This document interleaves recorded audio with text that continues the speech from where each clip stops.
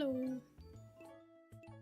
Hey Solar, hey Nadia, hey Maple, hey Clay, Yuna, hello, Arctic, hello, Early Gang, rise up.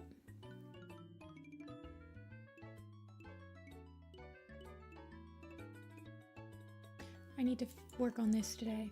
We'll probably be jumping around on like a bunch of different stuff today. I'm feeling a little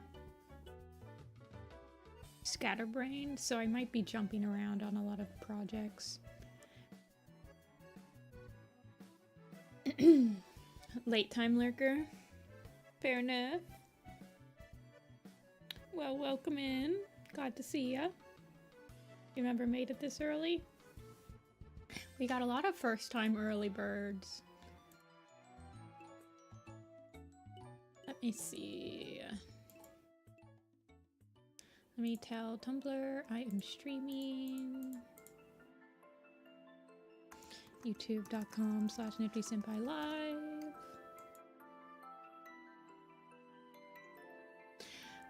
Honestly, for me, I hate being early to streams. And I'm also I always go early to streams and I'm like, they need to just start already. But I kind of understand why streamers like take 10 minutes to like actually start to get focused. It's very overwhelming when you first start streaming and then everyone starts like coming in. So I kind of get it now, but I used to be like, just start already.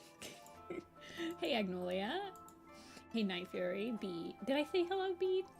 I think I talked about your comment, but I didn't actually say hi. Melusai? Mofusai or Molusai? Can't tell. It's a little fancy for me. Hello. Hello, Ferret. Let me tell Tumblr I'm streaming.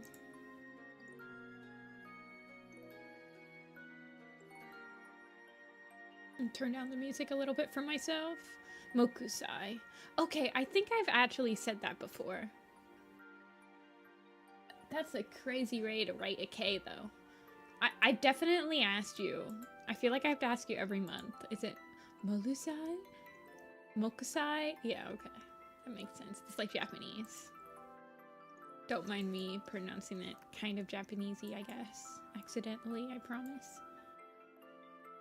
Yes, you've bought a commission before. Yes, I remember you. Right before starting anything. Yeah. I don't even have that much stuff to like set up, but it's still like stressful. I need to get a second monitor. I should have a user on this, just like I can open up that user on this computer and it just like automatically opens all my streaming stuff, so I don't forget anything.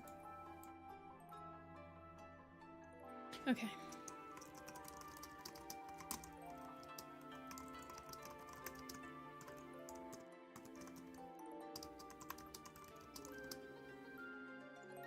So, I need to finish this picture before the end of this week.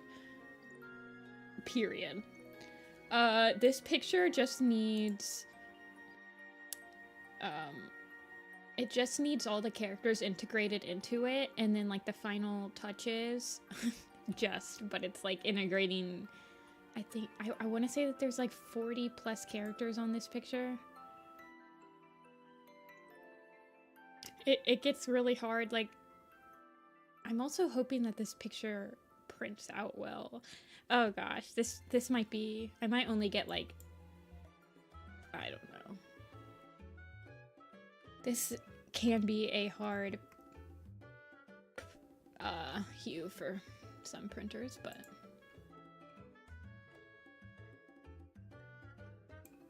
I need to finish this one. I need to... Before I send the A Vision of Shadows one to the printer... I need to update the shadow kit headshot, but that shouldn't take that long. Is this supposed to be here? Is this on Birch's? Is this on Birch's design? Can I spell Birch right, please? That would be great. Thank you. Okay, yeah, it is. It is part of his design. Hey, Zane.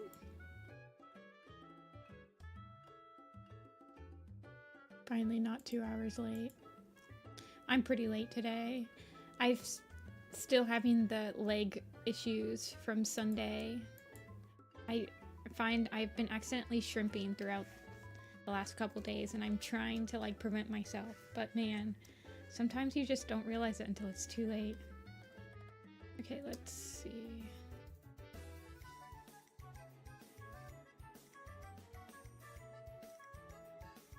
I want to add a little bit of backlight to lightning.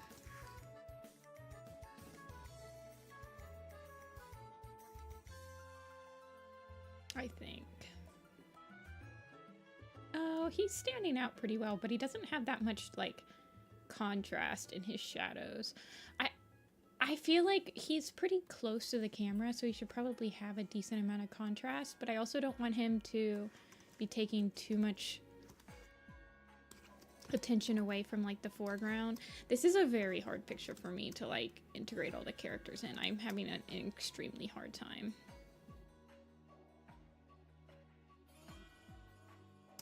He needs eye shine, definitely. Get eye shine on them. But yeah, I feel like there's just not enough contrast between his... Pebble needs eye shine.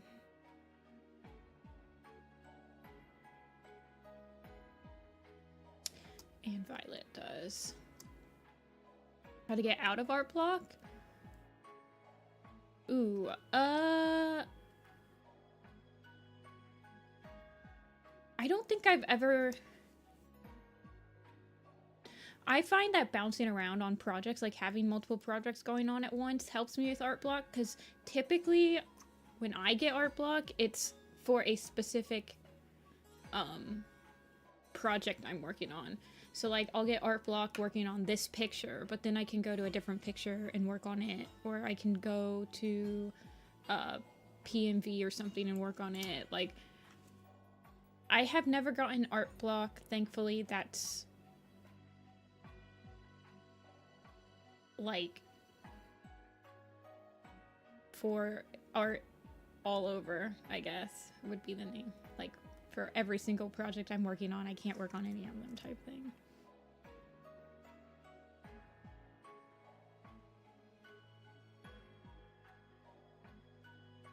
But helping bounce around helps me out.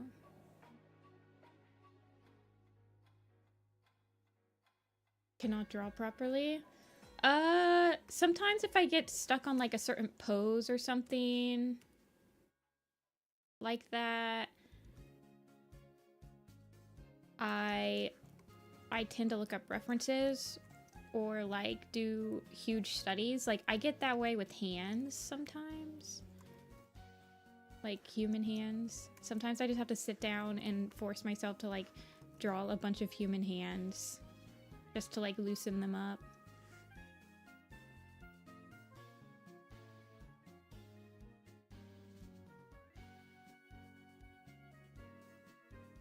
But yeah, you can do poses. Gesture drawings help me a lot, like loosening up pose, like how I'm doing pose stuff.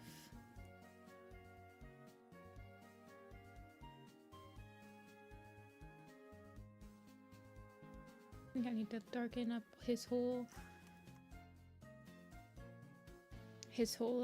outline.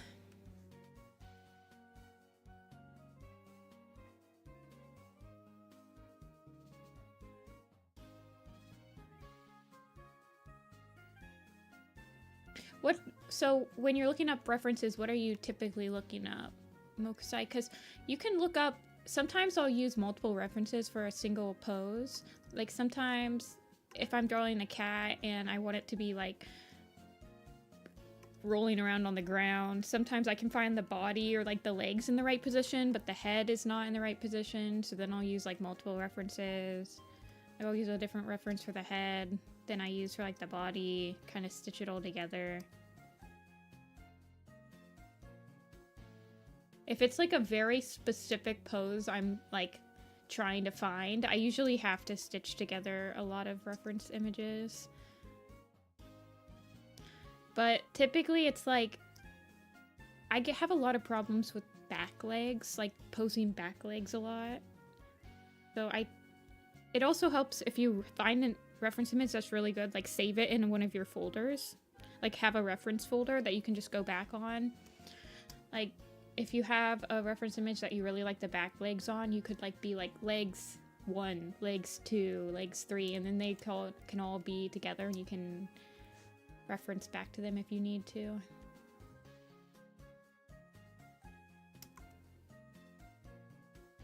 Yeah, I mean, it is a lot easier and it feels really good when you find like a specific reference that really helps you out, but a lot of the times I can't find one.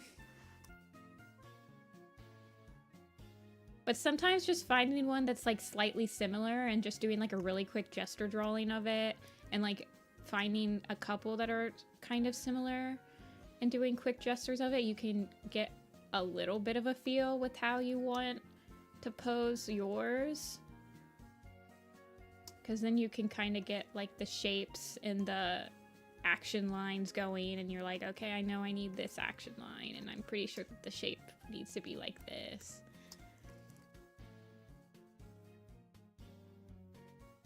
Warrior cat mask?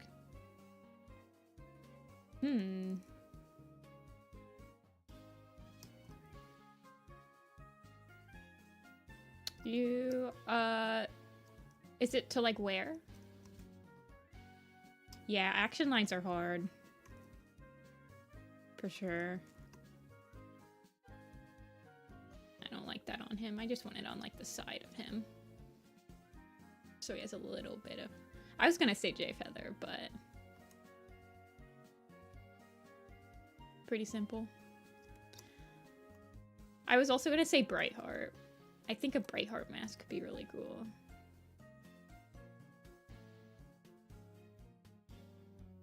What's going on, someone? I'm gonna give his claws a little bit more light.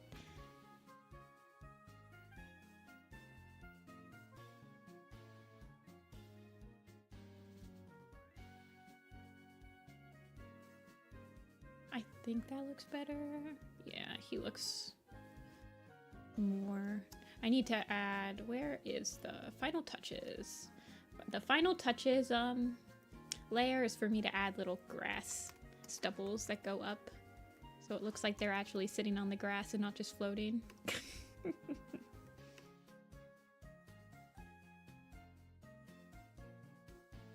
Gotta be careful not to overdo it though.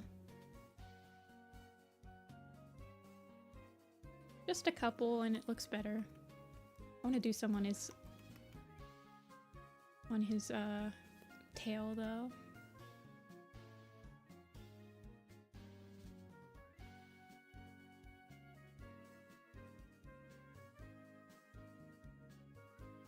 Hey Sparrow.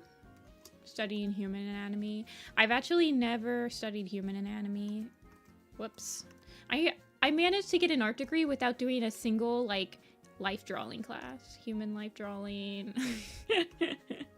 I guess that's what you get for getting an art degree from like a state university. I'll just put it right there. That's fine. It's a little bit too much actually. I don't think he needs it on.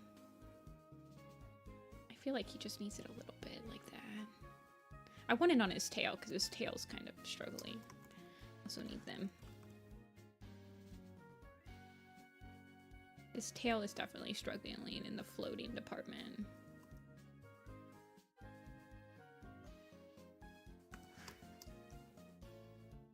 Humans are hard, but I will tell you there's a lot more references for human poses than there are for cat poses. 100%. Like, people will specifically go out of their way to make human references for artists. Which is nice.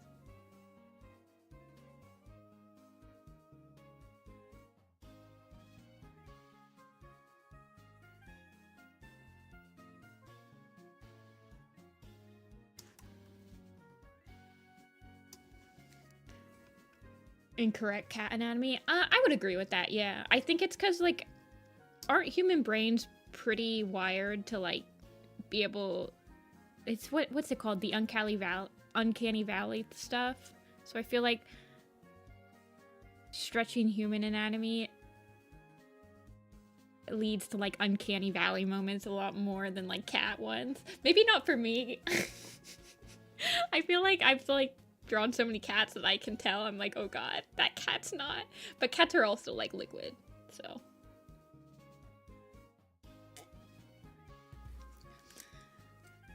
You liked StarClan Chosen? I'm glad, Sparrow. I'm glad people enjoy that one. It's definitely a big boy. Let's see. Acorn Fur's a little... So Acorn Fur is an orange cat. I struggle a lot with making the orange cats fit into the background. But I think she could be a little less blue. Dabba-dee-dabba-die. Okay.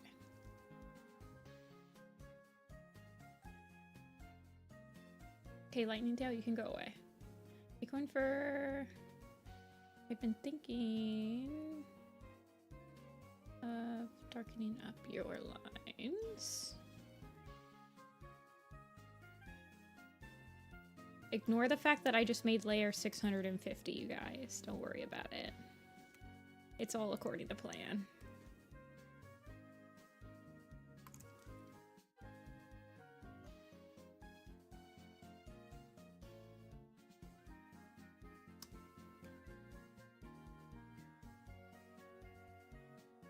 I think she's fine. I don't think she needs that much backlight. I might just give her a little bit, like, on her...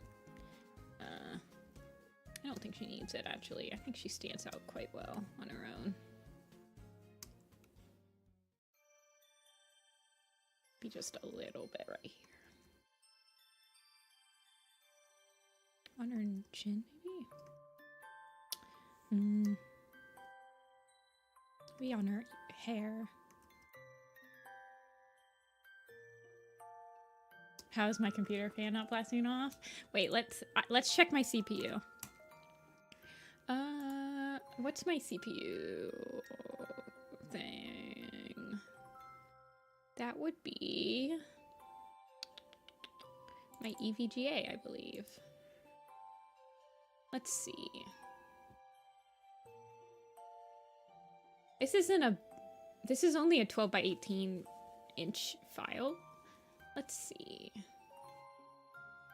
No, my EVGA is my GPU.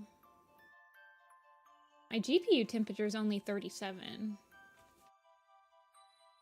It's fine.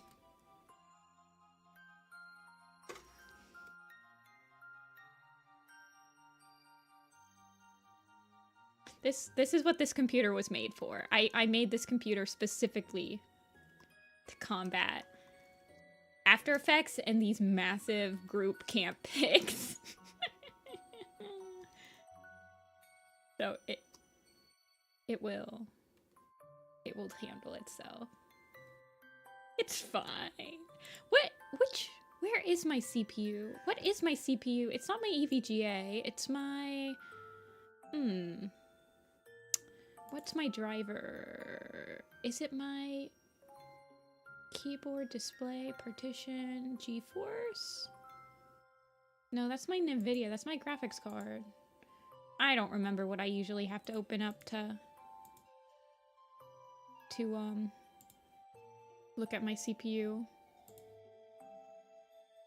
I don't look at it that often, I'm gonna be real with you. I mean, I don't have overclocking turned on. So if the file legitimately got too big, my computer would just close the file. Like, it would close Photoshop. So, it's fine. Okay, Birch. You're fine, Birch, I think.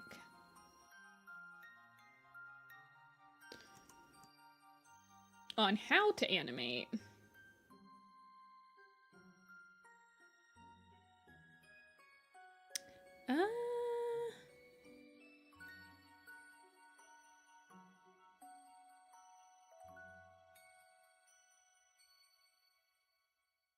So when I animate, I always start with like really broad shapes, or like, I don't know how much animation you've done already, or like if you're just starting to learn. But like starting with my overall arcs and like shapes really helped me.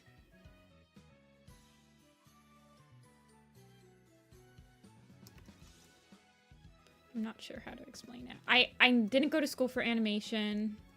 I'm really not the best person to ask on like proper animation tips because I'm completely like a hobbyist animator. I definitely don't animate in the way that they teach you how to animate. I know that because I've been on teams that have animators and I'm like, I would never have thought to start animating like this. If you're just starting, some of the first animation I did was like, if you're doing cats, I liked doing like the walk cycle and the run cycle. Like one of my earliest videos on my old YouTube channel was a J-feather walk cycle and a J-feather run cycle, and it was just from the side.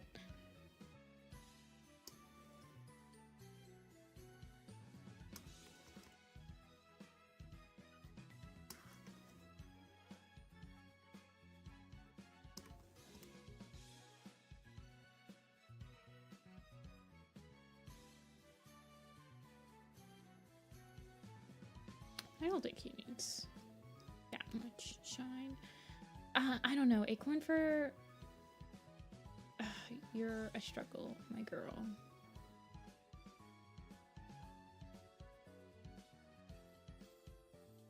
What do you look like in black and white? Whatever. Yeah, I think cat references would help you. I know I've used references to animate. Sometimes, do you know what oh gosh, what's it called?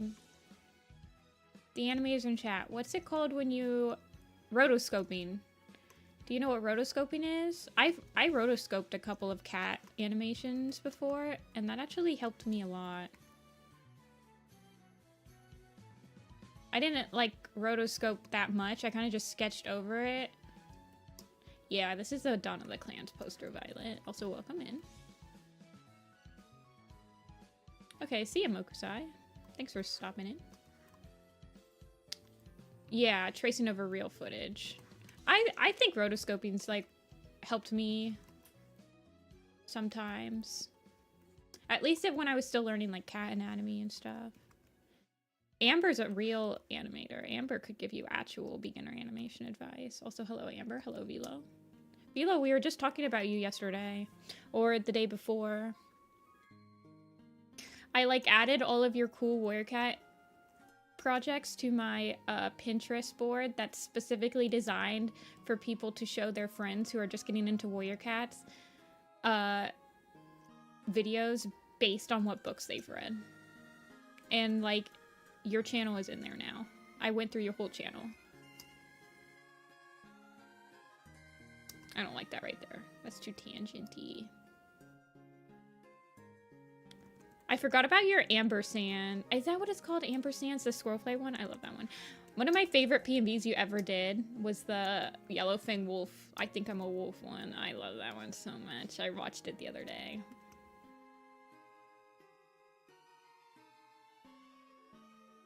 I love that video.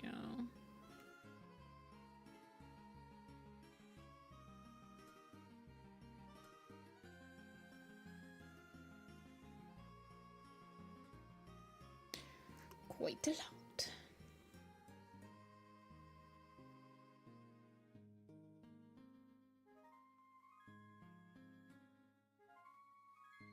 You have redone it a lot, but it gets better every time. You're such a good PMV maker. You're honestly like one of my... Like, I go back to your PMVs all the time. I love every single one of them. Your lion paw one to Six Wonder. Ugh. I know it's really small, but I love that one. I like the wolf one.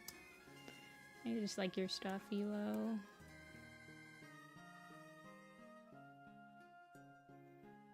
Sigh.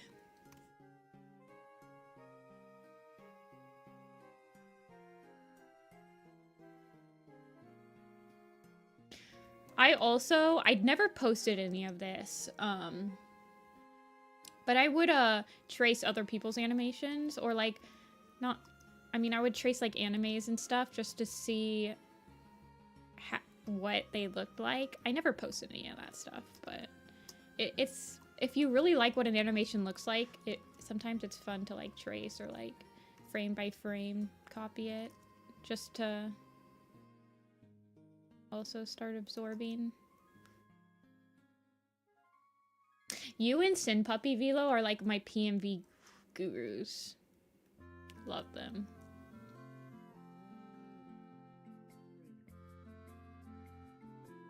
I miss Sin Puppy. Yeah, I do too, Velo. I literally just said it at the same time as you. Their stuff was so good.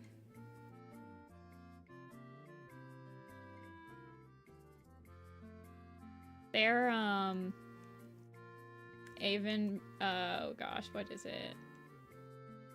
I just love all their stuff.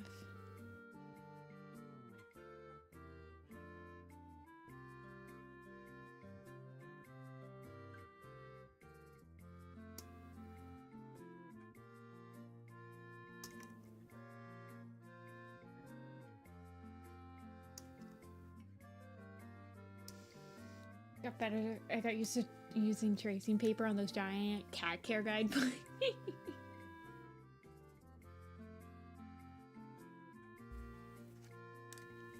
Yeah, I definitely like frame by frame some of Ali Cat and Ya's old videos. I specifically remember frame by framing the bone shatter part. This was before you could use like the comma and the period keys to like frame by frame. You had to like be very quickly scrolling through.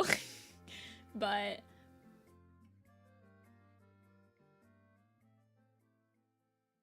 I like copied that one part where Scourge like bounces off of the rock. I always thought that was so amazing as a kid.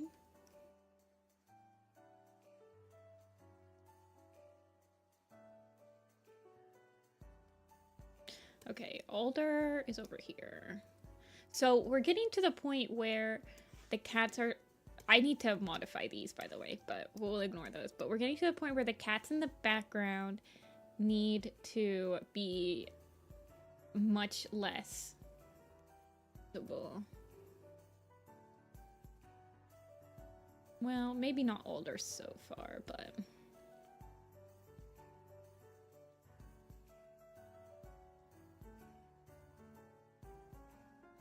Lip sync in the first two. Wait. I don't even remember how I did it. In the newest Omen of the Stars, I literally had... It was kind of like, I had symbols that they just, like, people just replaced. Like, I would just give it to one of the people that helped with the animation, and they would just, like, modify the symbols to work with the cat.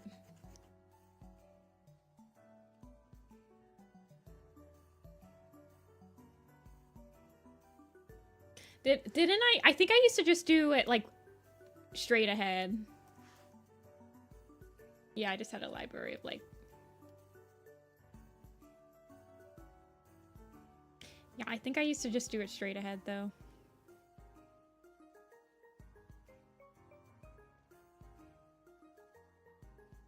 Oh, I need to do... Forgot.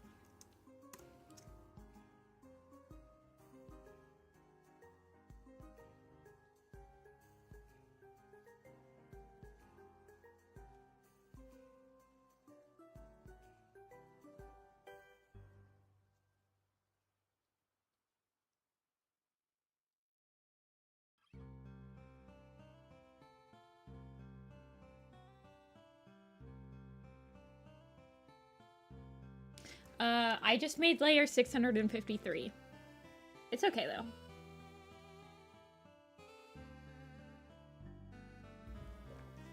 Yeah, people oversync on map. I have oversynced.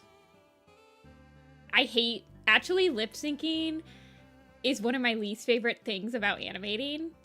So if you guys have noticed, I almost never pick parts that have lip syncing when I when I have maps, almost all of my parts don't have any lip syncing because I freaking hate lip syncing. So that's why I pick like opening and ending parts that don't have any lip syncing, and I haven't really been part of I mean, I used to be okay with it, but like throughout the years, I just hated doing it. I'm just going to make her.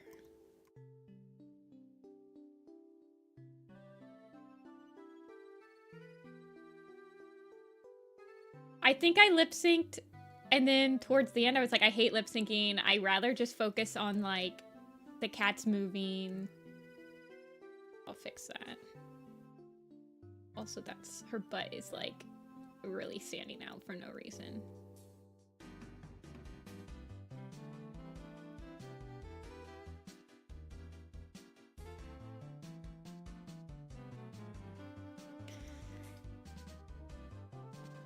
Yeah. That's why, so in Little Pistol, somebody asked me, because there was clearly a shot that I animated. It's the only shot that's animated in the animatic that is in Little Pistol, and it's the lip syncing part. And somebody was like, do you want to keep that part? Because you obviously really want it, like, you spent a lot of effort on that part. And I'm like, no, someone else can lip sync it because I don't want to lip sync that. Oh, jeez. It's like the one where she calls Goosefeather a liar or something. I'm like, nah, someone else can do that crap. Yeah, someone else can animate it. You can animate it if you want, Velo. Smile. Do you want to animate that part?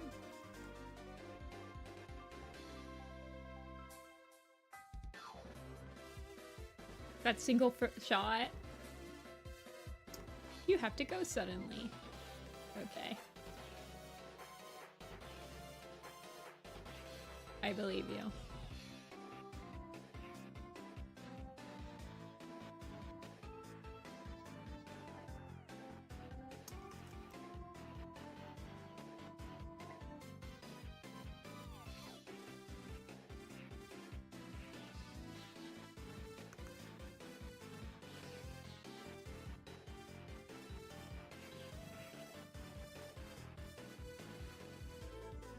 Straight ahead.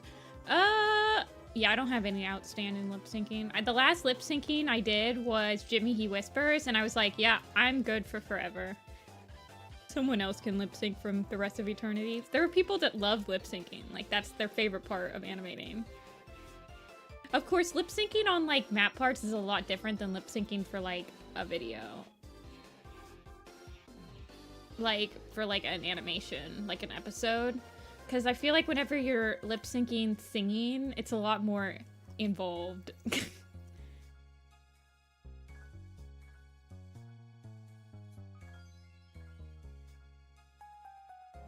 I don't think I want to outline it at this point. I think I outlined it up here. Yeah, I outlined them up here, but I don't think I need to outline them for anything other than the foreground. It just kind of breaks it a little bit too much.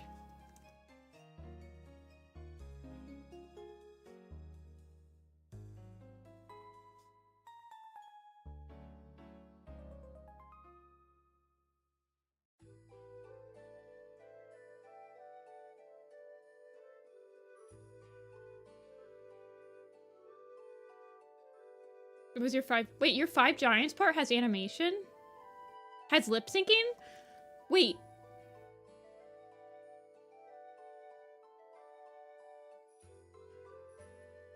It does?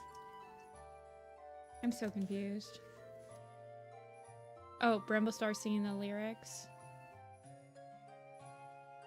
See, your part, I just remember Sparkpaw and Alderpaw. That's like the only part.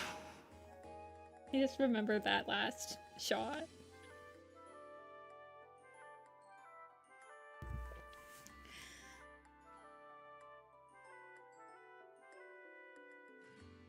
I hate lip syncing. To each their own. A lot of people love it. A lot of people are really good at it. For sure. I'm gonna move you down a little bit. my girl. Wait, what? It contains a locked layer? Oh. Why did I lock those?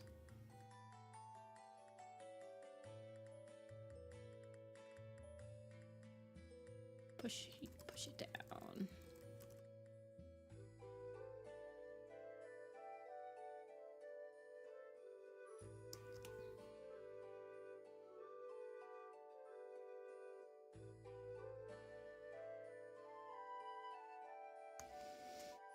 I used to lip sync, but I feel like lip syncing in particular has gotten very high quality in maps throughout the years.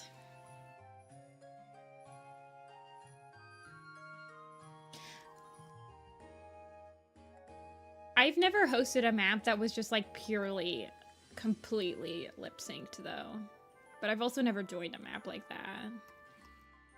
For the exact reason that I don't like lip sync. That's why I was not in Ready as I'll Ever Be.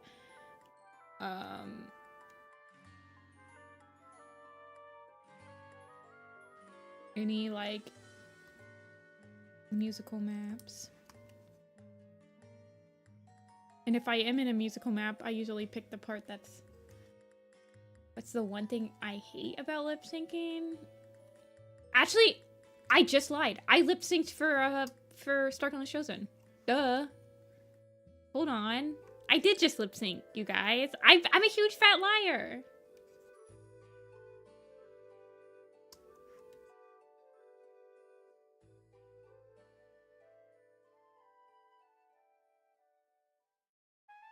God, I'm such a liar. I just hate how tedious lip syncing is, and like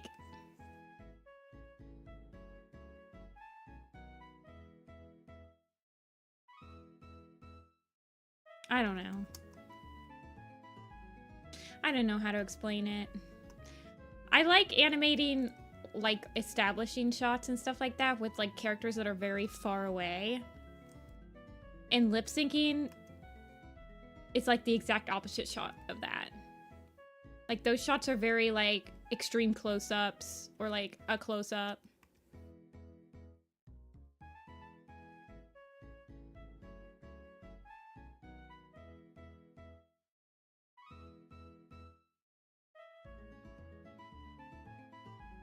I guess I just hate animating extreme close-ups. Yeah, establishing shots are like my favorite shots ever.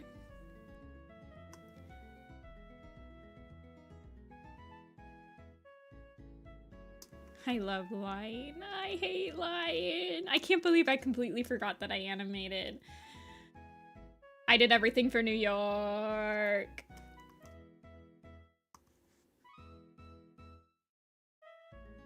Ay, ay, ay. Yeah, I find myself not very good at keeping close.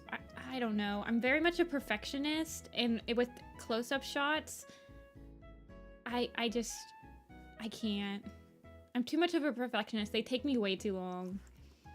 I don't know.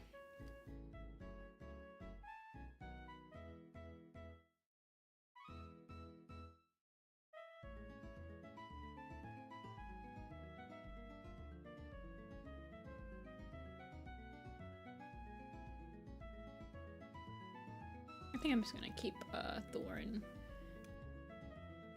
We saw from the Dawn of the Clans poster that no one even really likes Thorn that much. Sorry, buddy.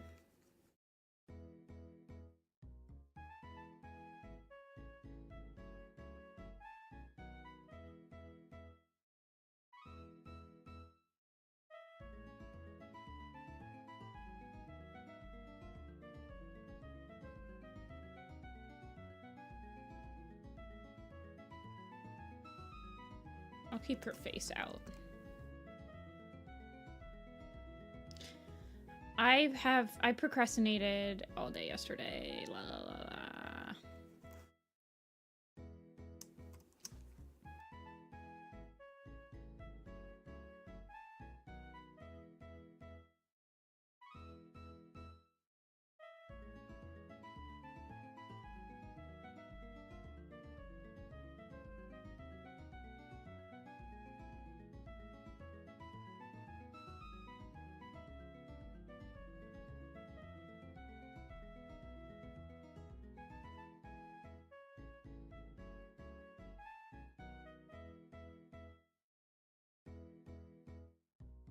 I also hate cleaning. I hate cleaning up my own stuff as well, like animation wise.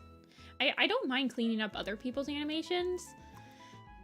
I hate the cleanup stage, and I'm not good at like the tying down stage enough to like use tie downs as my final lines.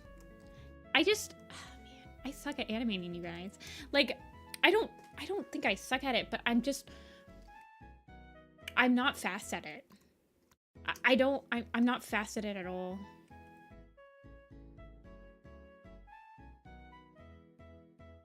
I'm not fast at it, but I'm also like a perfectionist at it.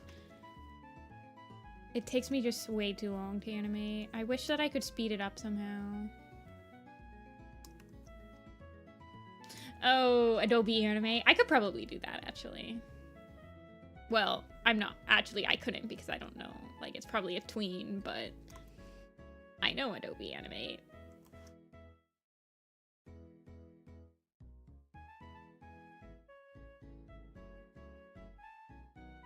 Look at that tangent. Ugh.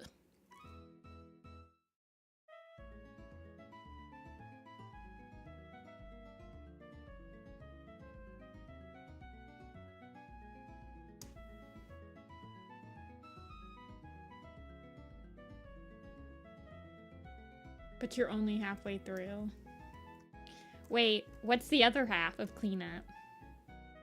Oh, like when you get to cleanup, you're only halfway through?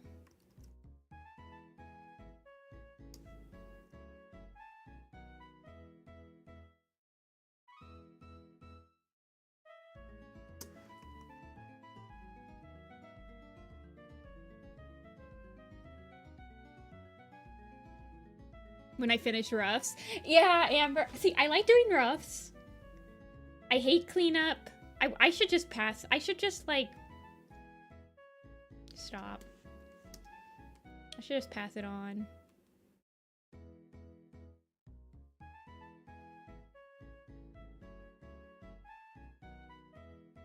Yeah, my roughs are also pretty rough. I don't understand.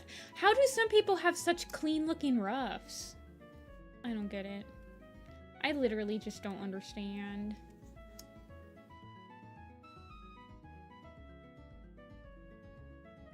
Straight into After Effects. Yeah. Wait, off topic, but still on topic. Can you import Adobe Animate programs directly into After Effects like you can do Photoshop programs? Like, can you import an FLA into After Effects?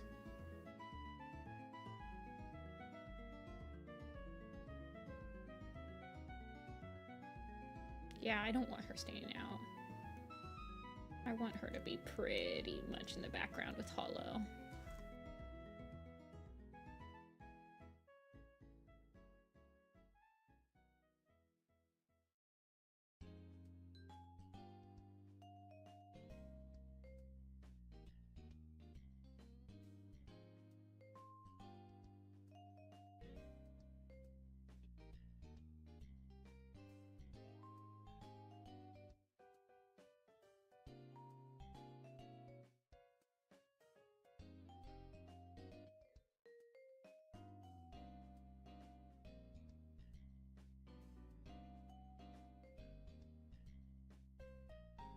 They're literally just here because they were added in Riverstar's home. No one cares about them.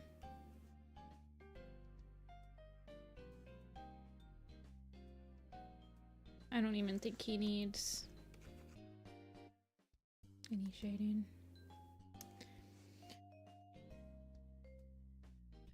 Waste management consultant at Bird. I actually never seen The Sopranos thylacine. It's on my like list of shows that I eventually need to watch. But I don't have anyone that would watch that with me.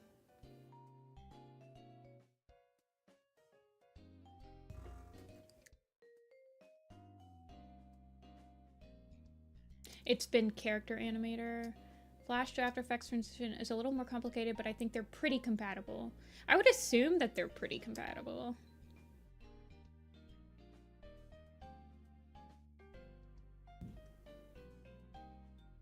Oh, you're stressed. Aww.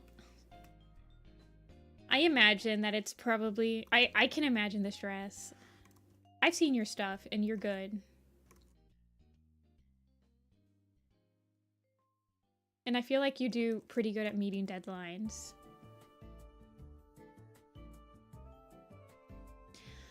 But I know that the animation industry right now is quite competitive. There's not that many jobs for the amount of people going around, so...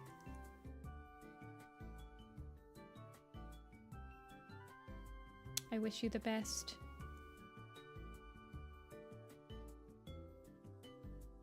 I am cheering you on. I liked River Star's Home. I thought it was overall a fun book. I was quite satisfied with the way they handled his character, mostly. I think I'm going to desaturate her.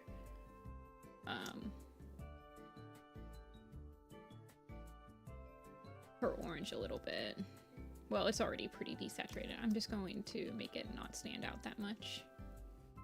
The orange cats in this are getting quite ornery.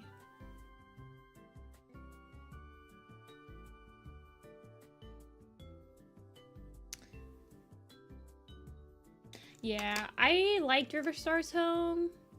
I really liked seeing his view on, like, the mountain cats. I really wanted them to, like, do stuff with that, which I appreciated. It was okay after it, like, stopped being parallel to Dawn of the Clans. I liked how he handled the Slash stuff.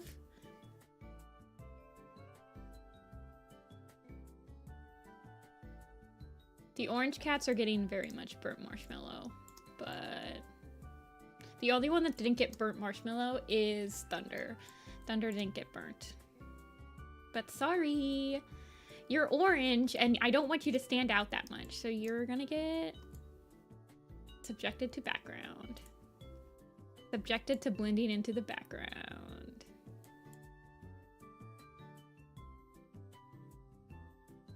Happy I am not to be in college anymore. I know. Yo, yeah. Okay. Redclaw and Nettle. Redclaw, you're gonna get desaturated, buddy. Sorry.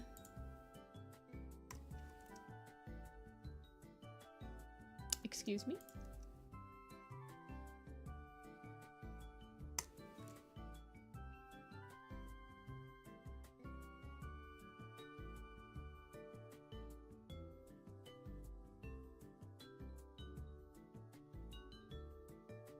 And then let's give you a little bit of a blue tint. Hey, Jaden.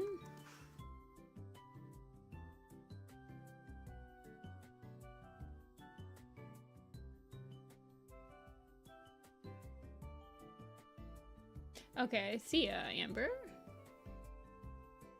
Is taking animation bad in college? I have no idea. I never took it.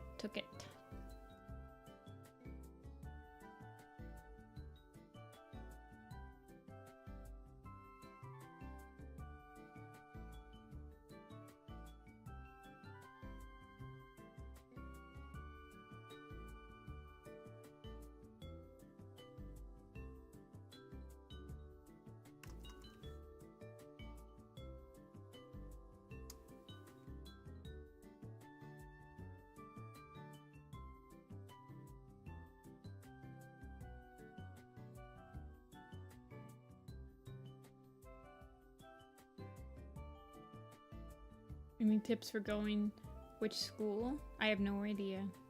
There might be some people in chat that know, though. My major was Japanese.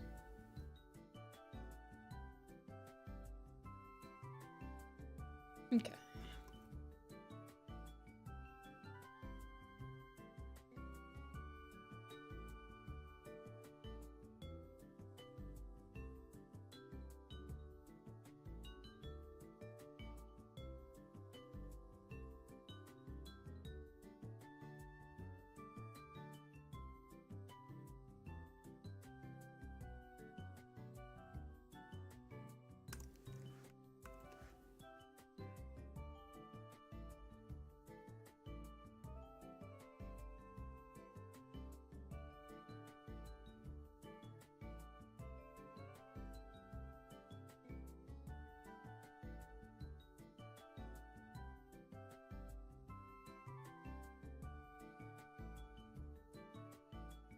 Sorry if I'm not talking too much. I'm also trying to like focus up.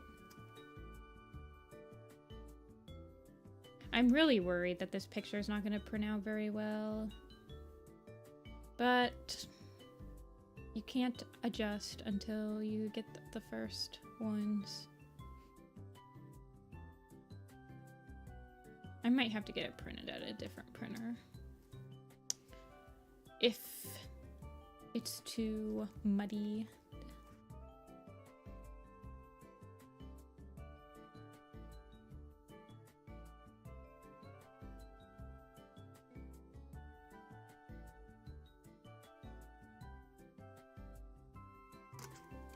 Let's see.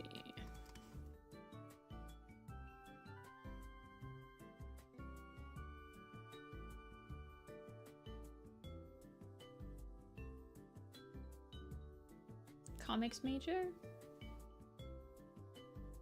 I know a lot of people go to like New York art school. They go to the Savannah art school. There's California art schools. There's one in Minnesota, I think, that's pretty popular.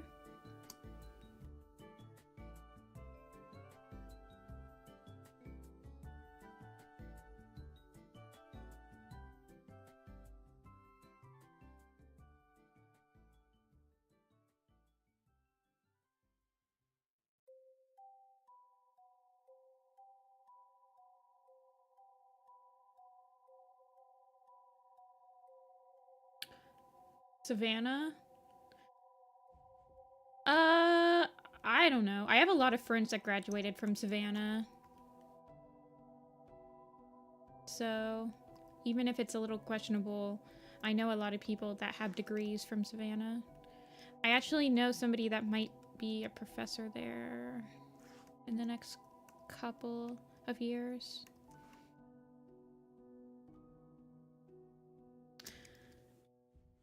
So, I'm pretty sure Savannah and like the New York one are like some of the more popular ones on the East Coast area to go to. Oh, why isn't your tail done, my dude?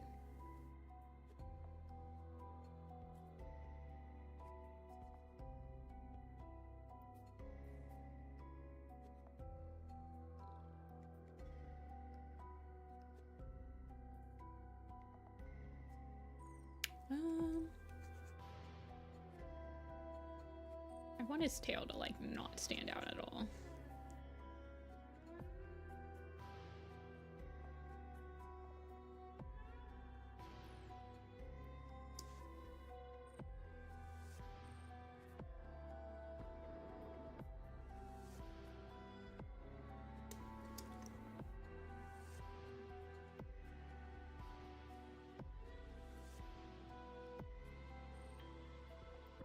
Okay, the kittens.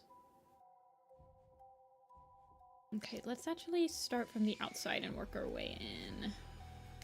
So let's do Blossom and Pink Eye. Actually, let's do... Oh goodness, who is this? Ember. Let's make Ember, like, not visible at all, basically. He needs to just basically be in the shadows. Character design? I like doing, like, the shapes on character designs.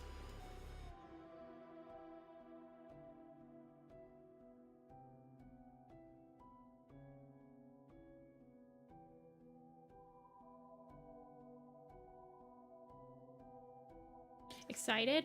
I know a lot of people that survived the animation program, so it's definitely survivable.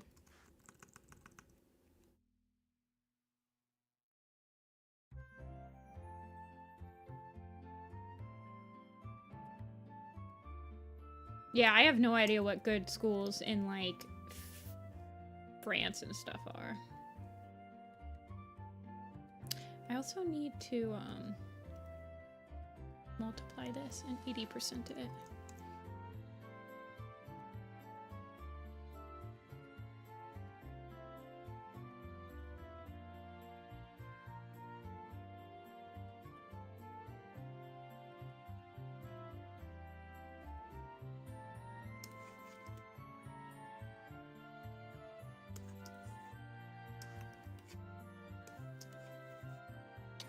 some of these black lines a little bit less invasive.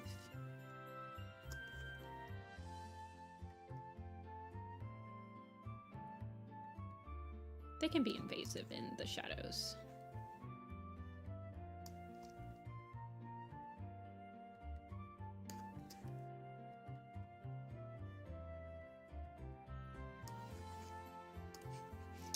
I learned recently that art schools don't help you find a job. Let me rephrase that. I always assumed that one of the benefits of going to an actual art school is that you would have like job fairs, you would have like studios that are going to these colleges and like recruiting people and stuff like that, and like the schools would actually like try to find you a job, kind of like how a regular college is. But apparently it's not as common as I thought it was in art schools. Like, I kind of thought you went to art school for, like, the connections and, like, I don't know.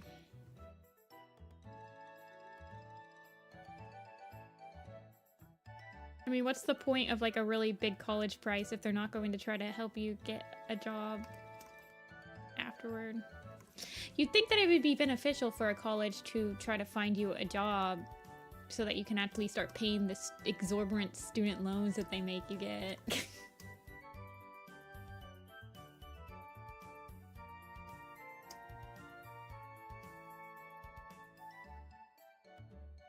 Yeah, but I'm not saying this to anybody who's like thinking of going to art school. Please don't take that this way. But it is possible to make your own portfolio outside of art school. So in my mind, if I am able to create a portfolio without having to do art school, then what's the point of me doing art school? Does that make sense? I mean, I guess it's like, so you put it on your resume, but I feel like when you apply for art jobs, they're looking at your portfolio more than like your credentials. Maybe not, I don't know. I could be getting this all wrong. Didn't go to art school. But one of the benefits about going to college for me is like the networking and job placement that they make you do. Like,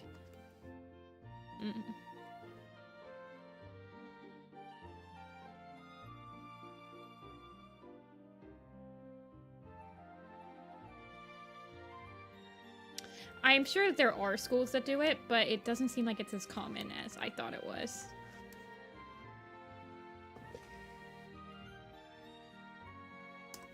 Yeah, they can help you improve. I mean, you can go to art classes. Like, private art classes. That'll help you with portfolios. I don't know. Art school seems very expensive for them not to, like, help you place in a job afterward. That's why I didn't go to art school. Because I was like, I don't want to, like, I don't know.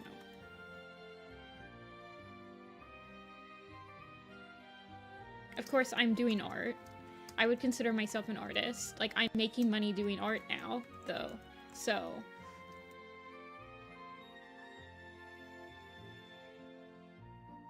I've also always struggled with, like, doing art as a job. Like, considering making art as a job. Because I always felt like I would get burnt out of art. Like, I wouldn't want to draw anymore if I, like, had to do it for money and stuff like that. It's, like, taken me a long time to... overcome that fear, that anxiety.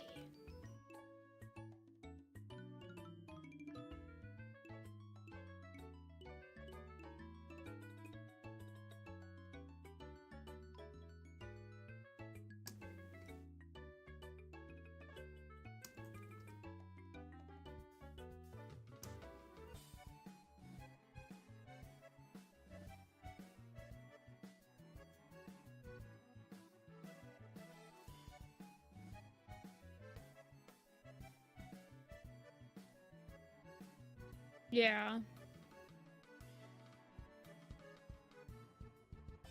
I know quite a few people that went to the animation program in Savannah. I don't keep up with them to know if they've like had a hard time finding a job much anymore.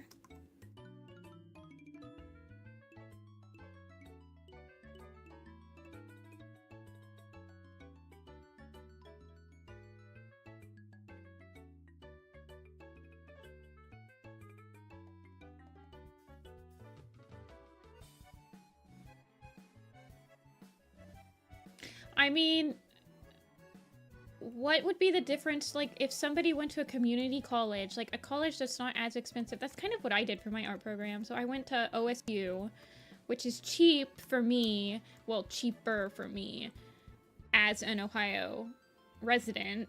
I went to one of the branch campuses, which were even cheaper. And then I took art classes on the side to get an associate's in art, and my minor is in studio art. I still made stuff to put into a portfolio, but it was a lot cheaper. Like, I don't have that many student loans. I pay like 60 bucks a month to my student loans. I don't know. I will say there's probably like cheaper alternatives to improving in your art. Yeah. No, and companies train employees anymore. See, that also makes sense to me. Like, I was telling you guys right now, like, I wouldn't go to me for animation advice because I definitely don't animate proper. I'm a very slow animator. I'm a very methodical. I overthink, like, frames. I get caught up in details. I know, like, the basic animation principles because I have animation books. Like, I have some of the most popular books that they teach animation with. But I've never gone through the training of, like, animating on a deadline, like, on a hard deadline.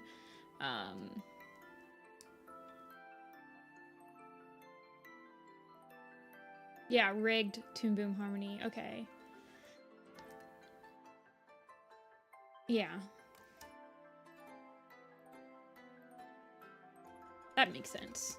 I am not knocking art school, by the way. I am just explaining my reasonings to why I did not go to art school. Well, also another main reason I didn't go to art school is because I wanted to minor in Japanese, and no art schools had language majors or minors to go along with them. So that's why I went to a big university that I could you know, do stuff. Branch out.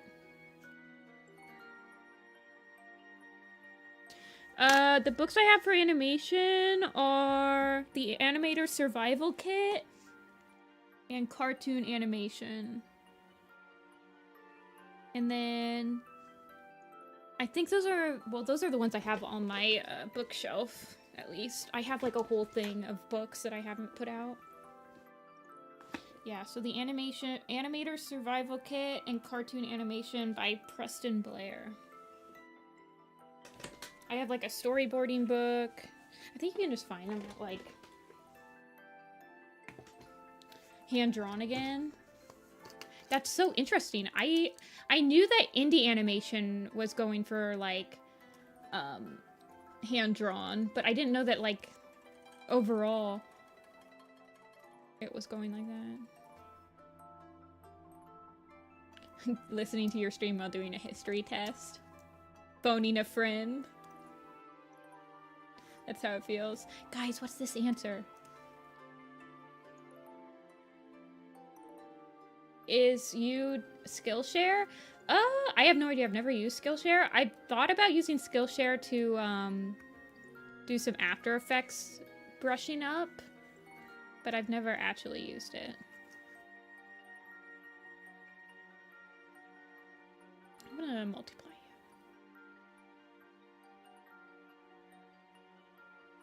Oh, US-based production is indie. Oh, I didn't know that. I know a couple friends work for, like, studios that Disney outsources for their animations, for their cartoons, and they board here. Like, they do storyboards, and then they send them overseas to actually like in between or whatever. I don't know, it's weird. But they don't actually animate in-house.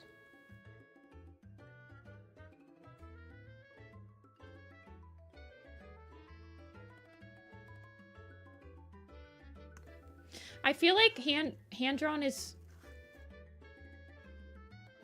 I don't know. I feel like since 3D isn't like super new and fresh anymore, and like super... People are respecting the hand-drawn animations again because they're not, like, 3D isn't super new, fresh. Oh, well, 3D is just so much better than 2D. Like, people are actually understanding that now, like, common people, so that I could see why that would make it more, like, ah, yes.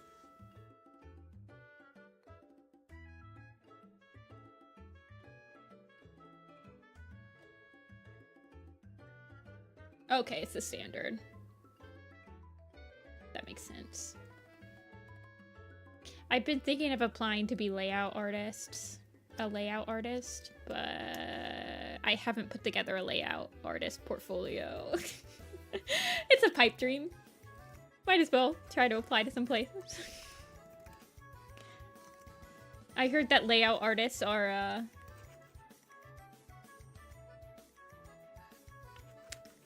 less people are applying to be them, but that could be a lie. They're not as US animation industry is cooked. Bad. I'm gonna darken you up, boy. Just a little bit.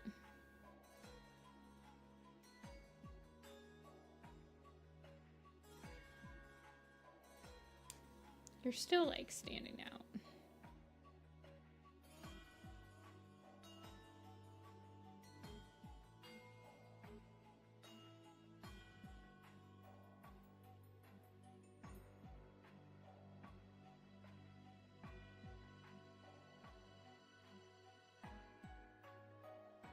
I'm gonna darken that up.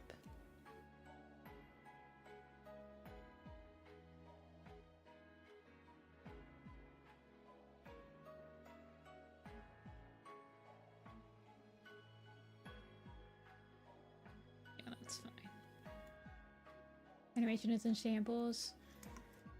Yeah. I'm sure it'll start swinging back.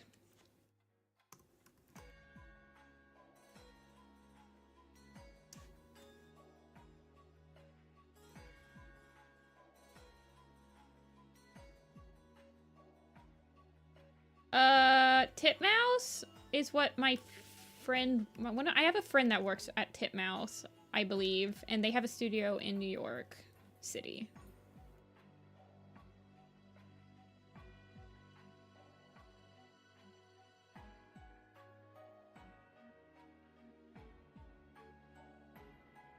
I think it's Titmouse. Or is it not Titmouse? What do they work for?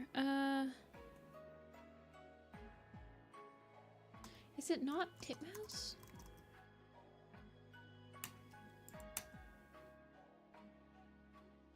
Maybe they don't.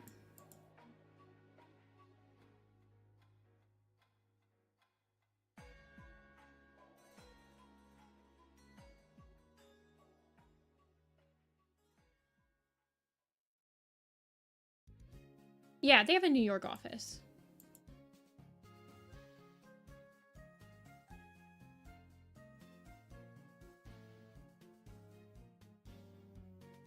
Yeah, the New York studio doesn't do animation. They do, like, boarding and stuff. It's so interesting. I've always been really scared of, like, the animation industry. Like, trying to find a job in it. It's always given me a lot of anxiety. I mean, like I said, I've always had, like, a very weird relationship with coming to the terms with the fact that I make money doing art. I don't know. It's hard to explain. But... yeah, it's really hard to explain. It's a very, like, irrational fear.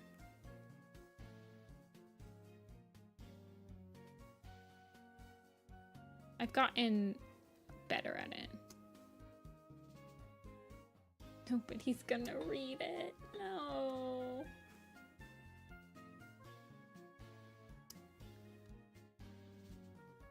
I am like an assistant I'm the assistant background director for Weird Cats Animated. So I've been like, that's how I'm dipping my toe, even though it's a volunteer project. There's a lot of people that have industry jobs in there, and like it's run very much like it's not a free volunteer type project. So I've been getting my toes wet and like seeing how production is, and like I am the assistant layout, like I help with the layouts right now, and like doing the background and like making sure that the layouts are good for animation to have. And I've been really enjoying doing that. And it's like started to give me confidence in, oh well, maybe I can try it for realsies. Layer 666.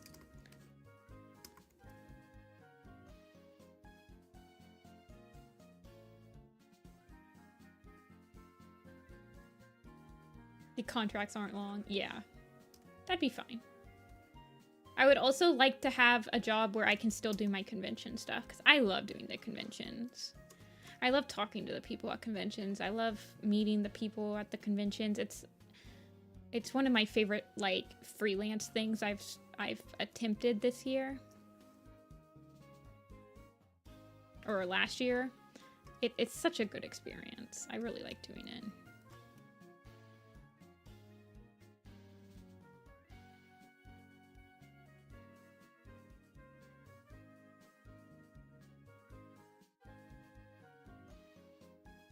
Furry Weekend LA. Ooh. Excited. My keychains are in production, everybody. My keychains and stickers. I got the message yesterday that they are in production. I haven't decided if I'm going to put them up for pre-order before the con or not. I have no idea how the Weird Cat stuff is going to sell at PopCats. But I'll probably put up a couple.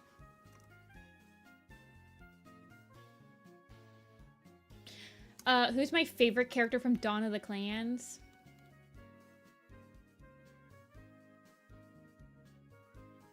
He's right here. He's right here. Also right here. He's right here. And he's right here. He's right here. Also, just like everybody.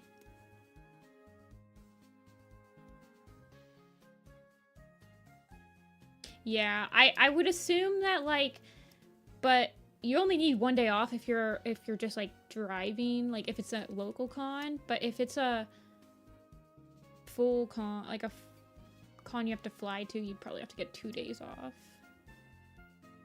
But if you're only doing it, like, you could just limit the amount of time you're doing. Opinions on Bumble? I like her.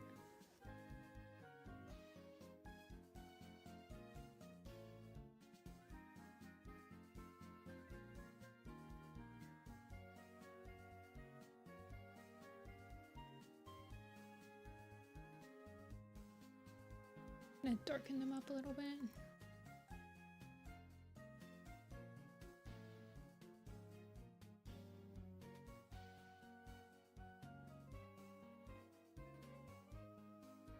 Yeah, you could just like, I mean, obviously, I kind of think of Artist Alley like it's just contract work.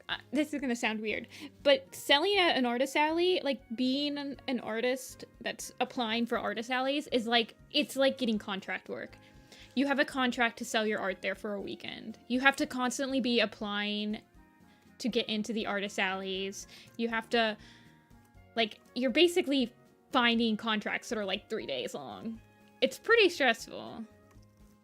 But I don't plan on ever doing it full time. I just like doing it. Like, well, I want to double the amount of cons I go to this year, but I only went to 2 last year, so I literally, I only have to get into 1 more con to double it. Because I'm in 3 cons already.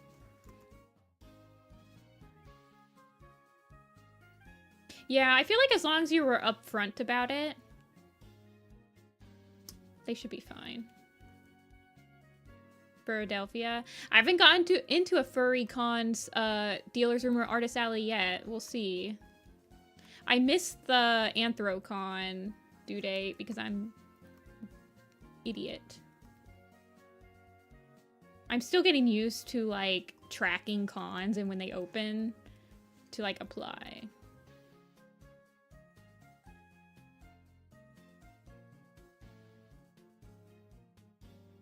You don't need to have a social media presence to be in the artist alley. Honestly, a lot of my friends that do artist alley full time, they don't really have that many followers online. And also, when you get into an artist alley, I don't think it really matters how many followers you have. I'm gonna be real with you. I think that they're mostly just looking at your stuff. Because you usually send them a portfolio of, like, what your booth looks like. Like, sometimes they ask for your social medias and stuff.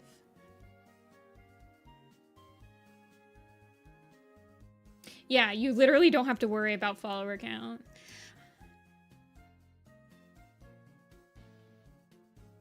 People are forced to see your stuff at cons. That's also the best part about cons. They're forced to look at your stuff. You should apply for little ones, Bede. So like sometimes there's 1-day cons, like just in your area. Like Popcats is only a 2-day con. You don't have to bring that much stuff. I know that some furry conventions will, like, if you get an artist alley booth, it's only for 1 day. That could be a good way to dip your toes in.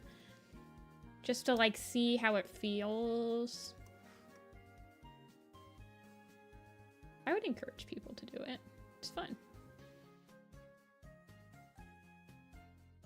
Some people get a little bit uppity because some people are full-time con artists and they don't... I don't know.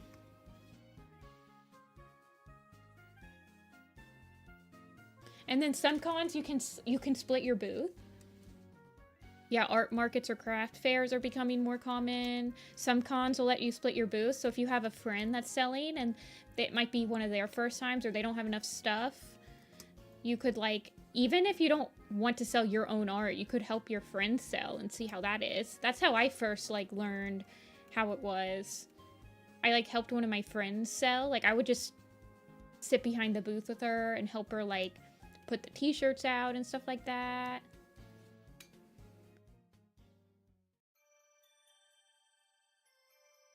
It depends, Beadweeb.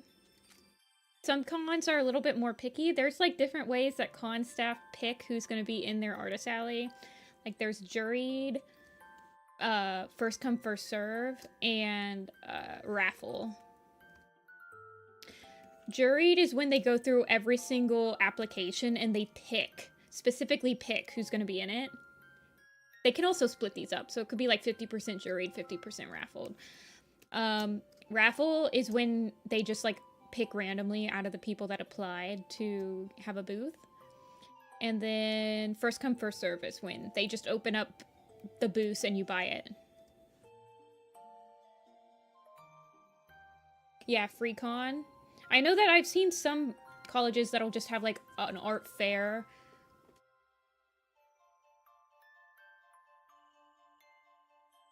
How do I have the motivation to draw? I really like seeing the finished product. I'm like a completionist, so I really hate leaving projects unfinished. So I've never really had an issue with struggling to finish something. I have a couple of times, but it's a pretty rare issue for me. That's a luckily for me, though. Oh, I've already shaded her a little bit, but I want to blend her in a little bit more.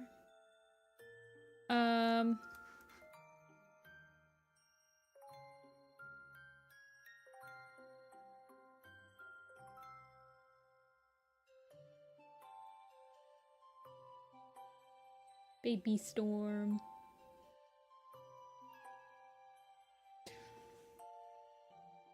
key for me was when I was unhappy. Oh, that, okay. That makes sense. If that was the case, and I think that's... Typically, I'll lose interest in a drawing if I feel like what I worked on has been overworked. Like, I remember working on a Squirrel Flight Ashfur, like, test animation. It was just to help practice lip syncing. But I never finished it because it was an Ashfur Squirrel Flight thing, and the world doesn't need another Ashfur Squirrel Flight lip sync. Ever. Yeah, done is better than perfect, for sure. And I've been struggling with that lately sometimes.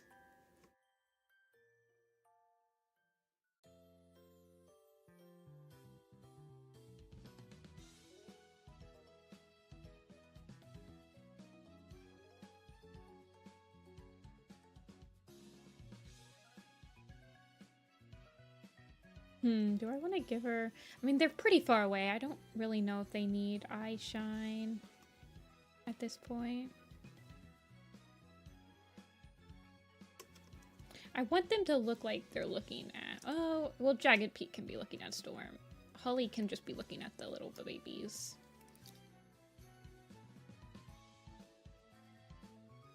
Line one thing and color one thing. That's a good idea.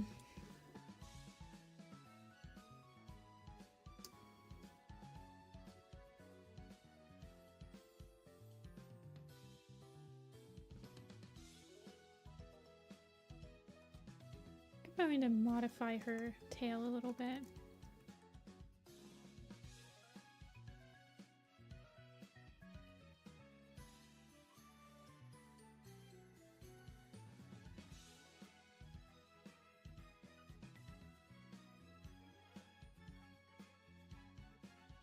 I don't want to, like, hide his leg. I just want to stop the tangents.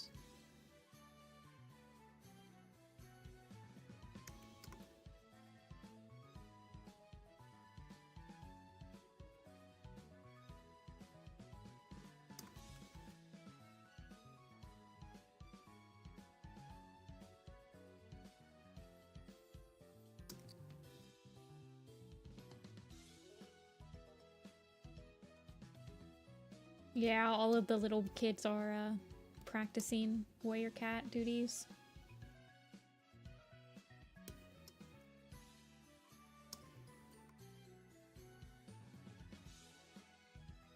And Ember is just sulking. He's about to leave, don't worry.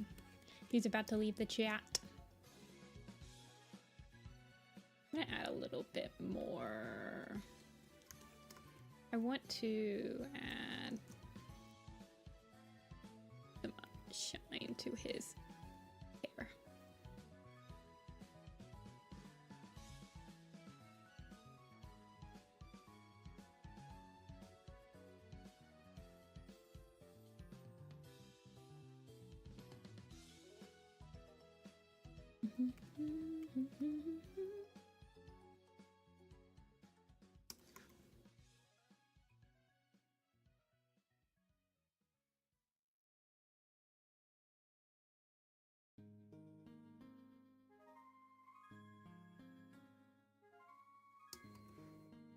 Okay, but when it's like 4 years into becoming a professional, is it kind of like the imposter syndrome kicking in at that point, I feel like? Now, I struggle with imposter syndrome hardcore. So I have no advice for that.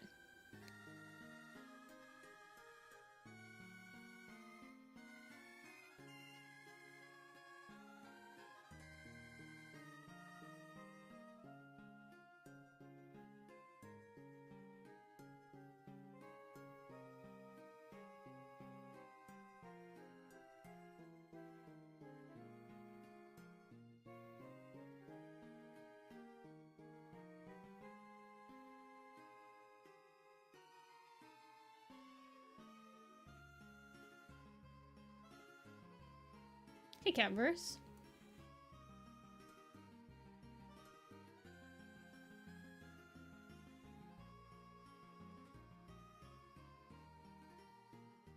Can't say, just wanted to say hi. Well, hello. Glad to see you stopping by.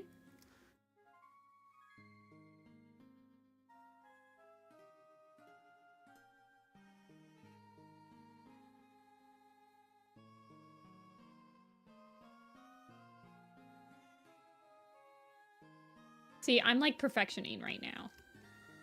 But I feel like I can perfection the front of this picture.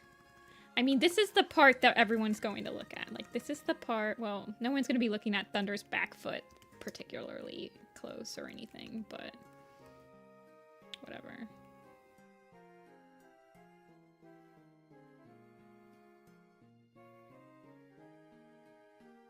You know what I mean.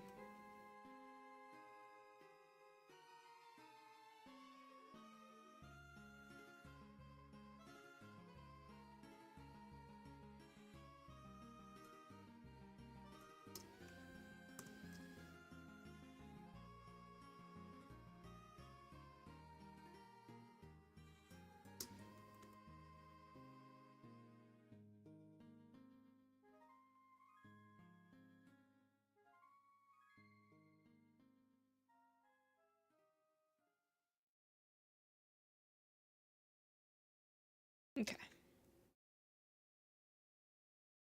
Can you guys tell I like this X grass? I call it the X grass. Extreme grass.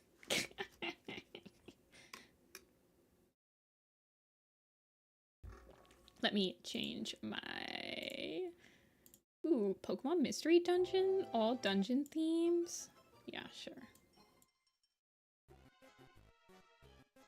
Backgrounds are something that I've always doodled. Like, I've always drawn landscapes slash doodled landscapes slash just always been drawn to drawing them. So I've never... I don't know how to explain how to draw them. But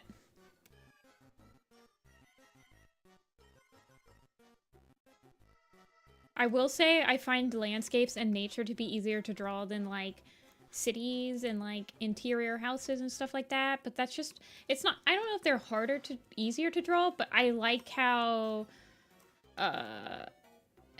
for lack of a better word, natural they are. Like, you don't have to worry about hardcore adhering to a perspective. Like, you should, like, still have a perspective grid and stuff, but you don't want to make, like, trees super straight, or... I don't know. I like how free they are to, like, just populate.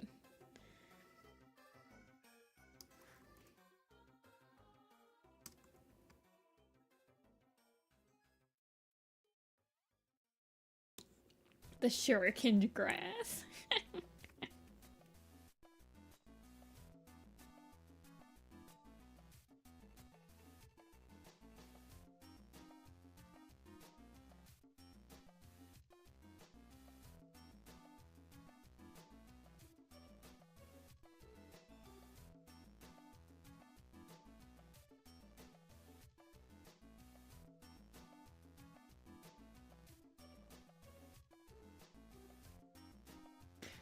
Drawing furry more, and that's what finally so I'm not a horrible who only got because I'm good at motion. Oh, you don't give us enough credit, Amber.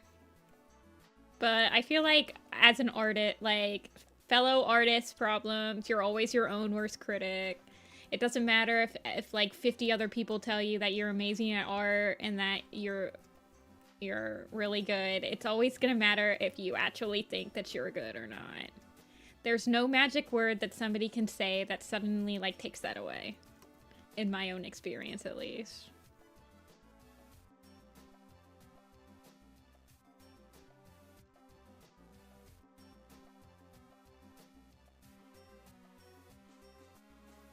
But I also feel like artists don't give themselves enough credit.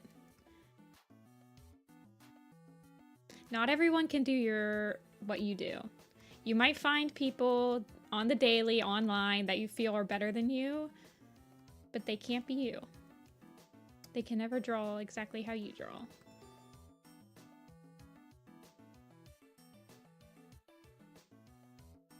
They don't have the same journey as you, and they don't have the same story as you. And you are always going to bring that to the table. Your unique story and perspective.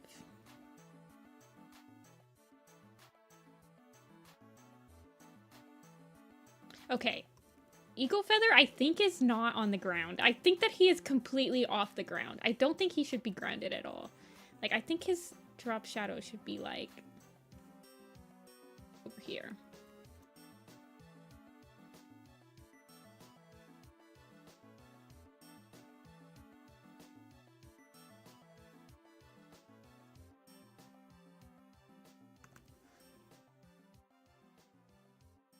But I also feel like I probably meant for his little leg to be on the ground, now that I think about it.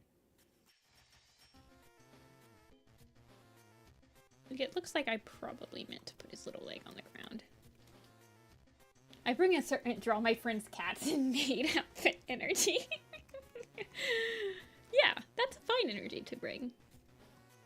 I personally, even though I've always liked to bring positive energy to my drawings, I don't draw a lot of like sad and melancholy and like deep art. I've always enjoyed feeling happy while I draw and like bringing happiness to other people in my drawings. So I don't draw very emo-y stuff, but there are some people that can really bring that energy, and I really appreciate them. Like, somebody asked me, why didn't I draw... Oh, why didn't I draw, like, the Shadow Clan camp during the Broken Star era? But it's because I didn't want to draw a camp full of, like, depressed kitty cats that are scared to be there, and, training like little kittens and all that stuff. Oh, that's so sad. I don't want to draw that. Somebody else can draw it, and I'm sure they can draw it very nice, but I don't want to spend too much time thinking about that. It's so sad to think about.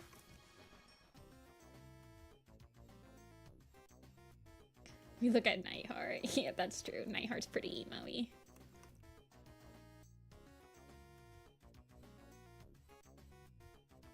But that's probably why I was like, Nightheart's too emo for me.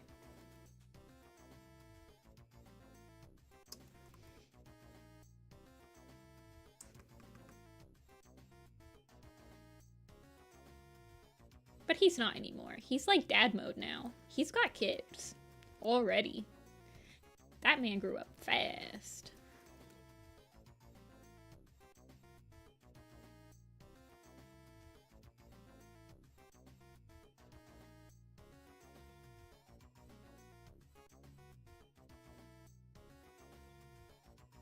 Hey, Sluggies.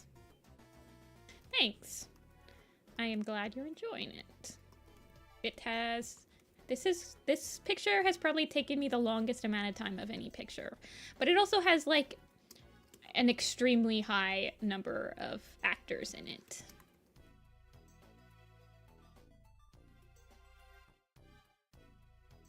That need to be incorporated.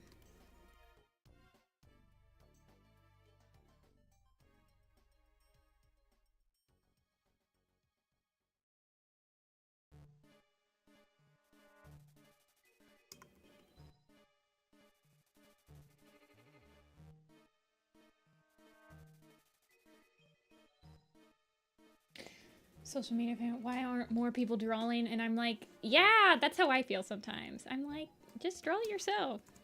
I mean, I know not everyone has the capability of drawing it, but...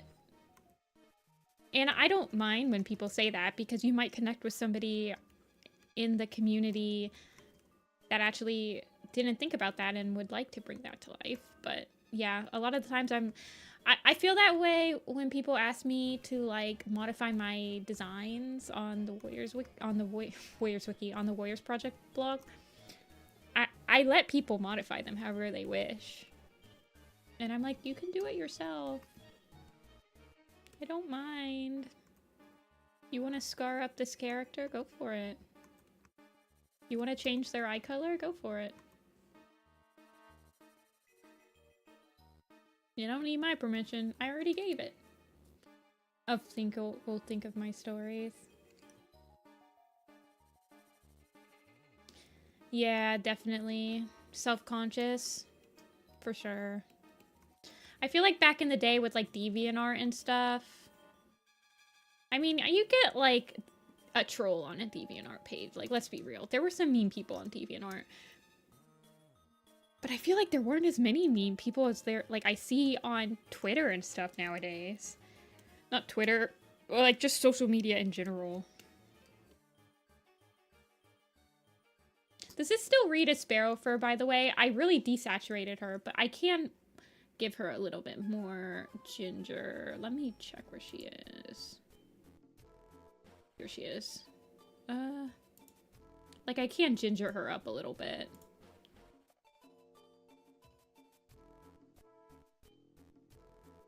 I think if I gingered her up a little bit, she might... She's still fine. People like Sparrow. I mean, she's backed away.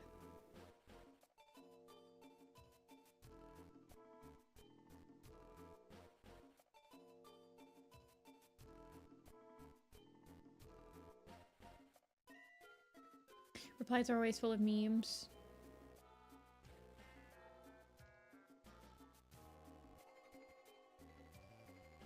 Yeah. I don't mind when people, like, reply to my stuff with memes.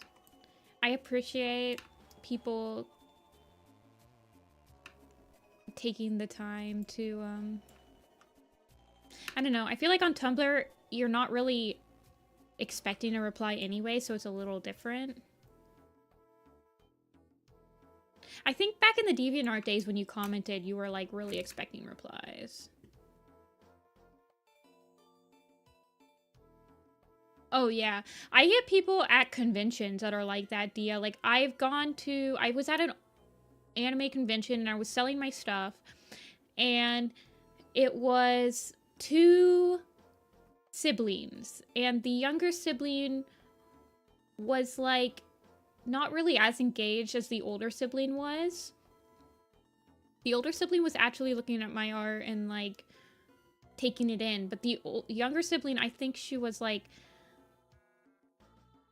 had earpods in or something. And all she was like was, yeah, this is edible. And then she walked away. And I was like, what? I don't even know what that means. I was like, okay. So people do it in real life too, by the way. Yeah, this is edible, and then walked away. I was like, okay, I don't know what you mean.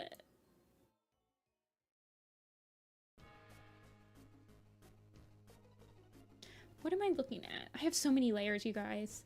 This is becoming quite an art piece. Where are my kittens? Where are the kittens? Okay, here they are.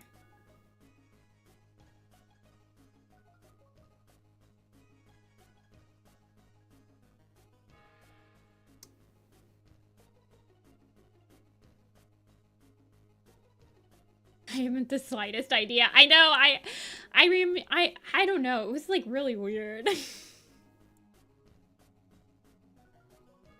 Like, yeah, this art style is super edible. And then walked away. I was like, well, I think it was supposed to be a compliment, so I took it as a compliment. Like, I could tell that the younger sibling was not, like, into my art at all. Like, so I was just trying to be nice. But I was like, I have no idea what you just said. How do you do, fellow kids moment? Freckles.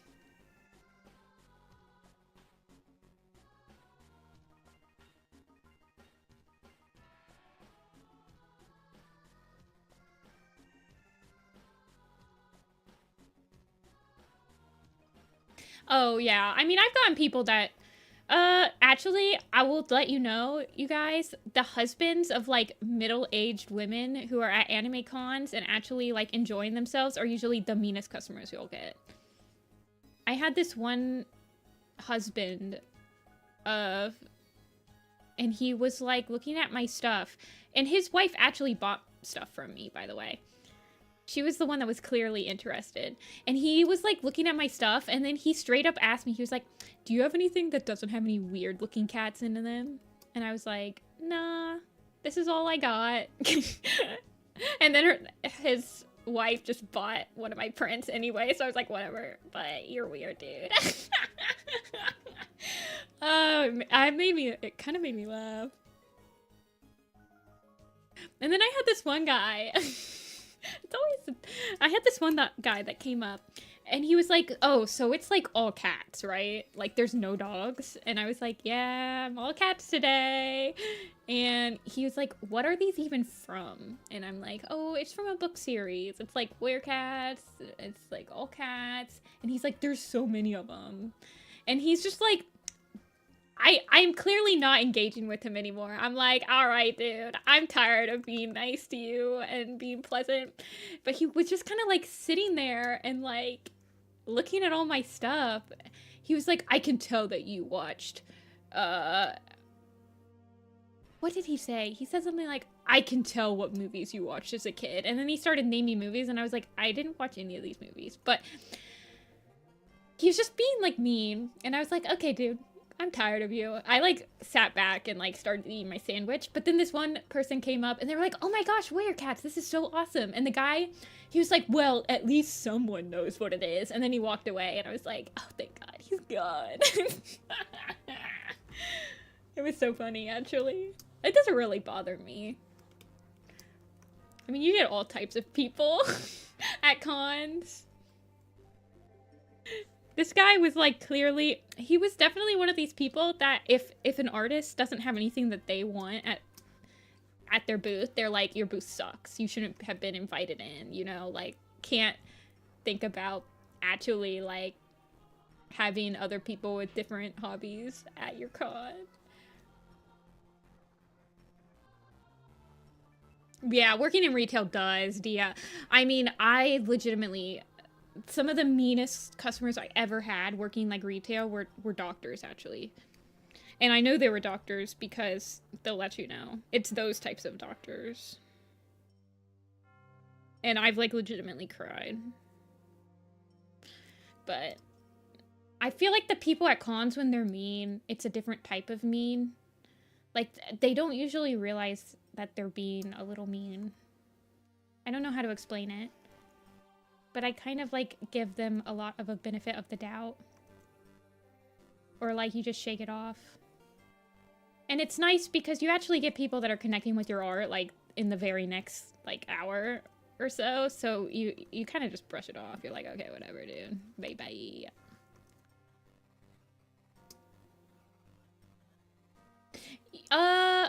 Personally, Dia, I don't mind at all when people, like, stop by my booth and just, like, compliment and talk to me. I'm there for like 7, 8, 9 hours sometimes, so I really just like having a conversation with people. When people come up to my booth and like look at my stuff, I don't expect anyone to buy anything. I just appreciate when people take the time to look at it even. It's very much an honor.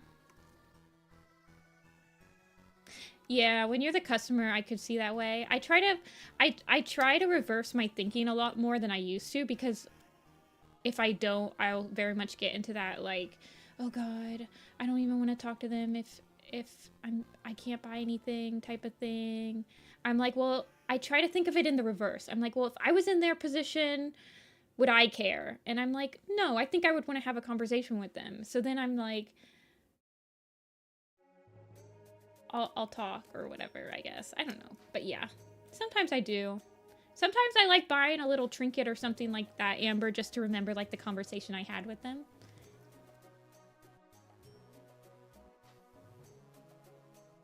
But yeah. Yeah, I take business cards at cons a lot. I get kind of sad when somebody doesn't have a business card out. I'm like, oh no, you should totally have one. I'm thinking of getting a business card with a QR code on it.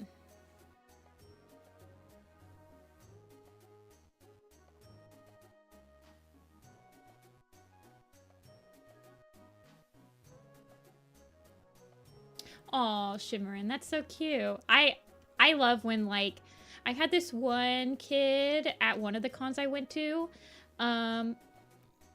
She was with her sister, and she was a very young kid. She didn't talk at all. Like, she was probably only, like, 7, 8, or 9. But she was with her older sister. And I talked to her older sister. But, she kept coming back to my booth. And at cons, I have $1 button jars. Where they're buttons that usually, like, I either misprinted them or they didn't exactly, like, cover, like, the plastic didn't come out right. Like, there's something wrong with it. And I have a little $1 button jar that people can just, like, get a button from. And the little sibling kept coming back to my booth. She just kept buying little buttons, and she kept putting them on her lanyard, and I would always see her walk by the booth, and she just had like a million Warrior Cat buttons on her lanyard. It was so cute. Ugh, that was so adorable.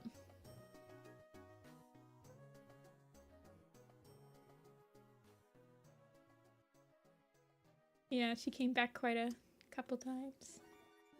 Yeah, it's like those type of experiences at cons that I really appreciate. It's not like the weird middle-aged husband that doesn't want to be there, like, might as well be wearing a shirt like, I really wish I weren't here right now shirt.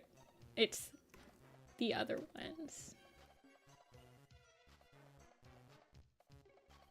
Yeah, that was like my favorite customer on that con.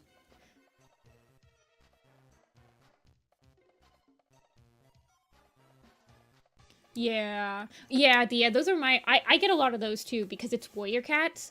So some parents will come by my booth, and I can hear their kid whispering to their parent. They're like, oh my gosh, it's Warrior Cats. And then their parent... Like, they don't have their own money, so their parent is like, well, do you want to get something? You really like Warrior Cats. Do you want to get something? And then, like, the kid's very shy, doesn't want to talk, but they'll talk to me, and they'll usually be like, okay, you can spend, like, you have $15 left. Yeah. Those guys are cute.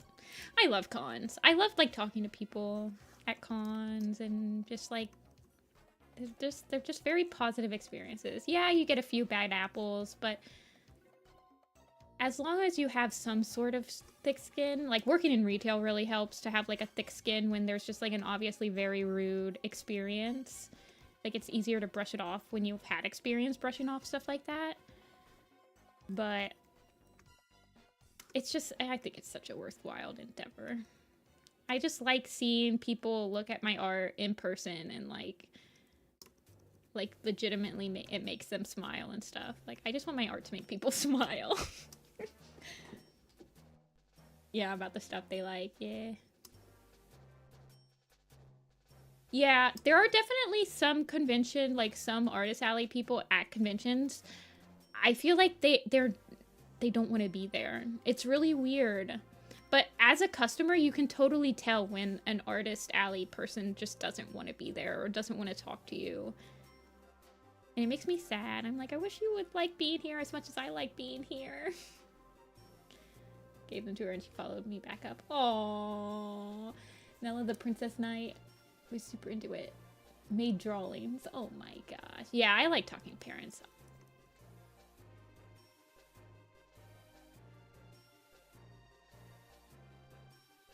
I like talking to all different types of people.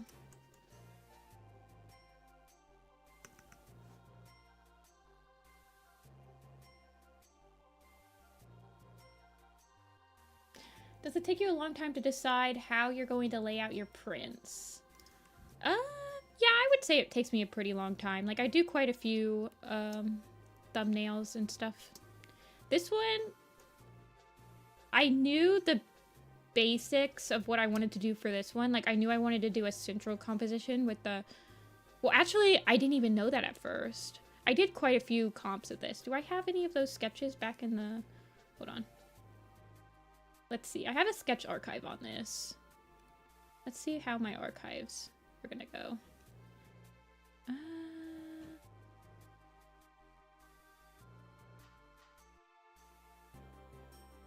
That's the cat archive.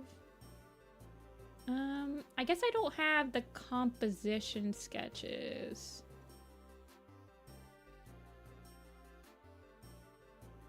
I thought I did, but I did the rock. I did a lot of stuff for, but I had a couple of compositions. Here, I'll show you what my sketches look like before that. Hold on. Let me open my moonpool stuff. My moonstone one. This moonstone one is in the comp stage. So I had, this was the moonpool. But then I had this one, where this is like the moonstone. I tried this comp, which is like much more of like a head-on, not very like definition. Like that's a very central, straight-on comp. This one, which was made it bigger. This one I was working on to see if I could do something with columns. This is the one I settled on, which is using that like column of light, but it's kind of Dutch angle a little bit, but then I want to have a spiral sort of thing up here on the ceiling to mimic the moonpool spiral.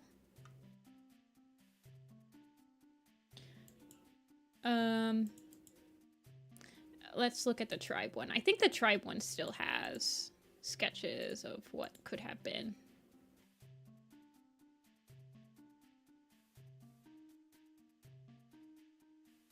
Okay, yeah. So I had Cave 1.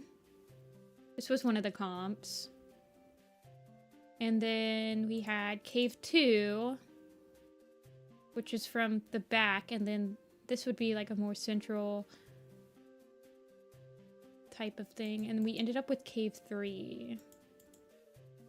Cave 3 I think I ended up with because I liked how big and how much it gave. Like how this angle of the cave wall kind of let you travel down into the people in front. Although I think that this one would probably be better for like if you were just doing an empty cave. This one's pretty good, but I didn't think that I would be able to feature any cats in the foreground on it. This one I thought had a good mix of lines in the cave and like cats in front. The actual waterfall will be here. So, but yes, I do a lot of different compositions. For these ones in particular, I have to figure out how to balance like the landscape, because when I add all the cats into it, it's gonna affect the composition a lot. Like, I don't know how to explain it. I didn't go to art school. I have to think about these pictures as being like heavily populated, basically. So sometimes the background can look a little weird when it's by itself. But yeah. Okay, where are the kittens? I'm getting distracted, you guys. You're distracting me. I'm out of coffee. Water time.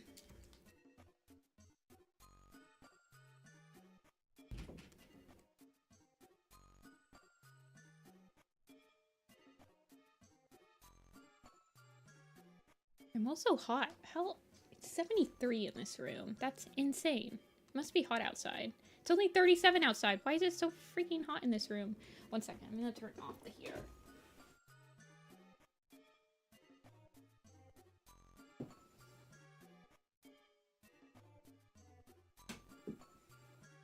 how long... Question.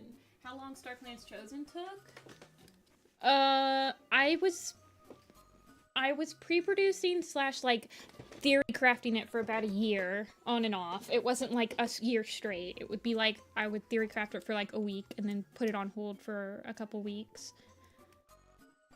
And then after that, I think it took... I don't know how long it took in production. You can see when the call and when the casting call was created and when the actual map was posted to see how long it took that way. What made me start Warriors Project? I wanted to draw the cats.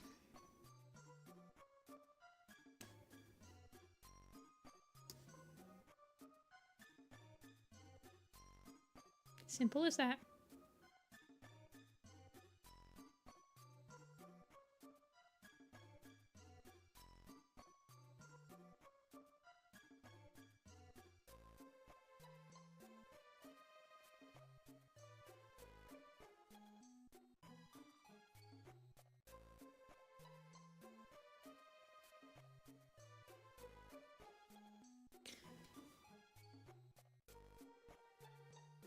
Looking at reference. Yeah, I mean, like, studying actual photography of, like, I have there's actually a DeviantArt that is, like, cats in nature type photography that I've used before.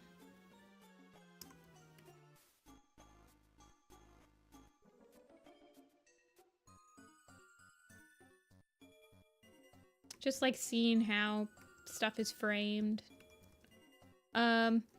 If a cat in a background feels too disjointed, typically adding a foreground that kind of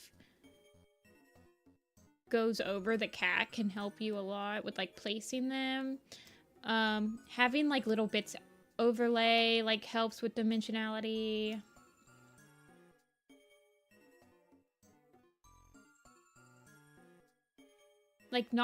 Like, there is something to be said about not creating tangents and, like, having a cat completely separate from somebody else, but you should also, like, if they're completely separate, it's gonna look really weird. Like, that doesn't actually happen. But, like, just keeping the tangents to a minimum. I need to change this.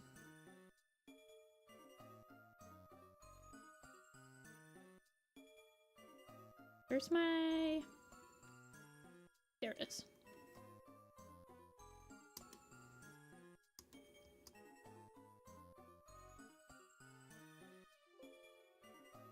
Okay.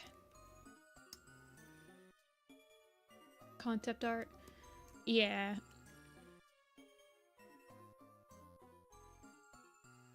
I mean, I've spent the entire stream, like, incorporating these cats into the background so it doesn't look like they're two separate entities. It's hard.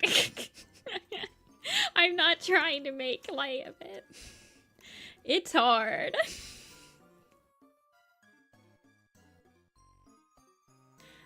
Having colors from the background help. Like, so you see how I'm using a highlight color that's like the same blue that's in the background?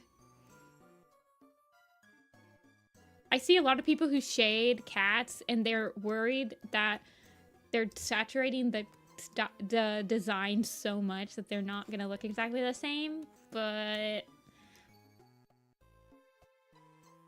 I don't know. Okay, Violet Dawn, you're like really dark. You're like really light for how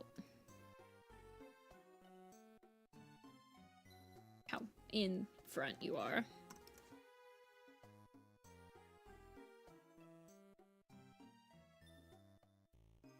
Yes, gradient maps help so much, but gradient maps are like,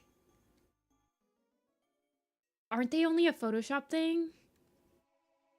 Gradient maps are like one of the best things Photoshop has to offer, by the way.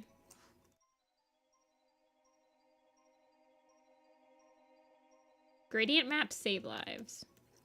Like, I haven't actually put any, well, oh wow, I still need to render all these leaves out. Ugh!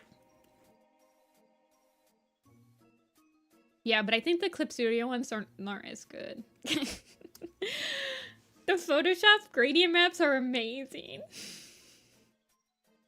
Gradient maps, Calico. Okay, here, I'll show you. I haven't put any on there. So when I go into, let me open up my adjustments panel on Photoshop.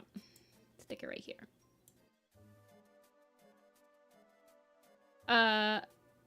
Here it is. Gradient map. So I'll click this. There's this gradient right here, right? You can change this gradient to be whatever you want. Like maybe I want the shadows to be this color, and then I want like the lighting to be like this color. You can add like a lot of nodes. You can be like, okay, and then I want my mids to be about this color. And then you can scooch that down. You can make that a soft light. You can do this. You can make one for your lighting. You can make one for your highlights. And it modifies the entire picture.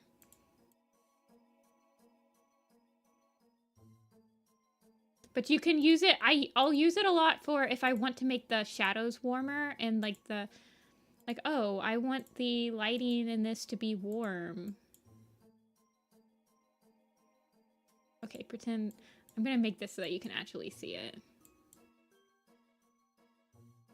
Yes, you can make them very complex. And then maybe I want this. Oh, yes. Now it looks like there's an orange moon.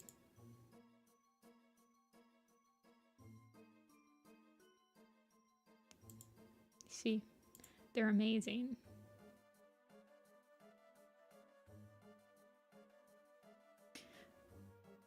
Dude, gradient maps save lives. This is the only thing I learned in college that I didn't know before from Photoshop was how to use gradient maps. This one's obviously very intense, so you guys can tell what it is, but yeah. Gradient maps, learn how to use them. They save lives, you guys.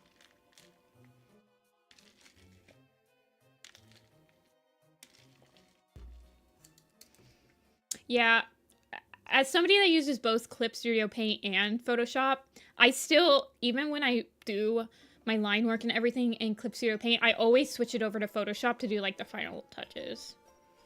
Like I'll probably do a gradient map for the final adjustments, but right now I'm just trying to get all these characters like vaguely incorporated.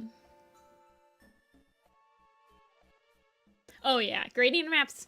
I know that gradient maps in After Effects, like people, like actual compositors can use like grayscale layout assets to like completely change the colors of stuff.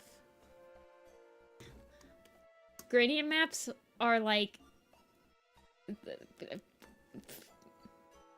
150 million IQ. Your hard version. I can't help you there. I've never used... I write Photoshop. I write the Creative Cloud off on my taxes.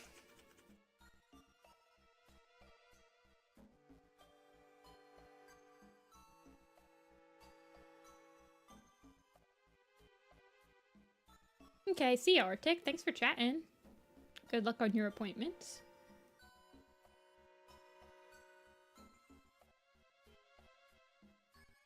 Yeah, noise and chromatic aberration. I love when you can always tell when an artist has first discovered chromatic aberration because they'll use it on every single thing they do. AKA me. There, you can tell when I found out how to use it. Adobe's been on a subscription model for years, unfortunately.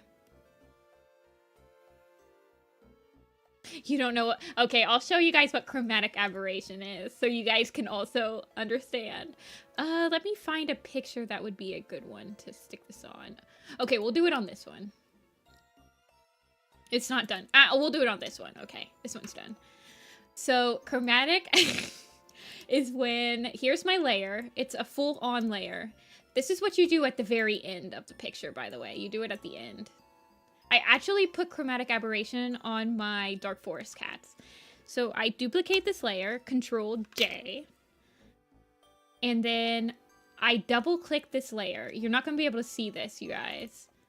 But I double click this layer and I get layer styles.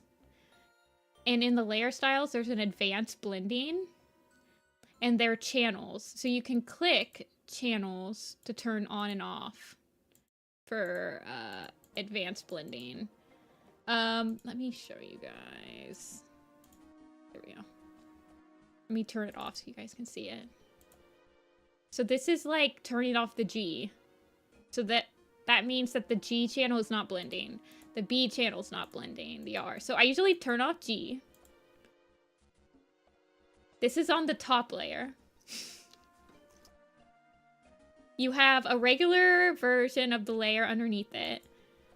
And then you scooch the top layer over just a little bit, like 2 or 3 pixels. And then maybe up like 1 or 2 pixels.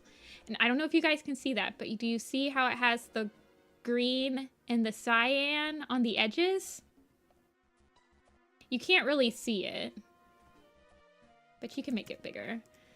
And then what I usually do after that is I do it on the sides. This is probably not the best way to do it. So I take my round elliptical marquee tool. I make the feather like 50 or something. And then I select... Oh, let me turn on multiple. I kind of select the picture, the part of the picture that I really want not to be all blurry. And then I delete that from the top layer. So you guys can see how I've deleted it. And then, yeah. So then you're only having it on like the edges. See? It's only on the edge, but the actual blue star part is nice and crisp. It's like a picture thing. It's very subtle. I usually use it very subtly. But that's why my dark forest pictures, like here, I'll show you. This is why, like, my dark forest pictures look like they have pink nails. Because there's chromatic aberration on them.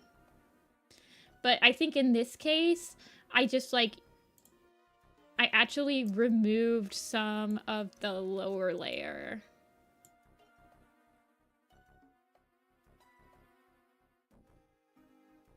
And, like, I probably used, like, the... Yeah, something like that. That's why, though. Anyway. That one's fun. I don't use it on printed art, though. I use it for, like, videos and stuff. Art I'm gonna print out, at least.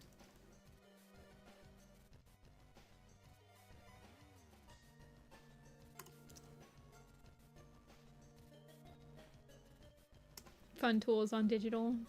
I don't know too many. I mean, I'll learn a couple, and then I'll forget how to do them the next time.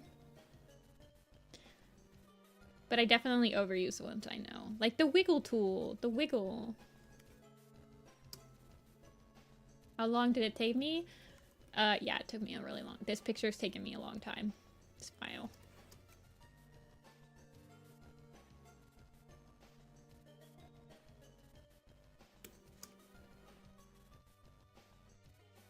Yeah, it's like how you make wiggle text.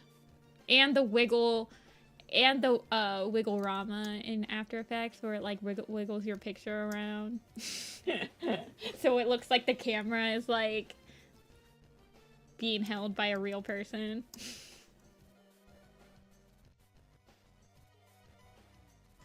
But I learned how to do wiggly text.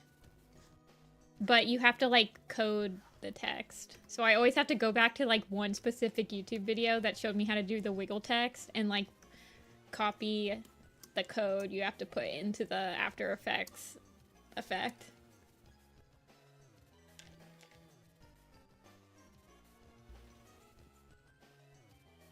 This picture has taken me a long time. Definitely over 100 hours on this one. But I've been taking very long breaks on it. So...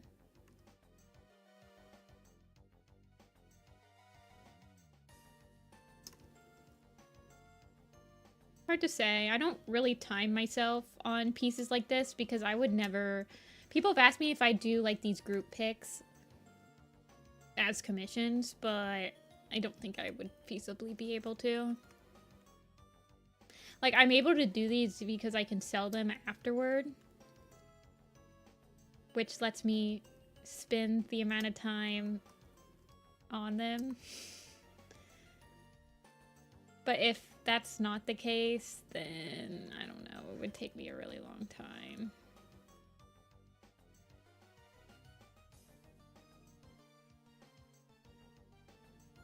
Oh, I know what I'm doing. I'm on the wrong layer, duh.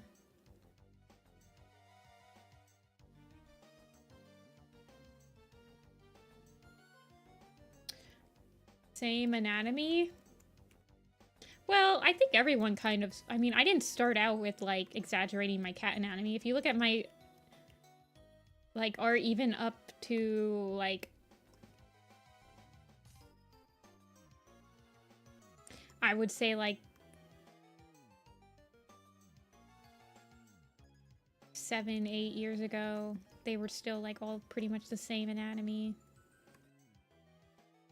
I feel like first you have to get a good grasp on regular cat anatomy, and then you can start making it different. Like, all of these little kittens basically have the same anatomy if you look at them.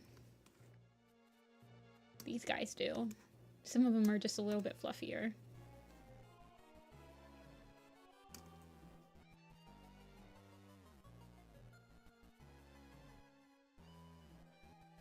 Don't be afraid if your stuff looks ugly.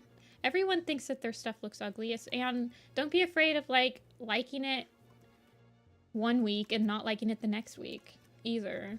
It just means that you've already, like, learned from... If you don't finish anything, you're never gonna learn. Like...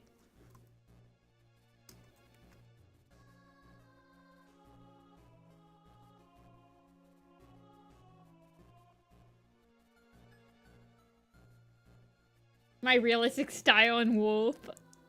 Oh yeah, I did animate realistic for that one. I don't know why, but that song just made me feel like I needed to animate realism. It doesn't look that great. It's not like super realism, but...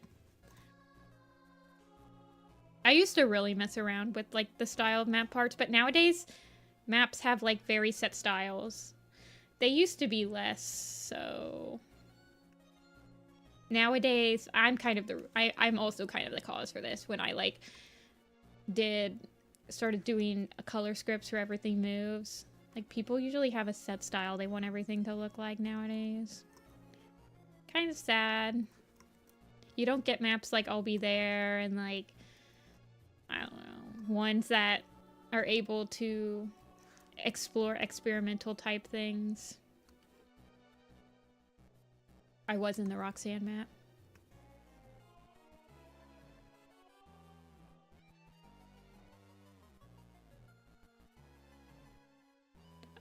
I finished a lot of other people. I helped finish a lot of other people's parts in the Roxanne map, which involved me copying people's styles. So I have multiple parts with multiple different styles in it.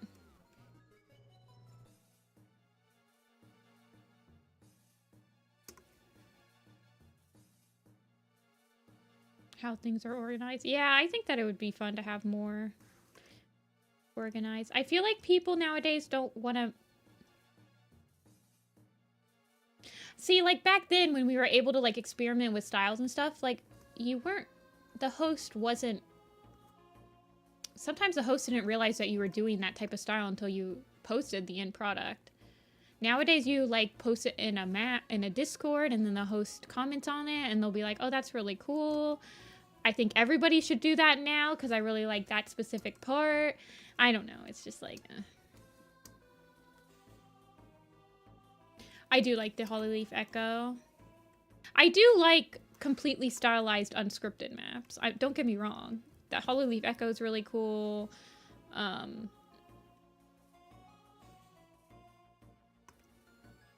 But, like,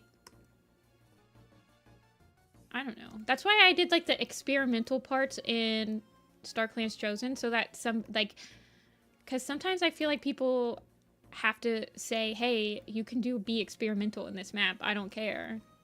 So the experimental parts in Star Clans Chosen were like, do whatever you want.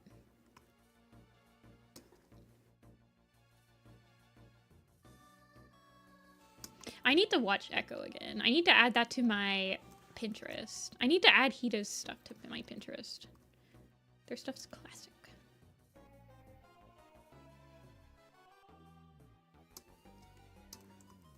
Also, sorry if I'm not responding to everybody. I feel like chat's pretty fast today. So I feel like a lot of stuff is slipping through the cracks. I apologize.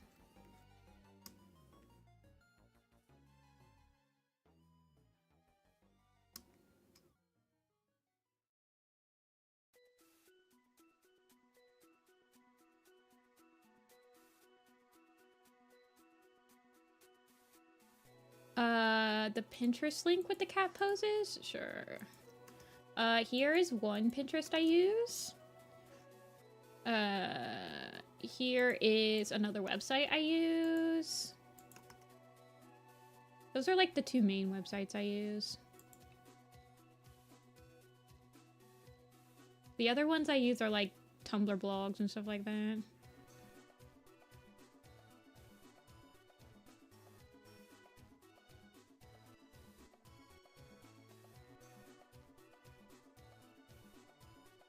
I mean, I don't feel like you need to make a whole style guide. When I pre-produce maps, I just produce what I like to do. So I don't do... Well, I love storyboarding, but I also don't want to... I want people to... I don't know. I really like doing color scripting, so I usually do beat moment images. Yeah, Lauren Photographic's still really good. I think I'm going to... Oh my gosh, there's so many layers, you guys.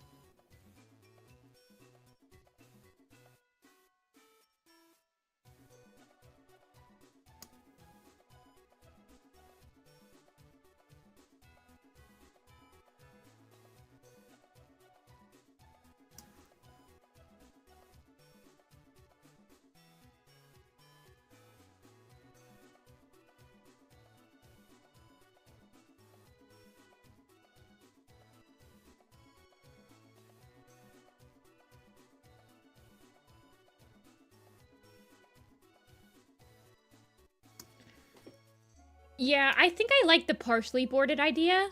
For the next map idea that I think I'm going to actually sit down and produce, like do the pre-production on, I think there'll be at least like a couple parts of that map that I know exactly what I want it to look like. So I'll like board those parts. They'll be like loose boards though. And I mean, I would still encourage people if they really wanted to, if they had a really good idea of themselves to go for it. But in Star Clans Chosen, there was no outstanding... The only things I boarded were the parts that I was going to take. I ended up giving up my intro part to like 4 or 5 other people. But I think that was because there were backups that I wanted something to do. But I didn't board any parts that I'm supposed to. Although I feel like I should have boarded a couple of parts of that map.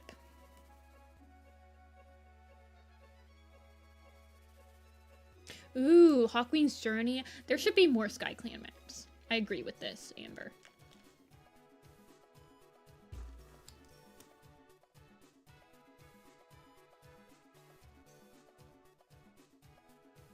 Okay.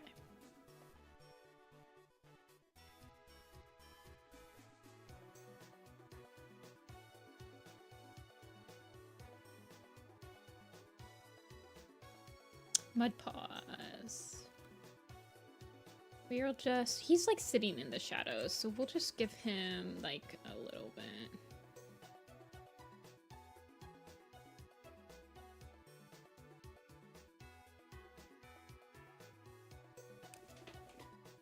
SkyClan centric. Yeah, I have somebody that wants to do something with Skywatcher.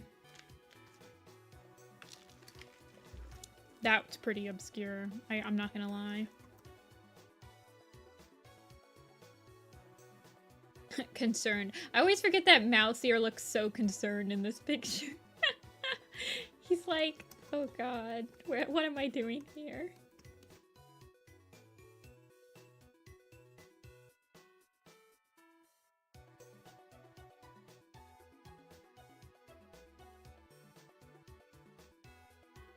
He's the concerned friend. I'm thinking of printing out a black and white, like, letter piece of paper that has, when people buy these posters, that has, like, the labeled version on them so people can actually tell who they are. I mean, I also need to... Apparently, I never posted the labeled version of the ThunderClan picture online. I was told this. I'm like, oh god.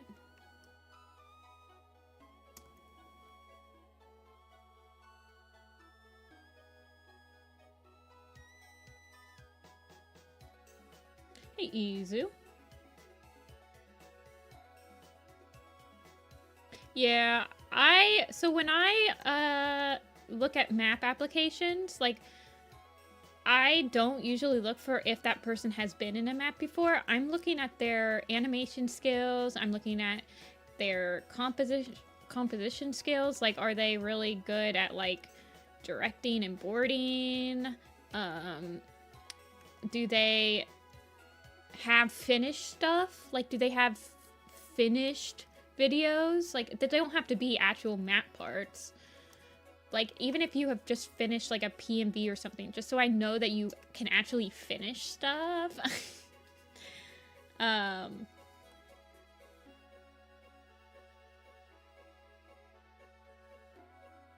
I usually invite quite a few people that have never been in a map before on all my projects.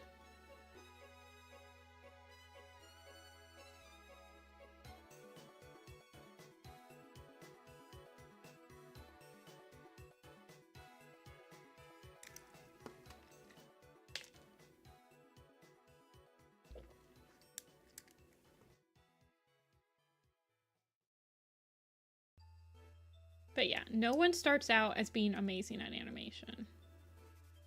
Trust.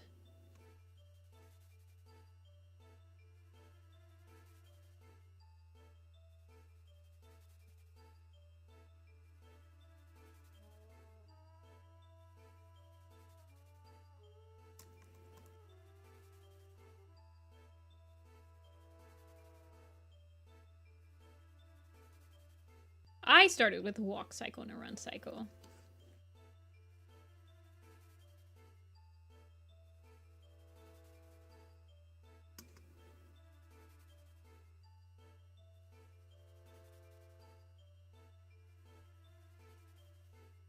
I don't think he needs any eye shine. I think at this point, I don't think cats need eye shine anymore when they're that far into the background. Mudpaws is looking not... Yeah, let's make him a little lighter.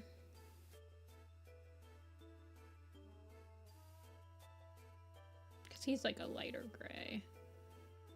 Not lighter, lighter brown. Retail and Minnow are both like pretty much black and white, so I shouldn't have that many issues with them. Blending in.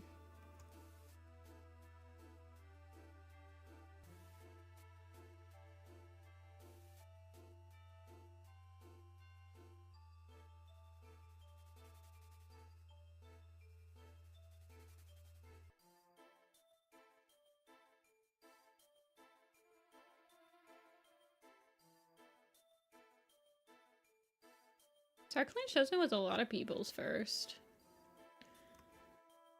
Everything Moves was a lot of people's first, or at least, I don't know, probably not a lot of people's first, but StarClan Chosen was a lot of people's first.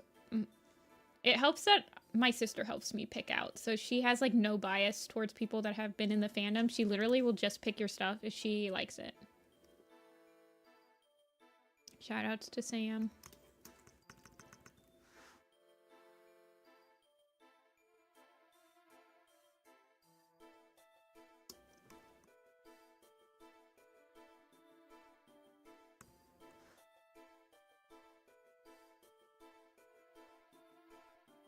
Yeah, Discord makes it easier. I feel like Discord adds a little bit of a pressure to make it a more professional than I would prefer sometimes. But it's usually just like however the host wants to host it.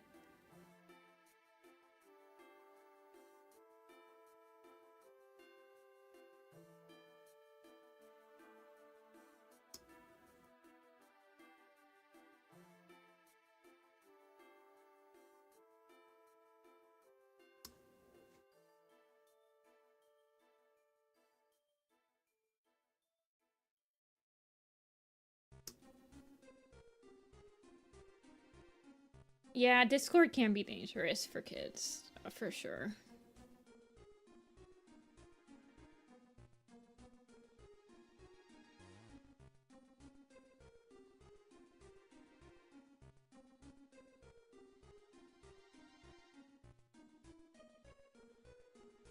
But that's why I feel like some people shouldn't, like, we should...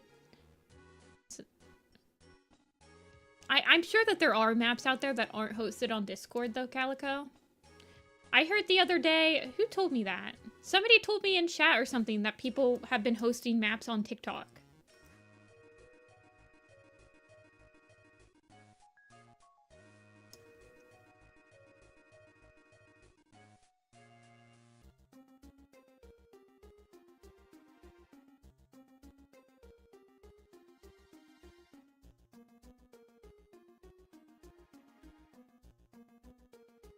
This'll...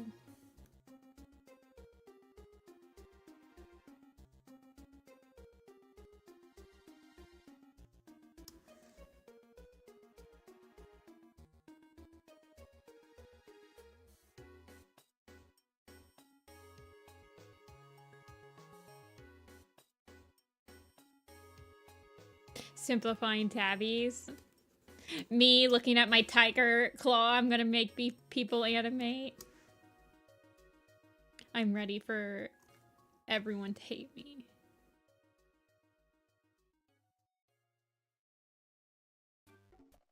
It's okay. Yeah, Jagapeek and Holly have kits. They are these three kits right here are theirs. This is Stormpelt, this is Dew Nose, and this is Eagle Feather.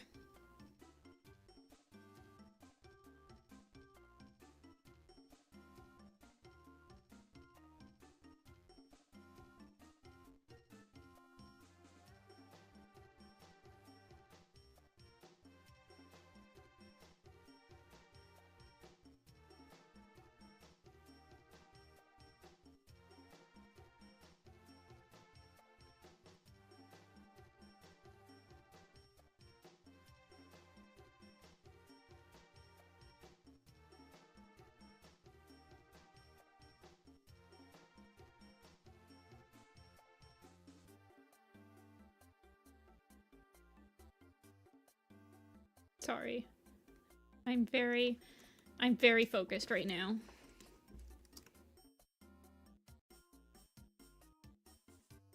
The amount of stripes. Me, when my next map is gonna have this river ripple design in it, you guys better be prepared. I'm not simplifying him at all. You're just gonna have to be prepared. Somebody's gonna have to animate him. If you apply for that part, you know what you're into. Okay, hold on.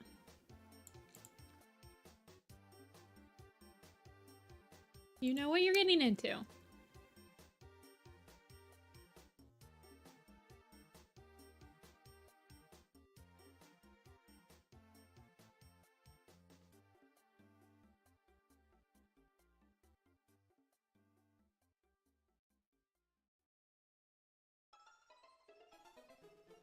Yeah, they're right here.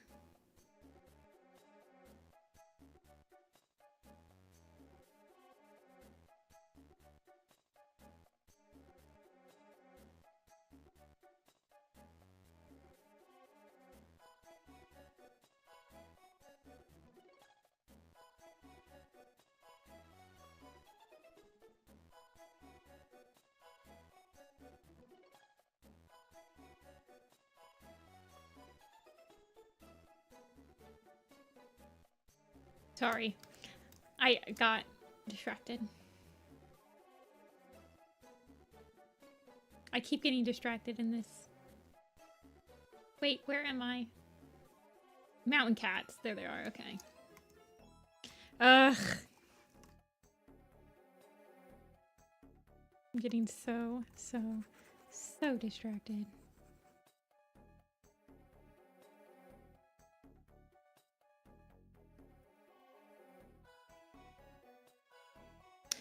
He's like, he is pretty tied down. Like, I just need to make a character breakdown, or a breakdown on his stripes. I think that I will simplify some of the stripes, but he's still gonna have, like, the same amount of stripes. And people are gonna have to animate the tail, too. So, like, I don't know what to tell you. And he's gonna be star clanified.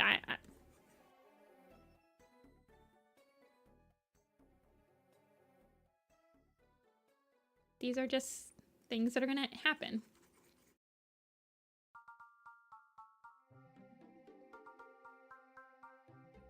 It's a... Wait, Amber, I'll send it to you. Go to the clans map? Oh my god. Amber, can you, I think I have you on Discord. Can you send me a message really quick? And I'll send you the, song. It's a Frostfall map.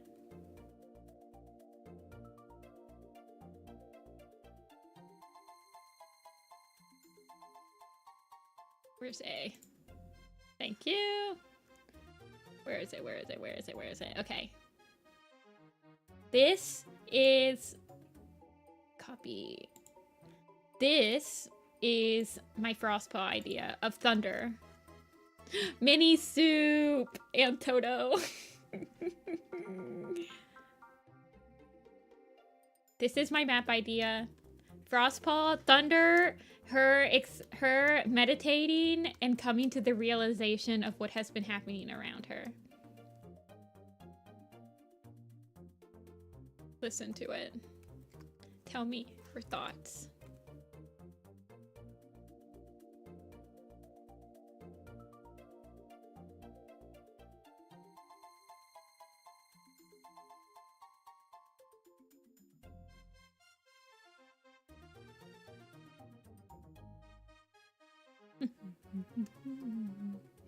Okay, speckled designs are... Yeah, not good. I can't believe I made people... I forgot to, like, make an animation version of, freaking... Goosefeather.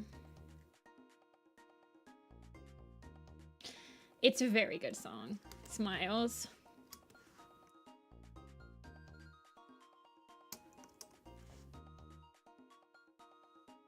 I don't know. So the Goosefeather parts and Little Pistol aren't really animated. He's just kind of like sitting there menacingly. So I don't think he's gonna be super animation friendly.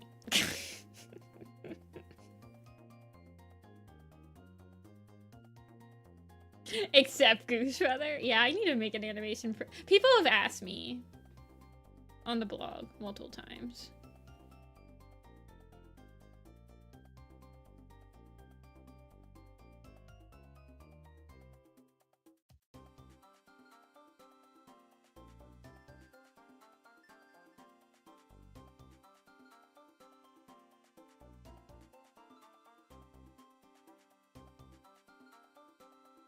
I want these guys to, like, pretty much blend in 100%. No one's, like, looking at Dawn Mist and Moss tail.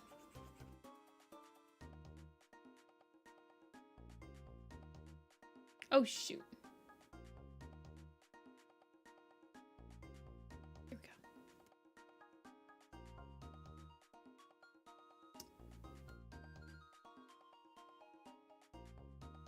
go. Okay, see, and now this... I'm pretty much going to hold off on it. I still need to render out all of these stupid trees. But... So, instead of the final cats are the front ones, yeah. So, like, if I went like this and added a fog... ignore this for now. But if I added, like, a fog layer... Oh, the kittens are on there. Hold on.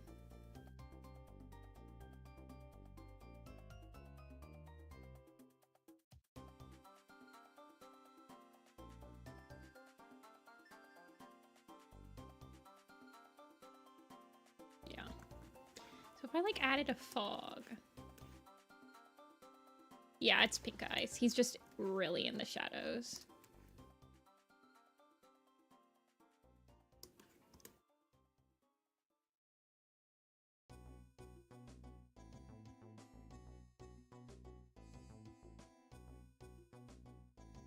I don't know. I don't like that. Look how blended in they are, though.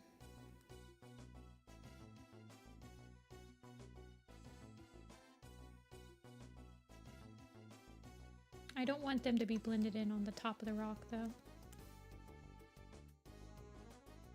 Oh, yeah. I mean, the fog thing would be, but I might have already kind of incorporated that in there a little bit.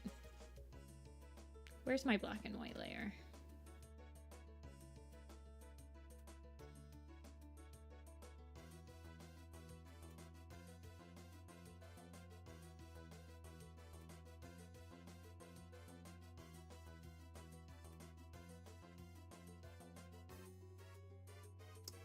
Yeah, something like that might work.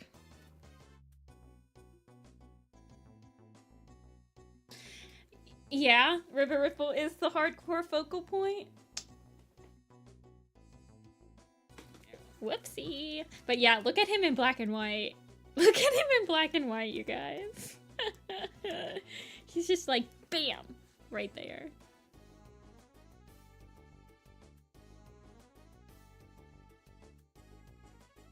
I could probably tone him down a little bit. God. Alder is sticking out a little bit too much. I'm tired of this, though. I'm gonna work on it later. Yeah, he's like absolutely glowing. He's absolutely glowing. Stunning. Okay, hold on.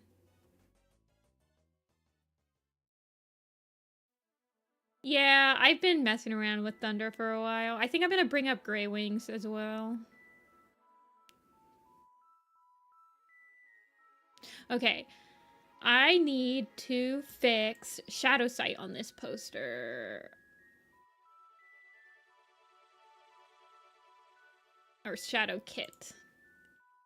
So let me change my working on to Shadow Kit Edit. Because I was going to send this to the printer today, and then I realized that I never put Shadow Kit. I never edited the Shadow Kit, so let's do that.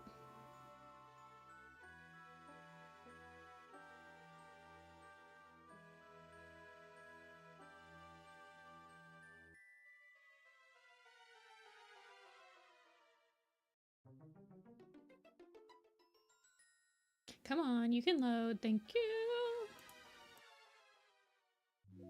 Where is he? There he is.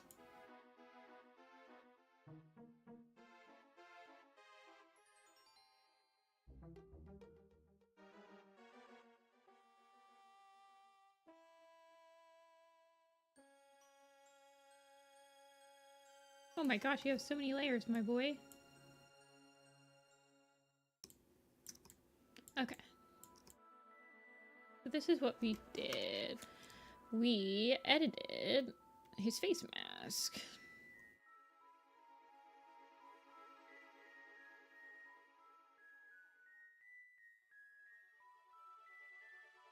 He has so many layers. But it'll make him easy to fix. Okay.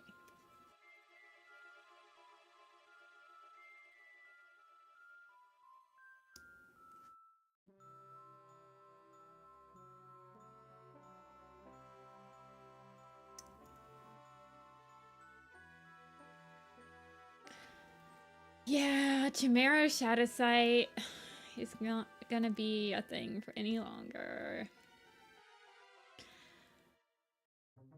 It just can't anymore.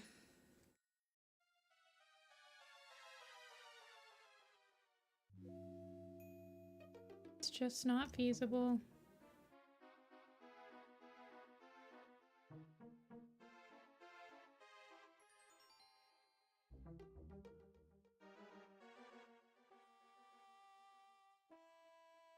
That is not the color I wanted.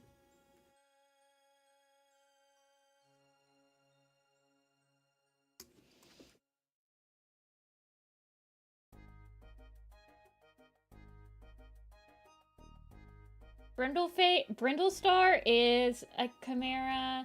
Arceye, I have as a split face.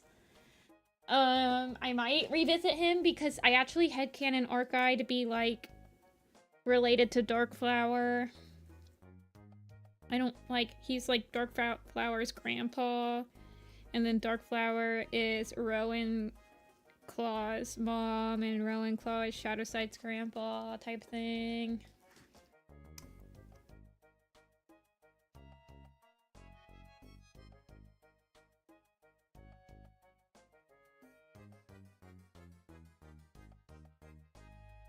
You know how it is.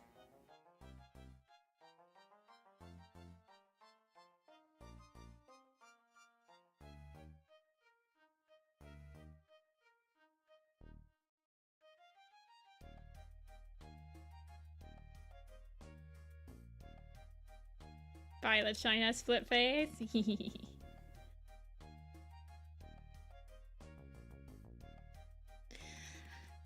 The warrior cat design process is tedious and long, and fraught with hardships.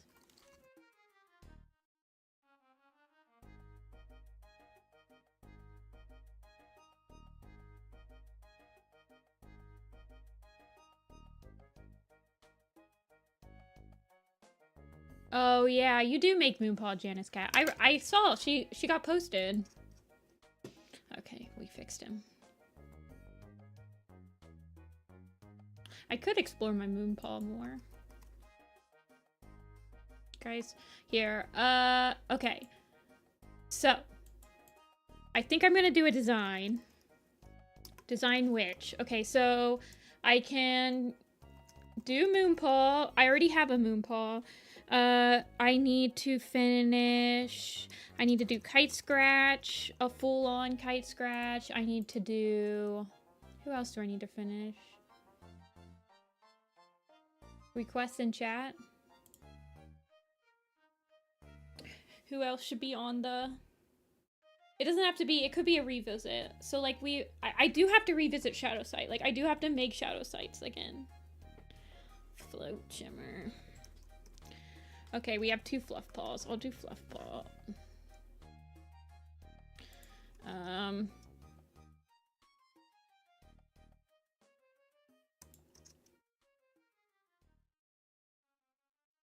Ring Man.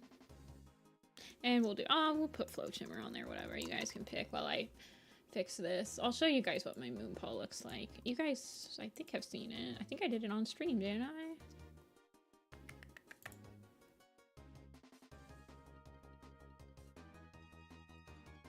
Yeah. Whip Moonpaw.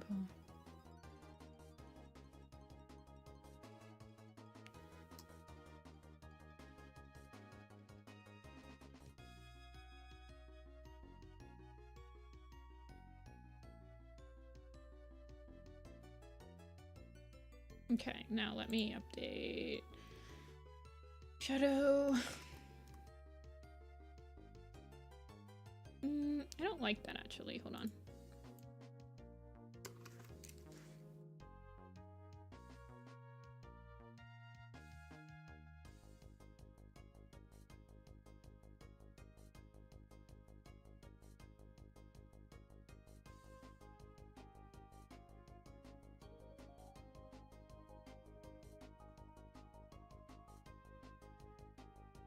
I think this was the issue I had last time. I don't like the fact that this is touching each other.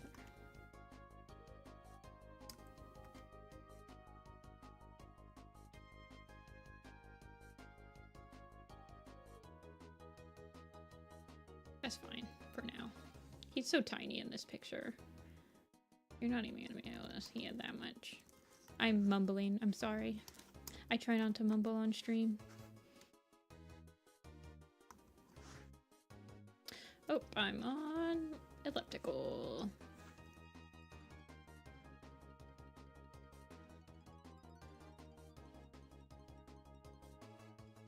There you go. There he is. The baby. Next to Scorchfur. Oh, I guess we could also start the Starless Clan picture, you guys. I did, I don't know if you guys saw it, but I did fill it.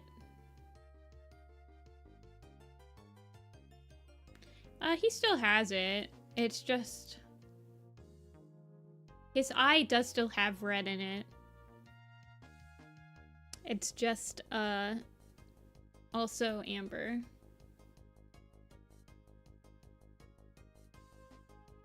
Yes, the Starless Clan poster. Naked. Very naked.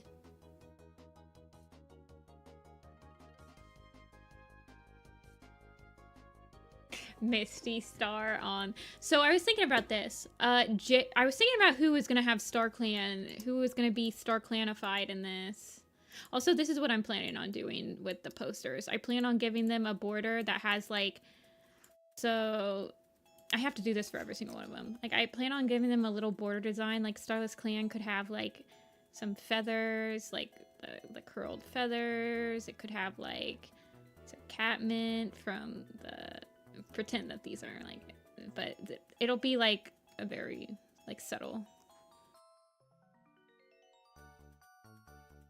And then they'll all be different. So that way I can differentiate them in my stores. But that won't be for a while. Let's see. So like,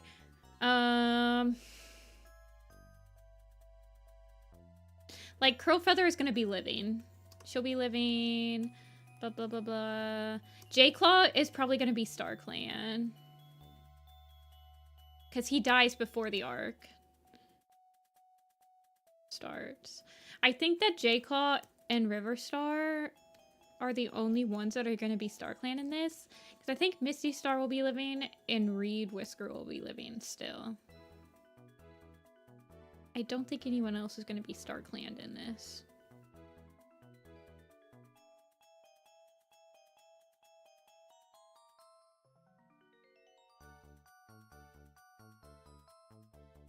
I don't know. I didn't design it to be a specific type of heterochromia tortoise. I just designed it to look better and not look like straight up Chimera. Haven Pelt was on there, yes. Haven Pelt is on the poster. Well, so the problem with that, Omega, is that, I mean, Redtail and Oakheart are not not StarClanified in the Prophecies Begin poster. So the same thing basically happens with Reed Whisker, so I don't think I'm gonna make him in StarClan. I'm pretty sure it'll just be Riverstar and Jace Claw. Haven Pelt is on there, yes. Haven Pelt is on there, but none of her kits are on there. The only kit that's on this poster is Rowan Kit. Was there any kits on the Broken Code poster? I don't think there was. No.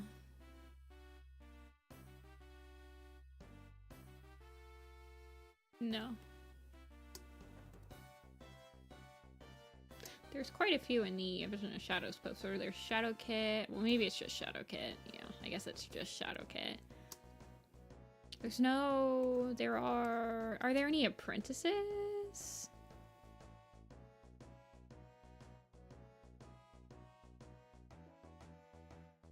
No, they're all full grown on this poster. That's crazy.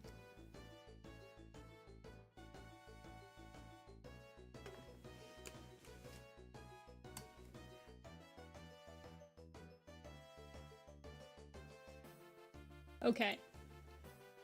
Moopaw is sweeping. The competition. You can continue doodling Moonpaw.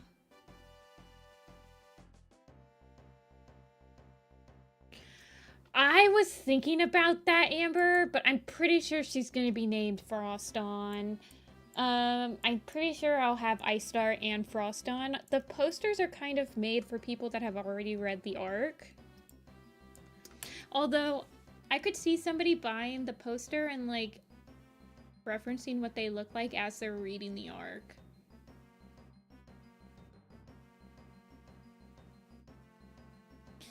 But I don't really want to change that now. I've always given them the final name they have in the arc. Like Firestar is Firestar in the Prophecies Begins. Yeah, in the Broken Code I had Asher and the Imposter and Brambleclaw. Yeah. No, it'll be Froston and... Okay, let's explore her a little bit. Let's draw her... Yeah. Frostpaw is a... Well, I guess Firestar also doesn't get his full name till the last book. But Frostpaw literally doesn't get her final name until, like, the last chapter. Which, I hope they never do that again, you guys. I hope they never make us wait until the very last chapter of the last book to give somebody their full name. I don't like her with those eyelashes. I think I've already said that before.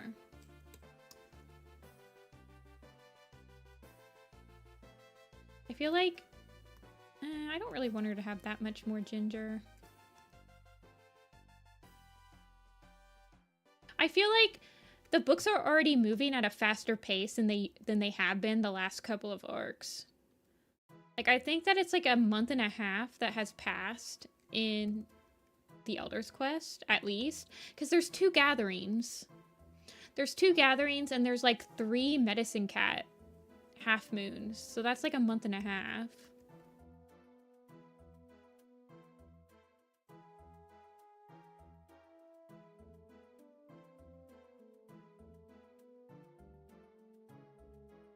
It's like refreshing to see them. It's crazy because the first... So, Into the Wild takes place over the course of... I'm almost convinced this takes place over the course of 6 months. And Fire and Ice takes place over the course of 6 months. It's crazy. Of course, Thunder... I think Thunder and Shadow also take place over the course of, like, 4 months.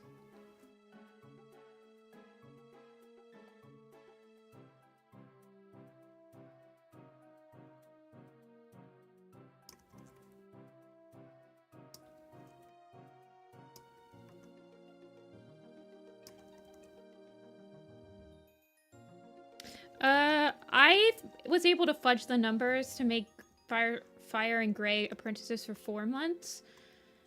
But, yes, in the books, they're only apprentices for, like... It's implied that they're only apprentices for, like, 2 months.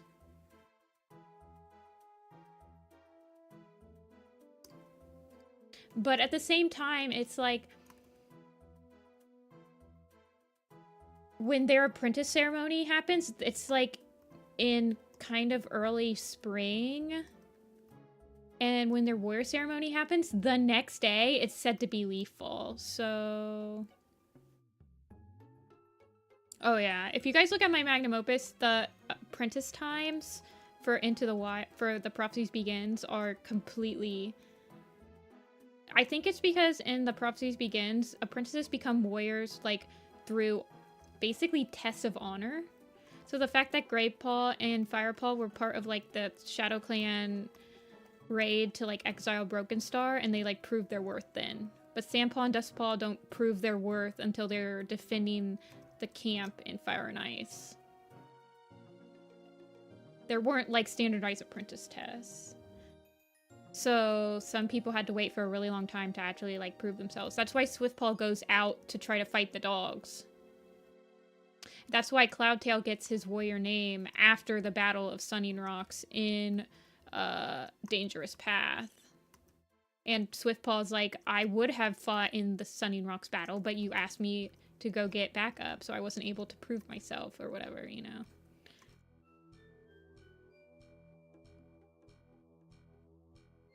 How did I fix the Dapple Paw and White Paw issue? Let me check. I remember I have a note on that on my timeline. Hold on.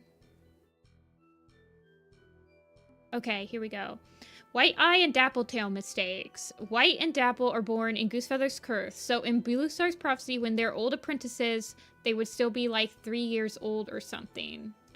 And so I think what I did was... Let me go to Blue Star's prophecy. So I replaced I think I replaced them with Robin Wing and Fuzzy Pelt.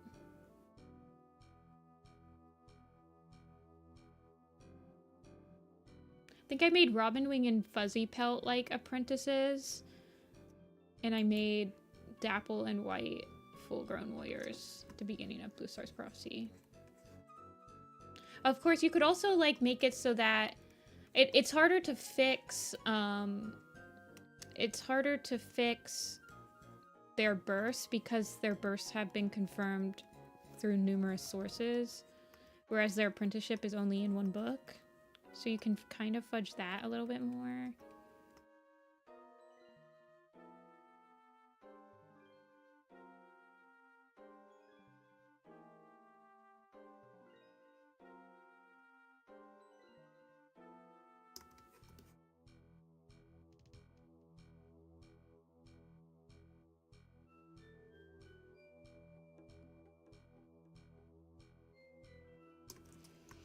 I think I fudged some other apprentices like that. There's like a sheet on my magnum opus. I think it's just called sheet 1, and it has like a lot of things that oh yeah, Dawn Cloud. I did that with Dawn Cloud too. So the sheet 1 on my magnum opus has like discrepancies that I've tried to fix. So Mudclaw and Torn Ear. Shrewclaw has a hard cutoff for their birth, but it doesn't change too much for me to push back his death to maybe a Broken Star raid and have Mudkit and Tornkit be kits when they are seen as kits in Redtail's debt. Because if I don't do that, Mudclaw's like 11 years old when he fights his rebellion. Oh, what is the magnum opus, you say?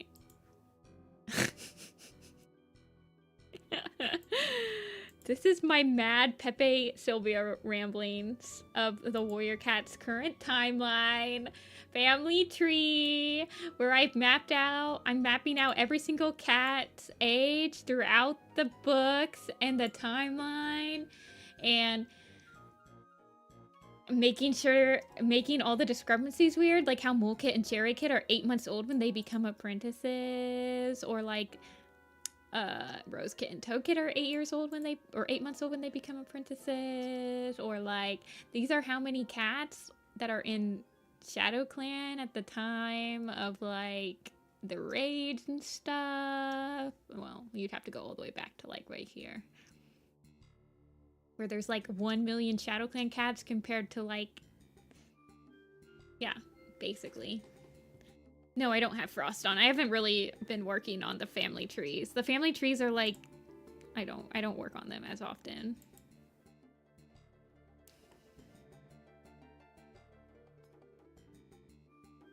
I just love Warrior Cats, you guys. And I love spreadsheets. I don't work on the family tree as often as... I'll work on the family tree once I finish like the timeline and I can actually like have a clear indicator of what cats can feasibly be the mother and father to some of these kids.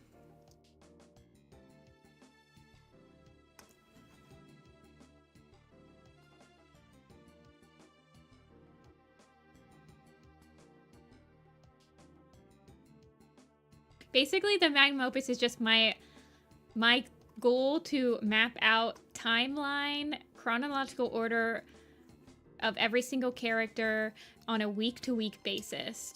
It's also mapping out gatherings and ages and trying to figure out approximating how old a certain cat is. And I started it because I was doing those I do the group camp pics, and I was having a hard time aging all the characters properly during certain picks, or like trying to pick, like specifically I was looking at the New Prophecy journey cats, and I was trying to figure out who would feasibly be on the journey, who can I add into the books.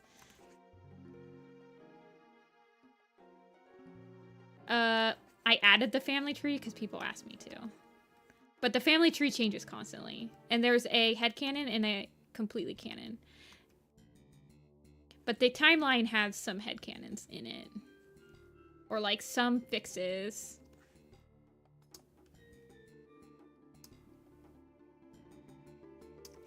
I want her to have little feetsies though.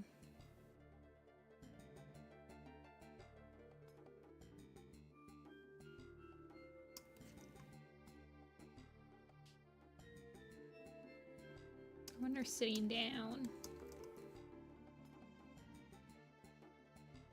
I like doing a sitting down version. Like when she sits down, she could totally have the crescent shape on her. Like the moon shape really hit.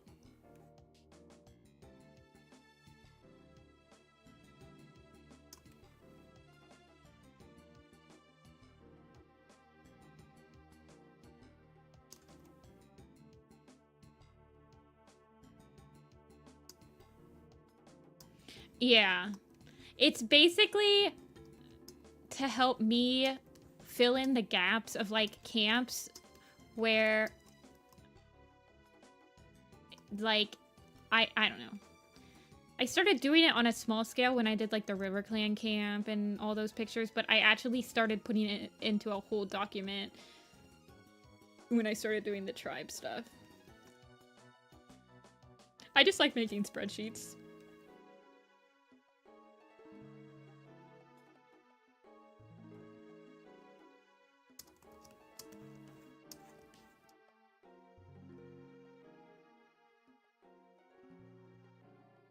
I feel like her body is a little shorter.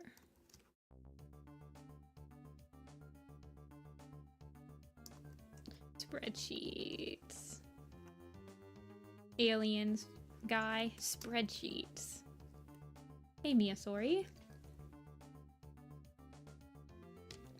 Doodlina Moonpaw.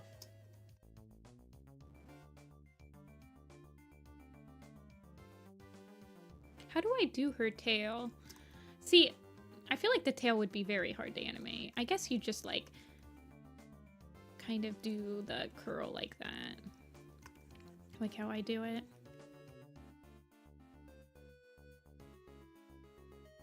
But I don't really want it to look like the black tail is part of it, and it's, I don't know. I like the idea of it spinning around, but at the same time, I've been struggling with it.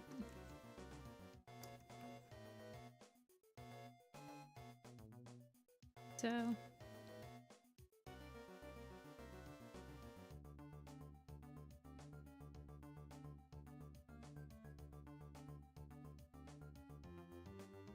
But I mean, I have River Ripple's tail, so it's not like it's the craziest tail ever.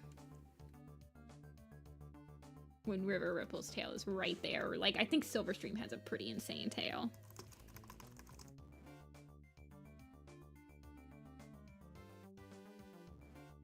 Okay. Yeah, she's got, like, crazy. She's got, like, the River Ripple genes, though.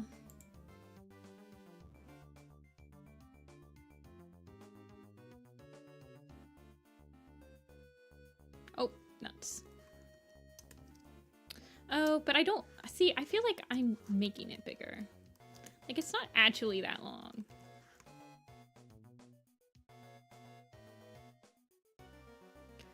Yeah, we do. I hate how, like, specific her design is, but there's, like, if you look on her wiki page, they have the thing.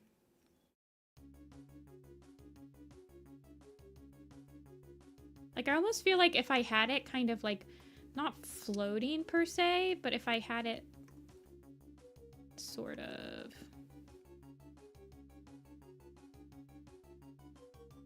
But I'm pretty sure that this is the canon side, what I have on here. Although I really don't think people are going to, well, I don't know. I didn't think that people would probably, like, say something about it. Like, I wonder if I could just do her tail like that. And it looks like it's just poking out. Ooh, I might try that. Let me see.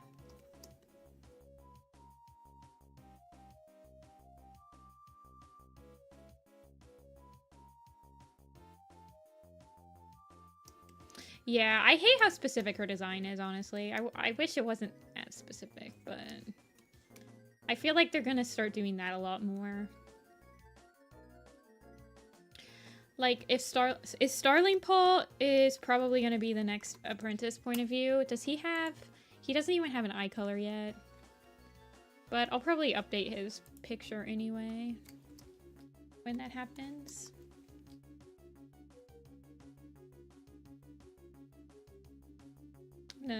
Expand. How big is the fur bark? Oh, but there's a second fur bark. Yeah, that's what I thought.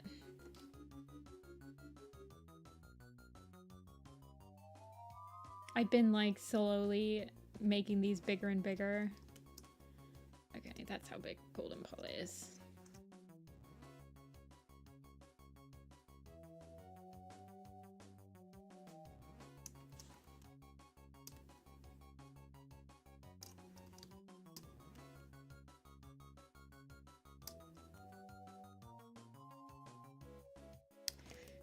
Yeah, I mean, I've seen people that don't even make her, like, fully, like, split face. Like, they'll do some cool, stuff with her face markings. Like, they won't do the full split. They'll do, like, a moon shape in the middle. I prefer to, like, have the main focus be on her split face. So that's why she's bold.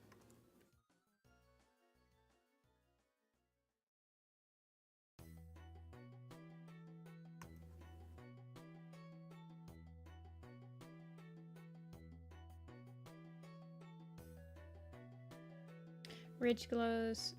Oh, yeah. Well, I think she's always had a white nose. What's her... Yeah, look. Like, I gave her the white nose in her kit. Form. She kind of looks like Pear Nose.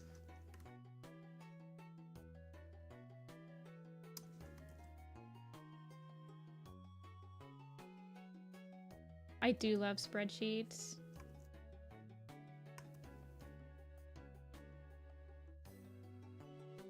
I love seeing all the information out in one document for me to peruse. I'm very satisfied.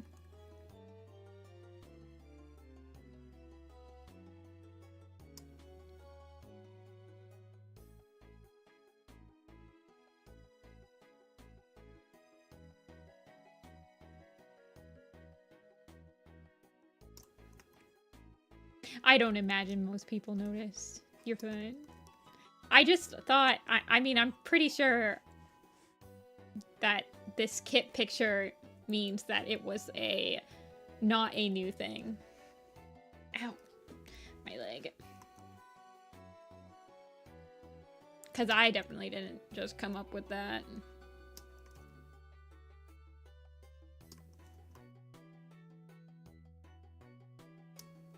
I think it'll be Starling Paw. I think that's the most natural assumption.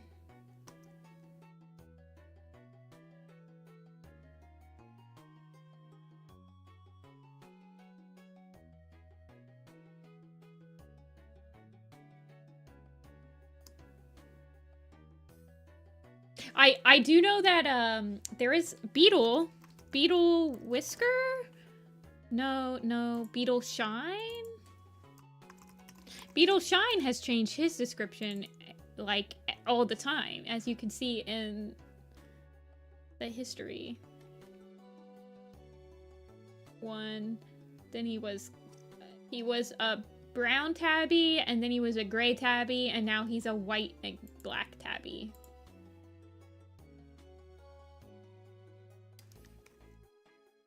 Yeah, I thought for sure that Birchfeather might be a protagonist.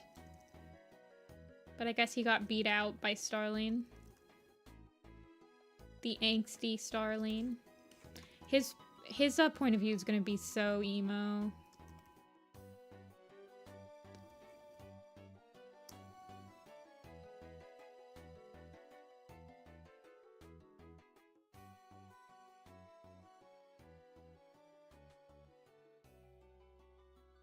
Yeah. Who's Starling Paul's mentor?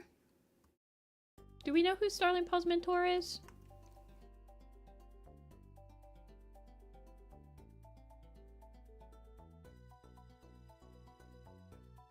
I hope it's Fluffball because I like that name, but I'm pretty sure it's gonna be Starling. Gravel? Nectar? Nectar, really? Man, she hasn't had like any screen time lately.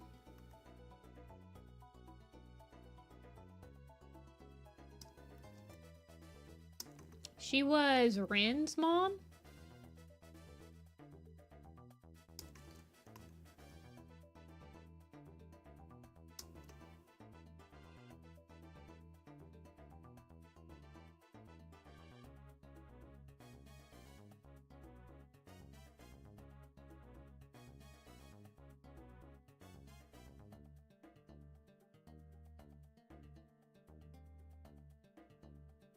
No, Rin and Gravelnose are mates. He was, Bella Leaves? I can't remember. Oh, Nectar is... Wait. Ah, jeez. Wait, Nectar... Rin and Gravel... Okay, Rin, Flight... Mother is Bella Leaf. Yes. Gravelnose and Nectar Song. Nectar Song was somebody's maid. Okay, she's Beasting in Beetle Signs. That's who I thought. I was like, I know she's literally in the nursery right now. I'm rereading Broken Code, and I'm like, yes.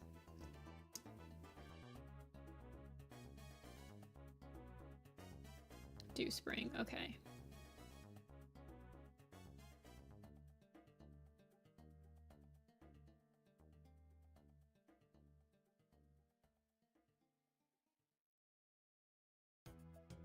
How am I gonna draw her eyes?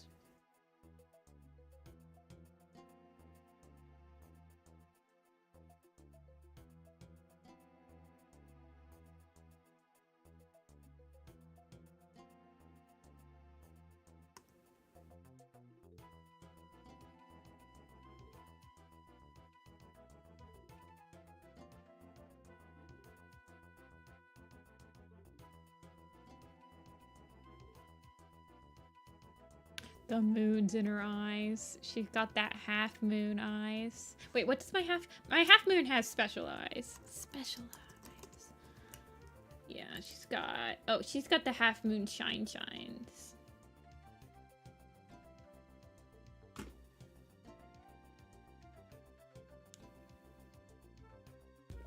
Maybe she has big empty eyes when her sister takes over her body.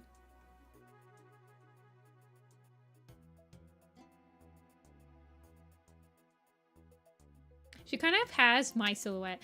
Like, this is so stupid, you guys. But whenever I draw myself, I draw myself like this. With my hair like this. Bro, Moonpaw has stolen my do.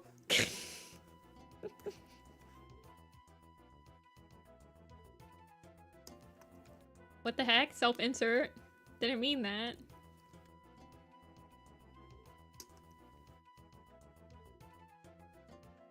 Moonpaw is not so me. She's totally stealing my look.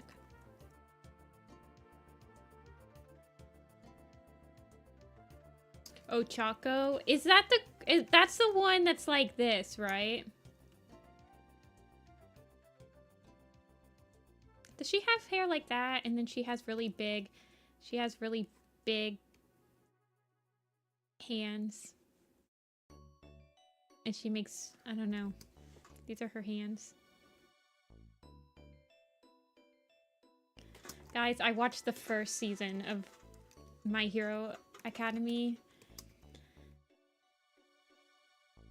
And that was like 10 years ago.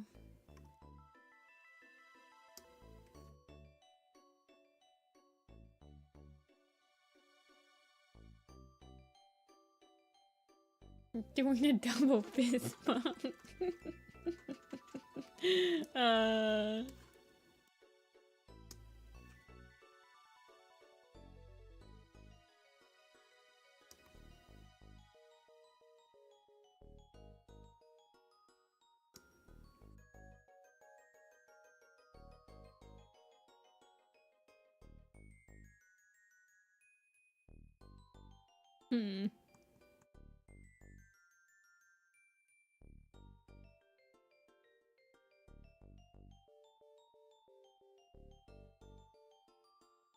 Izu Ocha Spark is based off of the ship with the Ochako. Oh, interesting. I literally would have never guessed that.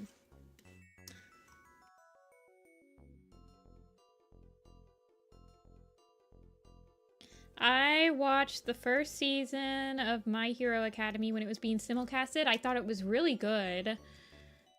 No one was talking about it, and then the second season dropped, and then everybody was talking about it.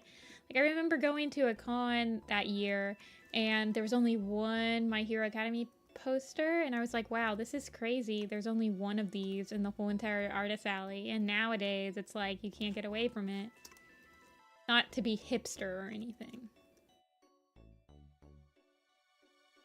I think I read the manga after the first season for a while.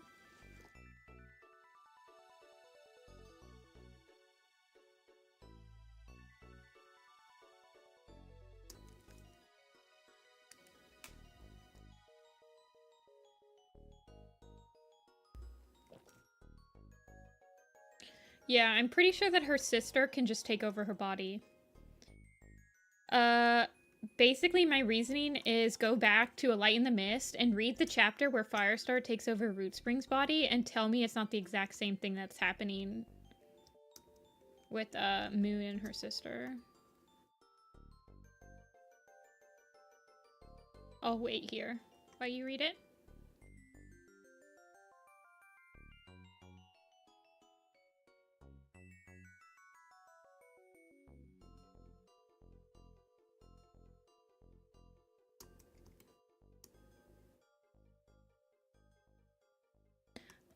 They're mods. They can, like, delete comments and stuff like that if they're awkward comments. They can time people out.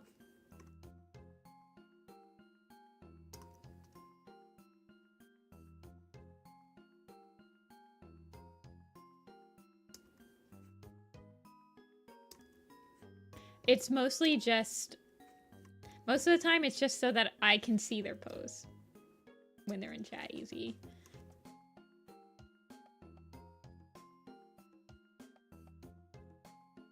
Yeah, timeout is if you say mean things and you need to sit and think about what you've done.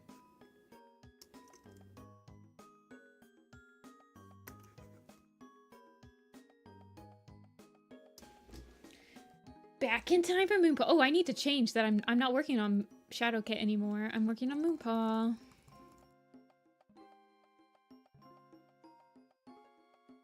Yeah, some people are just like, most of the time my mods are friends / people that I trust enough to like post links in chat.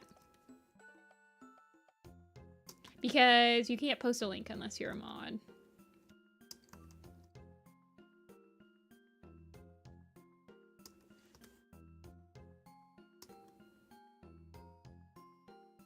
Do I think I make her, yeah. She's got a little bit of a lip on her collar fur, but not that much. She does have a fluffy belly though. But it's mostly smooth.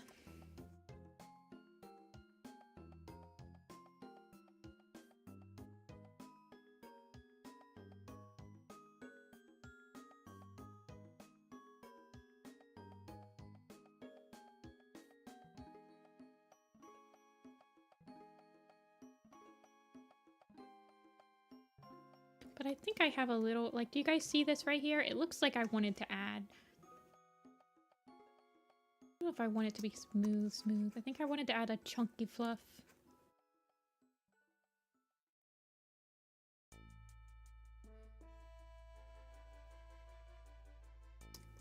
And it's kind of like right here.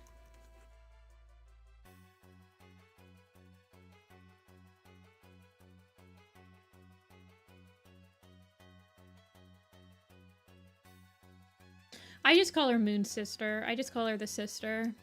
I know a lot of people call her Voice Kit or something like that. But I just call her her sister. I think she'll have a name by the end of the next book.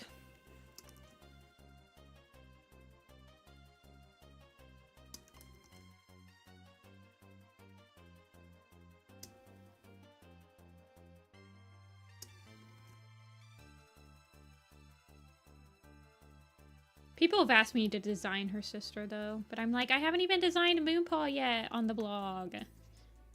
You were asking for too much.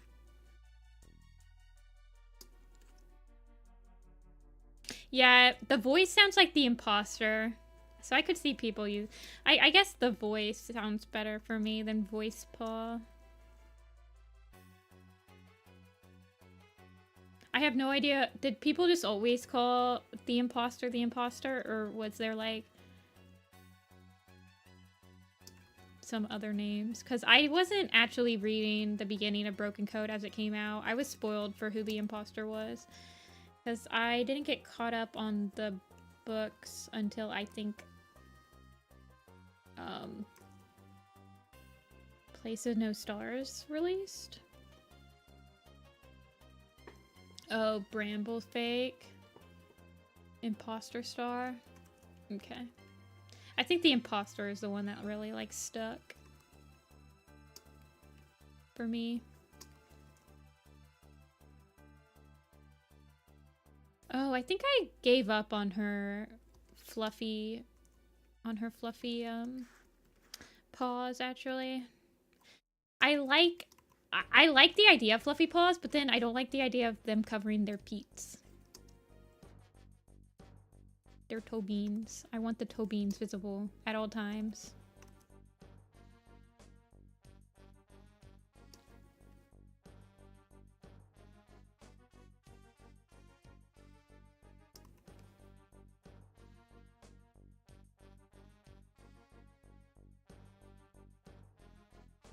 Right when Among Us blew up? Oh, I didn't know that.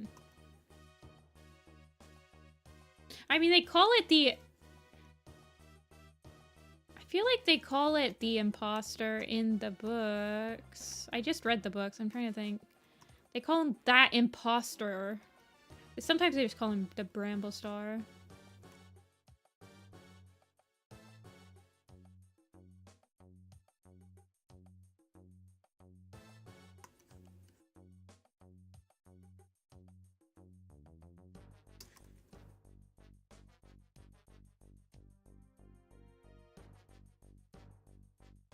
What's Brash Star? Oh, Brash Star. Oh, I get that. But see, that, like, kind of spoils it. I like the imposter because it doesn't spoil it at all. So you can just, like, talk about it with your friends that are just reading it.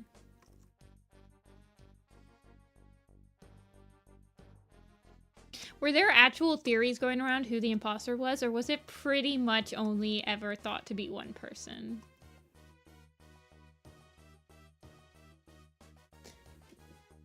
You guys, I was in a coma for this year. The year that Broken Code started, so... I wasn't part of the crafting.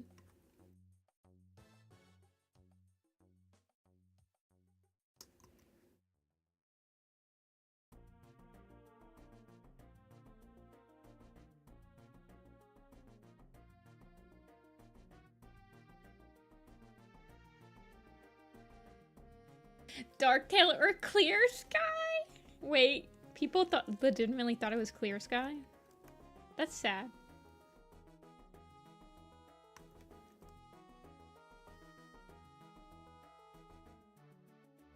My boy would never.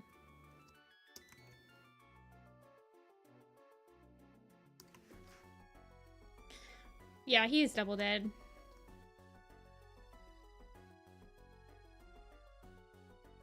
I mean, it's pretty obvious that it's Ashfur in Darkness in Vila Shadows, right before like Squirrelflight's like, wait, I know who it is.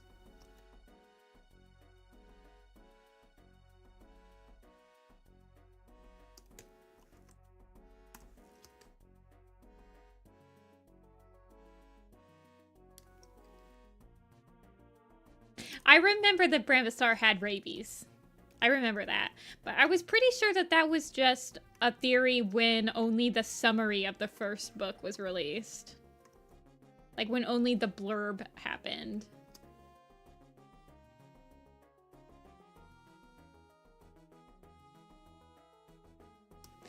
And I'm glad that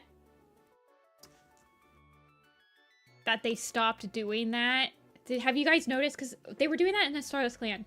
They would literally come out with the teaser of the next book before the last one dropped. So like they would spoil what's happened in books before the book was even released. So I'm glad they're not doing that anymore. I'm glad we haven't had the teaser drop for freaking Changing Skies 2 and 3.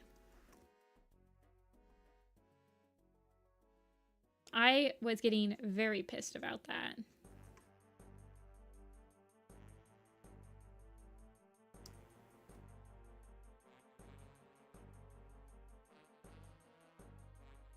Wait, what do you mean continuity breaking?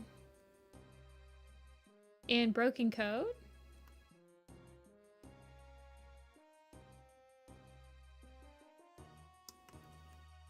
He has pantaloons.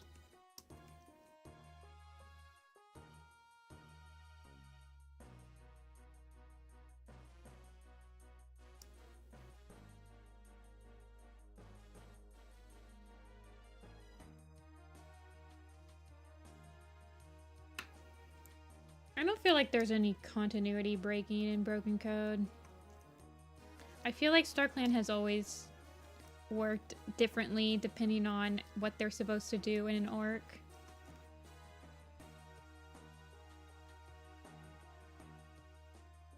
It kind of makes sense that like if the moon pool was gone, the clans couldn't communicate with them because that was the main reason they couldn't do any communication with StarClan until they found the moon pool or whatever. Until Leafpool came around with her like super StarClan senses. Well, I don't think it's gonna be changing anytime soon, so I don't know. I guess it's not really worth it for me to get angry about it. Like, it's always been like that. Like, StarClan in the second arc is completely different than it is in the first arc. And so on and so forth.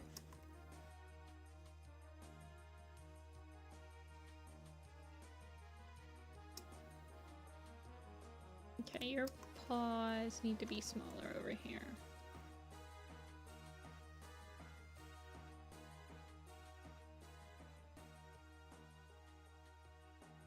I feel like StarClan is only mysterious in the first arc because we don't know that many dead cats. But nowadays, it's like when a cat... Oh gosh, what did I just do? I just completely broke my Photoshop. 1 second.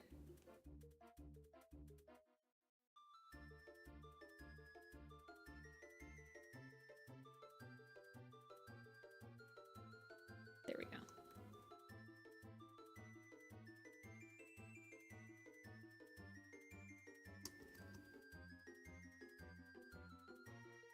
I want to change that whole paw.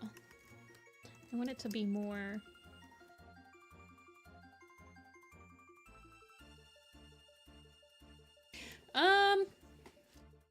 Yeah.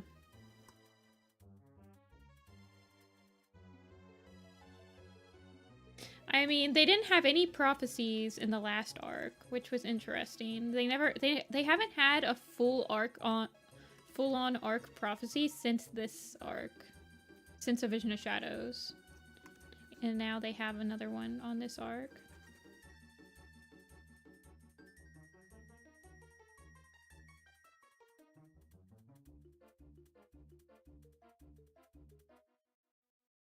Although it's weird that it's, I guess it's not that weird.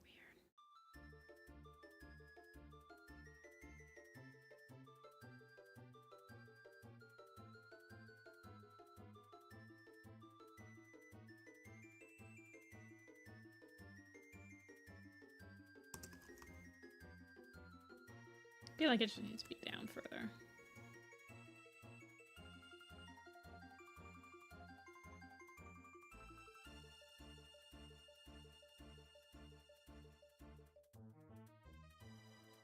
Maybe not.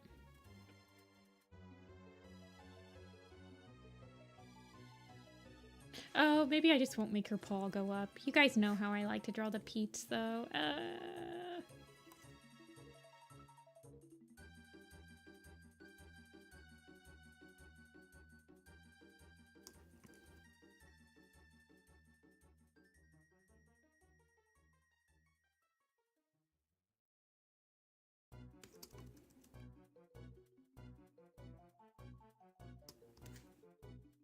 She has a very interesting shape going on.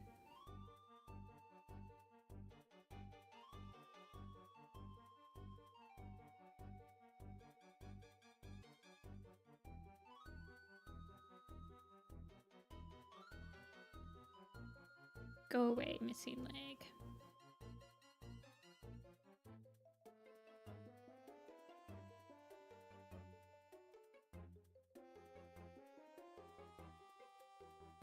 I wanted to have little round paws.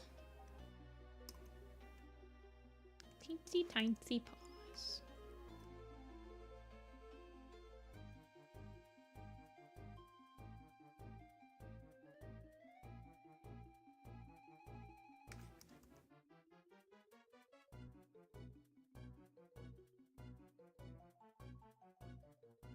But she doesn't get the River Ripple treatment on her paws. Where River Ripple doesn't have any beans, it looks like he's just wearing mittens. Well, he has beans. He doesn't have any lines indicating his toes. He has beans. Don't worry about that. He has beans. Hey, Docs. You like the tail? I'm still struggling with the tail. Trying to figure out exactly... I try to make my main characters like fairly animation friendly.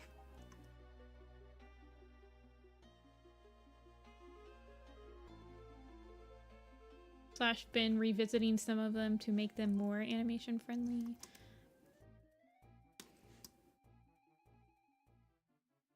Yeah, and calico designs are, in my opinion, one of the harder ones to make animation friendly.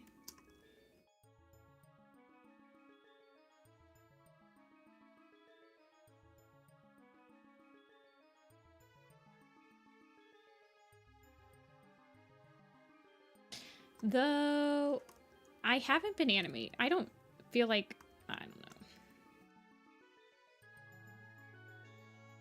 I don't know if I'll ever do anything with Moonpaw animation wise, but you never know.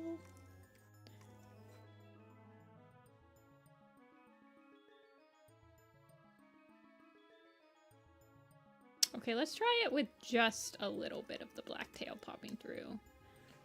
Let's see how that looks.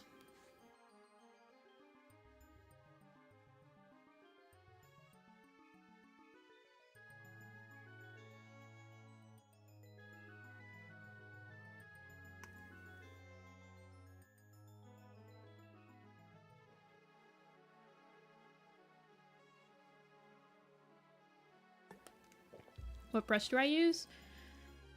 It's called 2013 Ink Brush 1. My brushes are on the Werecat Design blog, the Wears project. It's in the description of the video. It's the thing I have on this side of the screen. If you type in brushes, you'll get my brush pack. I'm using the first one right now.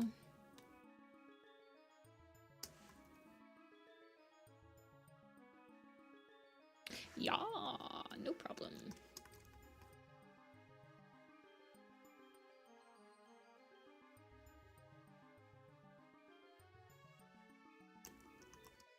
This is super... I have never played Super Mystery Dungeon. I want to play it. I want to play Gates to Infinity. Never played that one either.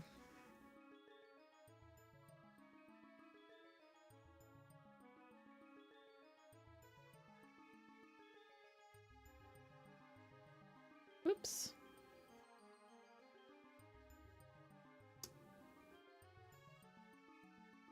The dock for the brushes aren't opening?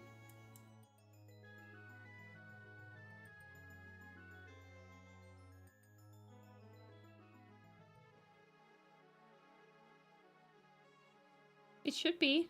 There's no preview, but you should still be able to download it. I can't answer that question, Omega.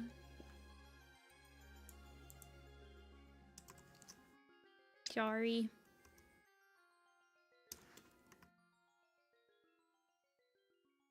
You think Super Mystery Dungeon is better than Gates to Infinity?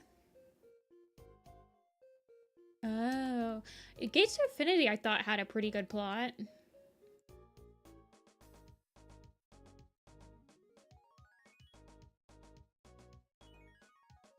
Yeah, NDA.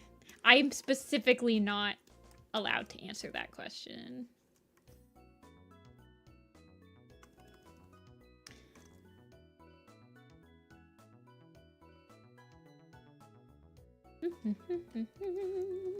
Okay.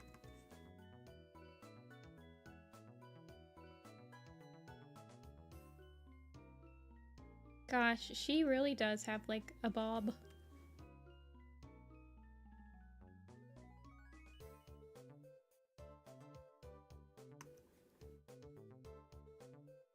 How do I do her? How did I do him on this? Okay, I see, I see. I have no idea if they're available on IBS Paint, but anywhere that can download ABR brushes are the places that can use them. So like Clip Studio, Procreate, Photoshop, all of those places use the brushes.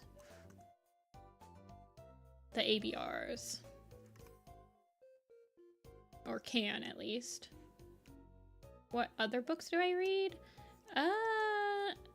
I read a lot of, like, books that are probably out of the demographic of most people in stream. Like some sci-fi books. I've been getting into psychological, like, I got House of Leaves that I'm gonna read to see if I like that one. They can't. No, I don't want to recommend, like, a book that's got adult themes in it accidentally. When I was younger, I read a lot of, like, Ender's Game, Lord of the Rings, Hobbit, you know, stuff like that. Like Love and Thumps. My sister read Percy Jackson. I never read Percy Jackson. I've read Wings of Fire.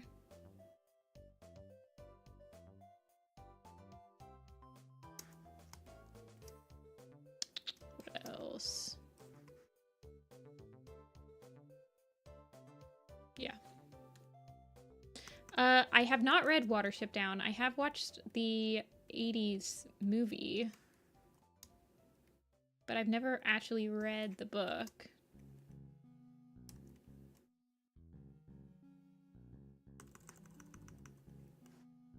I didn't read a lot of... I guess I did. Like, I read, like, Miss Mantle Chronicles, Tale of Despero. I read a lot of, like, rodent-themed animal fiction.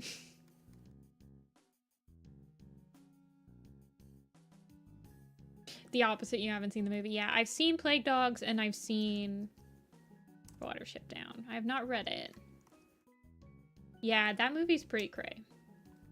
I don't like how this is going right here. Like, I feel like her whole face needs to be brought in a little bit.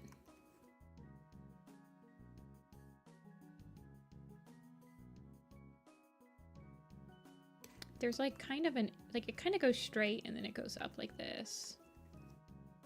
So let's see.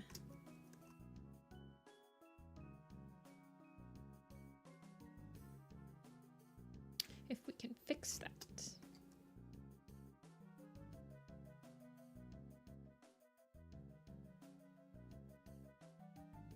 This might also be a moment where we have to flip. I feel like I also just kind of want to bring in her ear a little bit. Just to help with the... There's lots of lines intersecting into one another right here.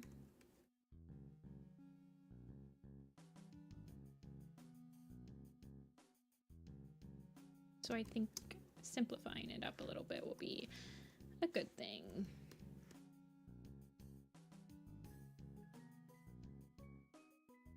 And then we'll delete the outside, clean it up a little bit. Boop, boop. The pictures for the blog aren't like, there are straight lines on them. I'll catch them when I do buttons of characters. I use the same brush for sketching Leaf that I use to line. It's the same brush.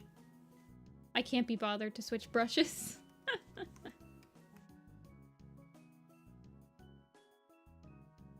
Okay.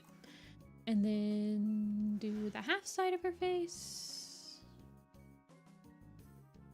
Do you have any advice on how to get consistent BGs? For those ones, I had a color script Vire. So let me show you. So for each part, oh goodness gracious, I have the color script right here. So for each like pretty much every change in scenery or like every scene change, I had a color script. I didn't have a color script as in a whole thing, but like I had a mood, a tone indicator basically.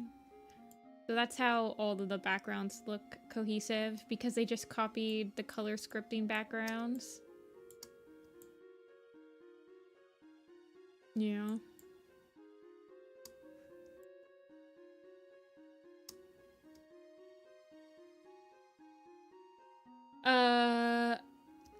I didn't really do that type of color script for Starklands Chosen, but I'll probably do it for the Frostpaw map. The legendary Frostpaw map that will be made. I'll probably try to host it this year. No promises, though. Probably, though. Now that Frostpaw's, like, story is over. Yeah, Starklands Chosen, I did do beat moments. But they were much different. There are certain scenes that had, like, set color palettes. The beat moments are more for just making the video look interesting, though. Like the casting call.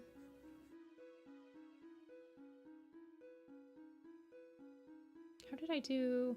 Okay.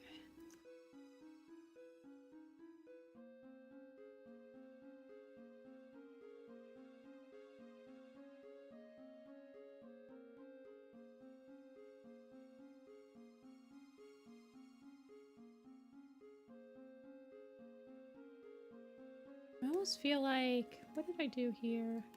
Oh, I kind of pushed her. Yeah, Frostpaw map. Everybody, you gotta keep quiet though. I don't want anyone knowing. There's no timeline for it. I haven't even started scripting it, which is the first thing I do, is just like put it into Premiere and like script out the parts. So no one go and say that the Frostpaw map is a development, because it's not yet.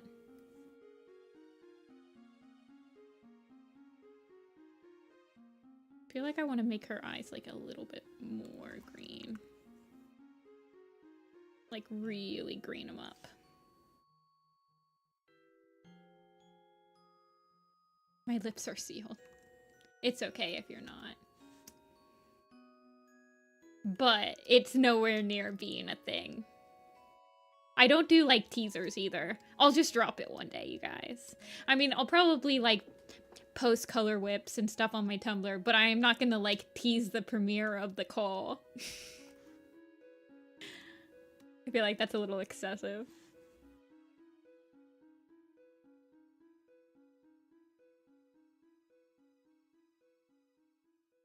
For my channel, at least. I know some people really like doing, like, the teasers. I don't got time for that. I just get excited when I finish the call, like, because I usually work on the call for, like, months. That when I'm finished with it, I just want to post it so that I can start getting applicants. Because let's be real, it takes me, like, a week or two to even go through applicants and start passing out parts. Is bad.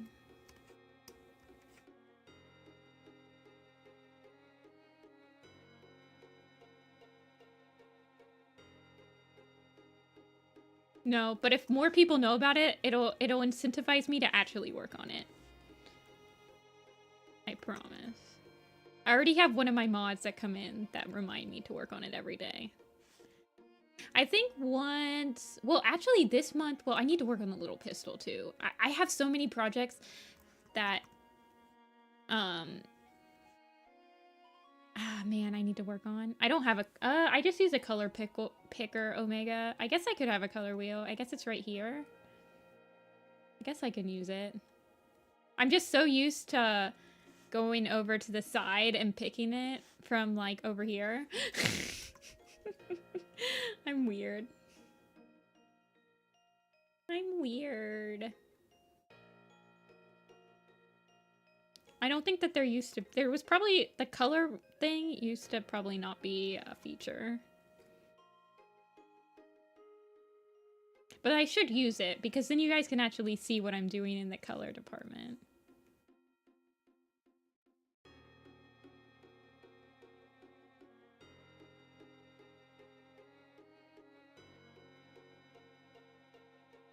But I like doing it on this part, because then I have, like, a, when you open it up, you get this, like, new current thing. And I like that. That you don't get over here. There's, like, a new swatch and a current swatch. So I can already see.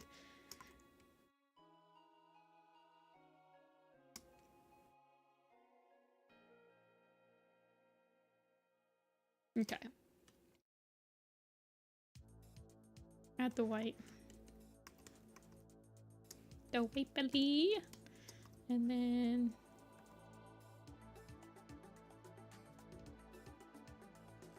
Like, this is not very animation friendly, let's be real, you guys.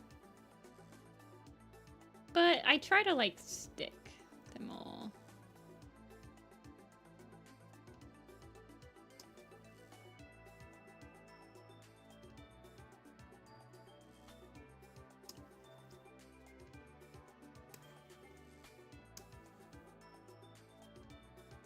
That's what Moonpaw looks like. This is what I'm going with so far.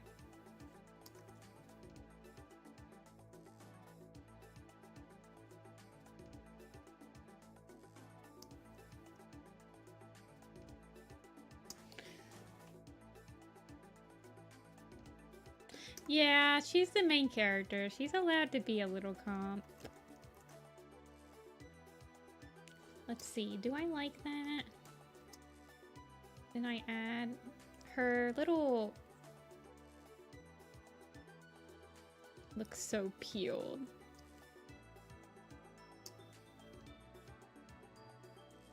She does look kind of peeled.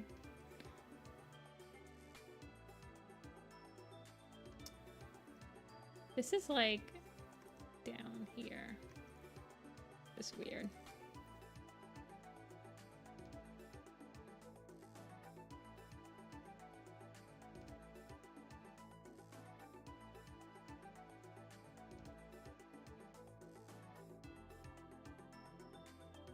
Ugh, cat sitting markings are very hard.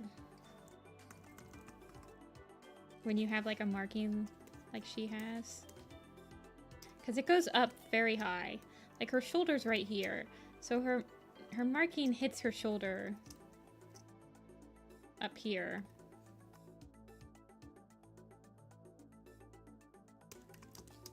And then it kind of like curves inward. How did I do it on there? Okay. Oh yeah, I did a marking for her shoulder. Okay. See, drawing them like this though kind of helps me finalize the markings in a way that I'm like, okay, this is what I need it to look like. Because when a cat sits, you're seeing this part. So it's like, but this is the bottom of her leg right here. So her marking's gonna be all squished.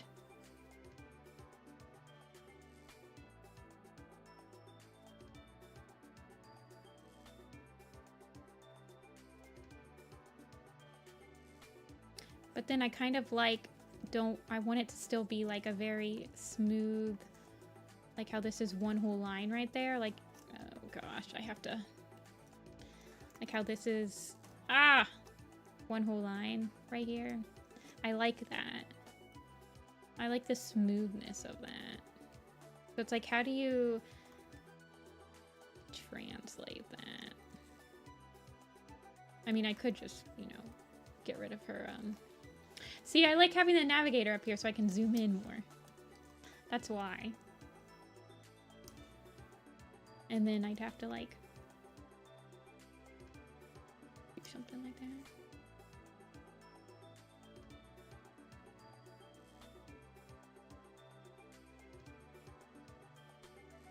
Yeah, I'm pretty sure a lot of people here have read The Elder's Quest.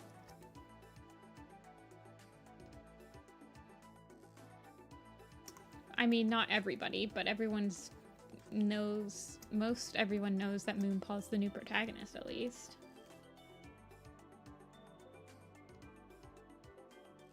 Okay. Peeled. I think a lot of people make Moonpaw's sister look the same exact as Moonpaw, but I kind of don't want to do that.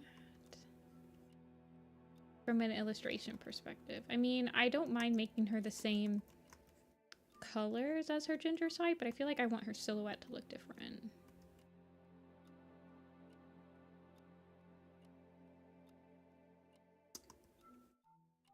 She does have 2 floating markings. This one's on her thigh.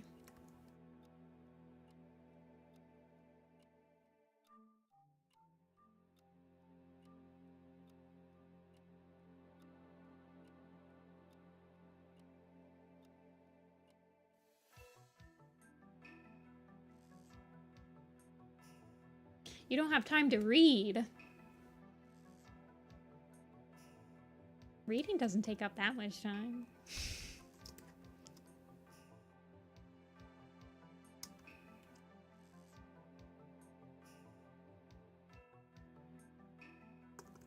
Like, just read at night. They don't take up that much time.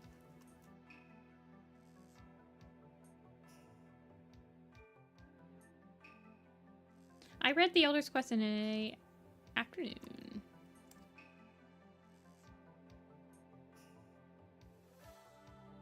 You haven't even caught up with Power of 3. Fair enough.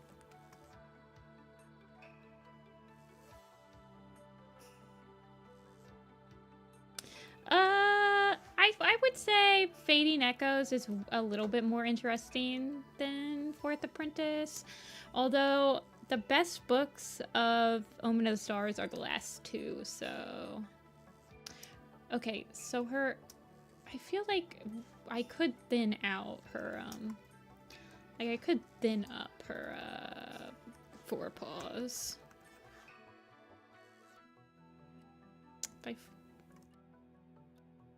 If I did that.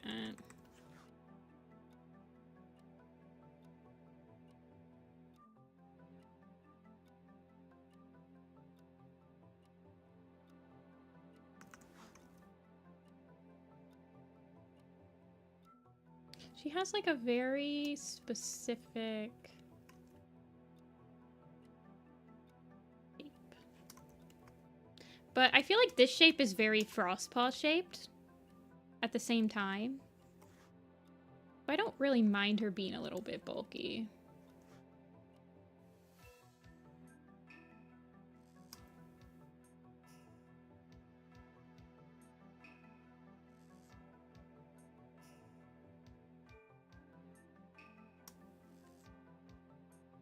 And then if I did this, I kind of want her little, I want it to look like this is a stripe, at least a little bit.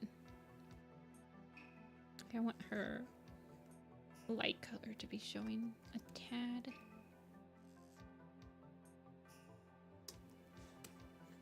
I don't know if about that tail. I feel like it's just too dark. If I did this...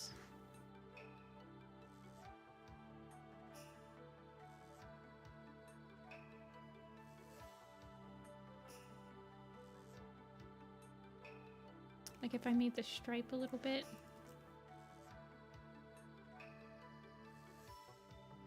Now, the other thing I thought I could do is, if I have the tail popping out right there, I could do a little bit of the tail popping out on the other side. So it's like, it looks like it's spinning around her, but it's not as subtle. Or it's like more subtly spinning around her. Like it looks like it's going in and out of her fur type thing.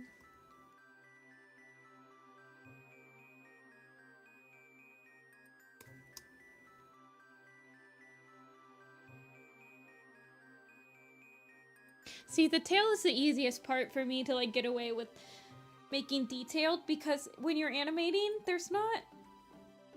You honestly aren't really animating the tail very often. Let me give her some eye shine so she doesn't look like super dead inside.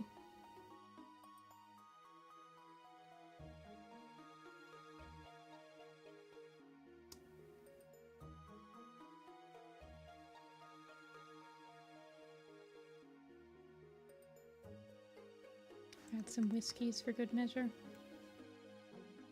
Why do you add the whiskers?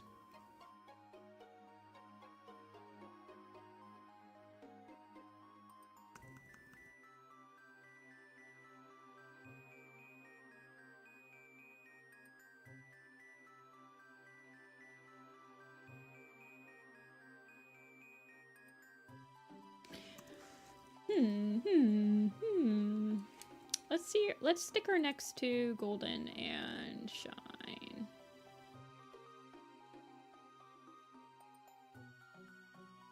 They almost look like they could be siblings. Awkward.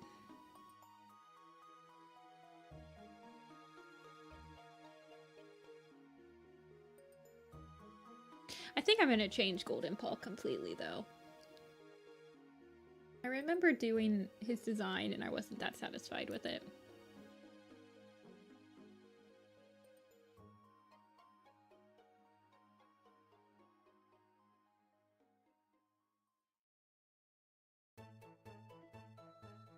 Here, actually, I'll move the moon paw over to this side so it looks like she's side-eyeing them.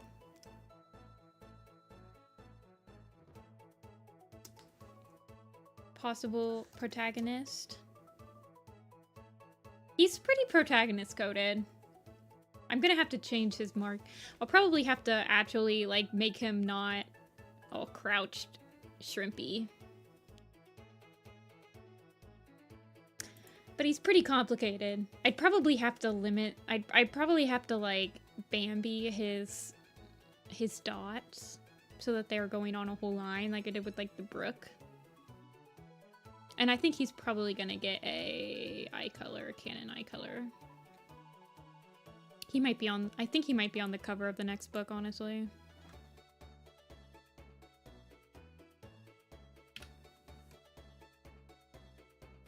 I'm surprised we haven't gotten the cover for the next book, but I don't think that, it seems like they haven't even written it yet, so...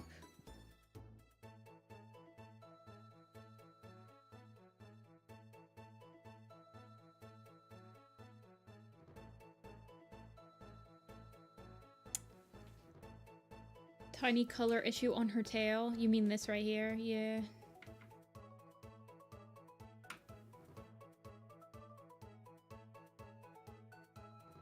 Do you think she reads as Moonpaw? Like, do you think she looks like a tortie enough?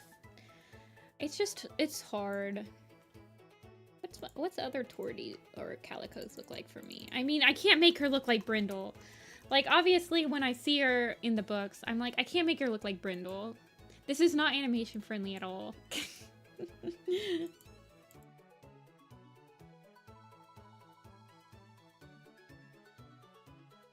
Help her. Yeah, he's not animation friendly though. Like, that's the problem, is I don't have that many animation friendly, like, calicos, because there's really not that many calicos. Poppy Frost is a animation friendly calico. That's what she looks like.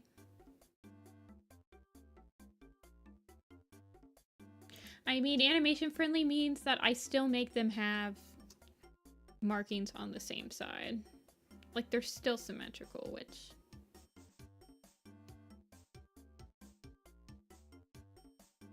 You think that... I could. I could make it slightly asymmetrical. But see, the thing with Chimera-typed cats is that they usually look exactly like Calico on the way down, don't they? They just look like the split face. Otherwise, they just look like a Calico.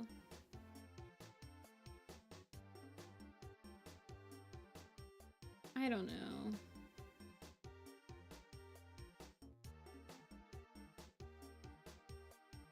There's another Calico animation. Sorreltail? No, I think I unanimated her. Oh, I guess I did.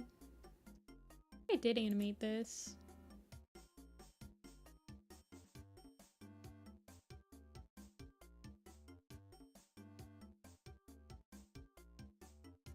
Who else?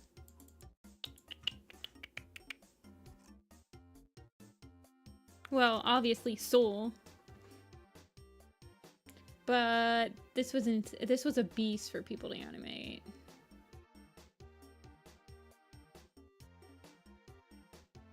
Nah, I'm gonna let this simmer for a while. He was completely...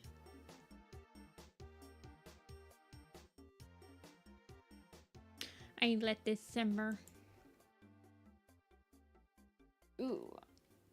Okay. I will do one more thing this stream. You guys have to give me, but you guys have to vote for it.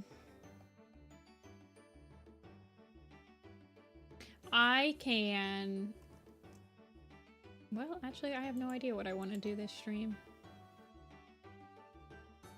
I'll hold off on her. Robin Paw.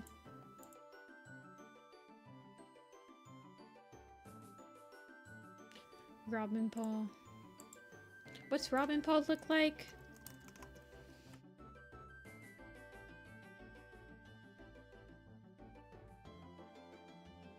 Reddish brown. Okay, so she just looks exactly like her father. Old Misty Star. Okay, let's doodle old Misty Star. Actually, that sounds fun.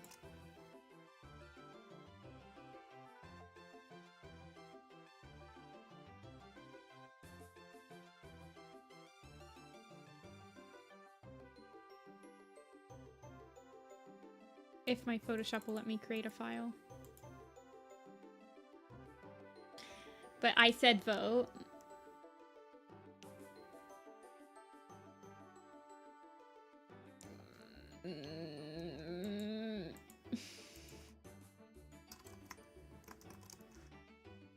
Okay, here's your pool.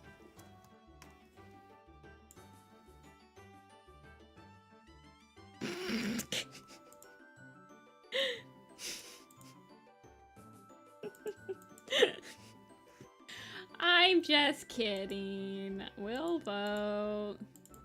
Except my Photoshop doesn't want to work.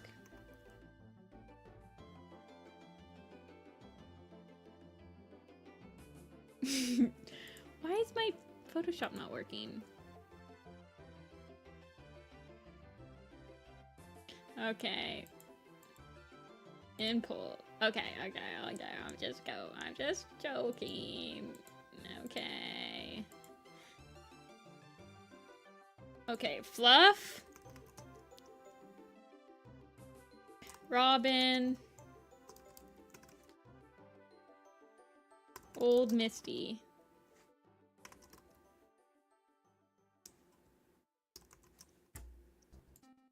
Okay.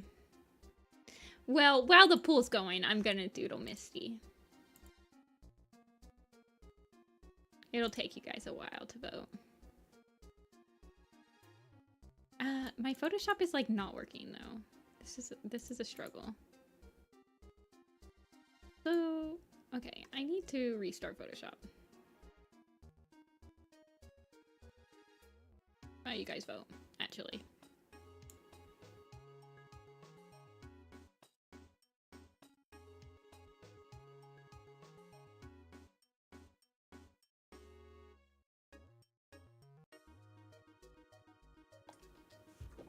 Okay. Come on, Photoshop. You can open. I believe in you. Please, Photoshop. Hello, Photoshop.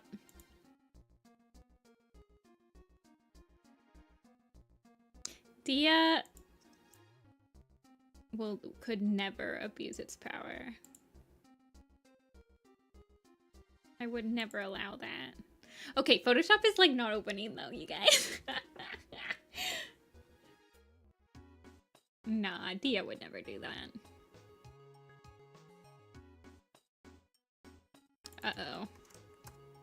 Actually, this might be the end of stream. If I can't get Photoshop to open, let me open my task manager. Okay. Adobe. Okay, in task. Okay.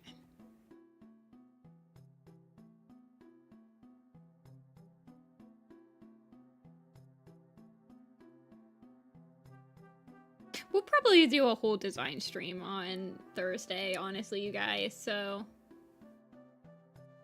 100 viewers watching me... Ah! Photoshop!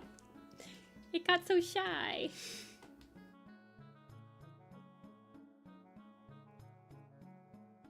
Ugh, I need to finish the Fourtrees picture. I have to finish it this month, this week though. I talked to my friend who gets the gathering or like the camp pictures printed, and she said that their turnaround time is like a week. So I should be fine if I don't finish it until like Friday. Okay, we'll do old Misty Star. I promise you guys, I'm almost 100% sure that Thursday stream will be a design stream. So we will be designing, well, cats that I haven't designed yet. And then I'll probably sketch some revisits that we might also revisit.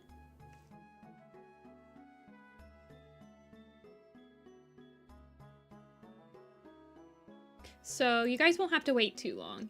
Yep, Jingo. I'll collect, I'm trying to collect all of those pictures into one folder, Omega, so that I can go back, and I'm also trying to get a list together of cats I need to like update eye colors of and other stuff. So I can't believe that Misty Star is going to be the first. Well, actually, I can't believe that she will be the. Yeah. I can show you Crowfeather. I also need to post Misty Star's new Oh, that's Deadfoot. There's Crowfeather. Boop. Here's him all mean and angry. Crowpaw. I'm gonna have to draw, like, ancient Crowfeather. I'm gonna have to draw ancient Leaf Star and ancient Tawny Pelt.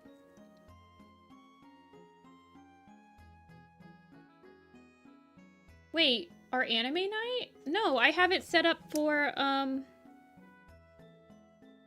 I have anime night as the 7th. I have it for this Friday at 9 p.m. Yeah. That's what I scheduled.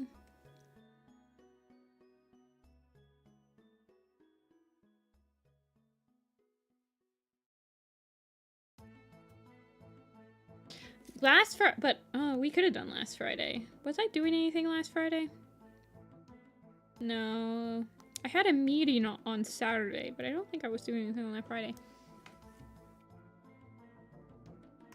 But yeah, I have it set for this Friday at 9 p.m. my time, so like 7 p.m. your time.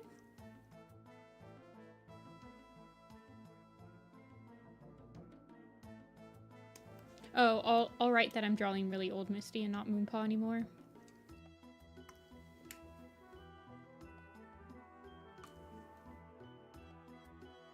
No problem. I know, because I scheduled a meeting with one of my background directors for earlier that Friday. And I was like, I gotta watch an anime, so we have to schedule this in the afternoon. That's what I said.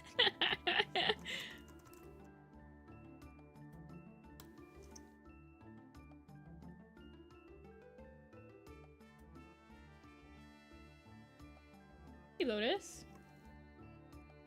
That stroller, like, super caved in. Wait, what does a cat skull look like? Let me see. I won't make you guys look at that. I just want to see what a cat skull front looks like. Thank you.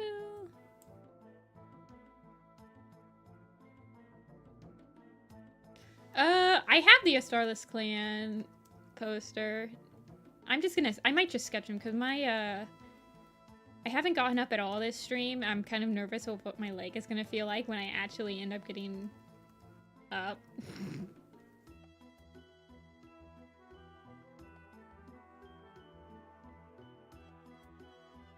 Ooh, your manga comes. Have I done Leaf Pool? Yeah, she looks like this. Maybe.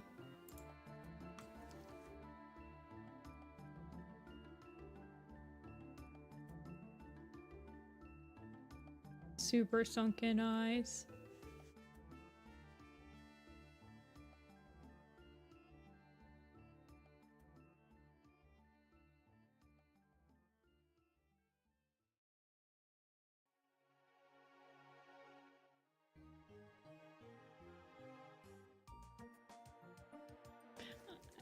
Literally, Dia. I'm basically Misty Star old to you guys.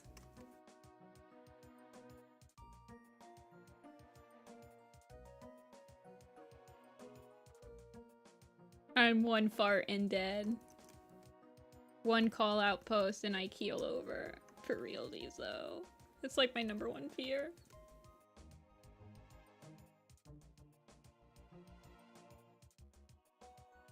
I'm so sad. One fart and I'm 30. Almost. It's in 2 months. Ay, ay, ay.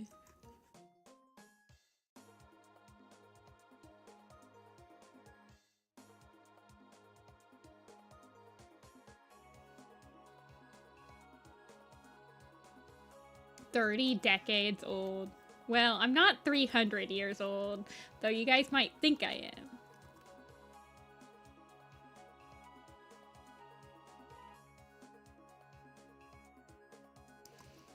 And still complaining about the writing of Warrior.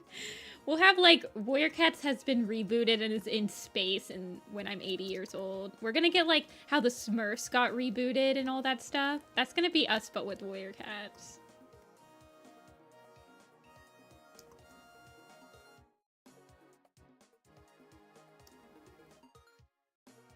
You didn't get carded? Oh my gosh! I always get carded. I'm like, yeah. Well, I don't buy alcohol that often. But yeah, I am like 3 inches tall. I'm basically Smurf.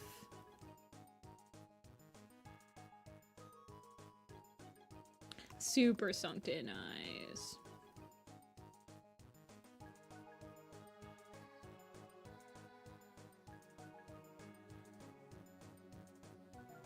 I feel like I also sound like I'm like 15. I never got rid of the Valley Girl, like, mean teenage girl accent of Ohio.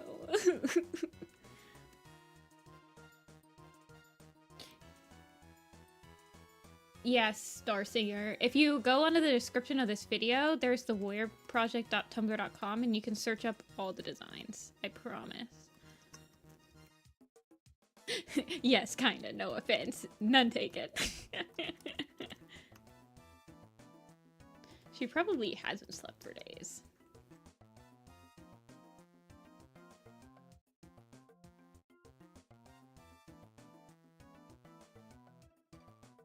I want to see all... Oh my gosh, after we finish this one, I'm gonna have to see all these Misty Stars side by side.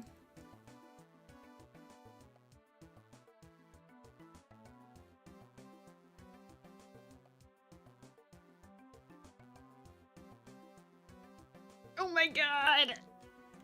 Okay. At least keep your bone structure, girly. You have kind of a wide mouth. Oh my gosh, you're right. Misty Star will be a kit in the prequels. I didn't think about that. You're so right. He is slowly melting.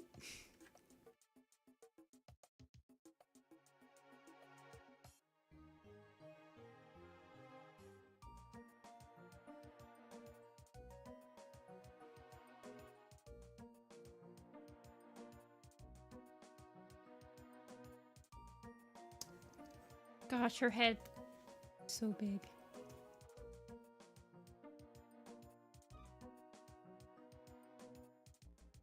A movie. You guys, there was talk of a movie. Okay, to be fair, that studio has relinquished the rights to it, but there was a talk that there was going to be a movie in like 2013.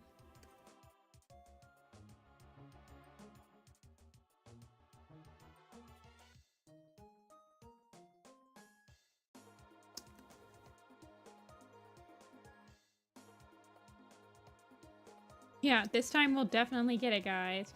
You guys don't want a movie. Trust me. You guys do not want an official animated adaptation.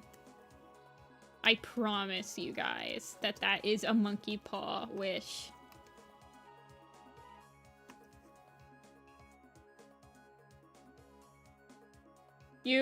I'll actually just send you the link to the blog. Star. Here you go.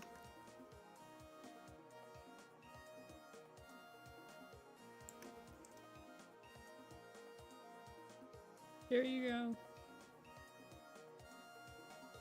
You guys do not want a Werecats movie. You guys don't want it. Every single studio that's had it is completely okay with using AI. They are already using AI concept art. You guys do not want a movie, I promise. Because it will be terrible? Yeah, well, that would be the only reason. Kind of want our eyes to still have, like, some sort of...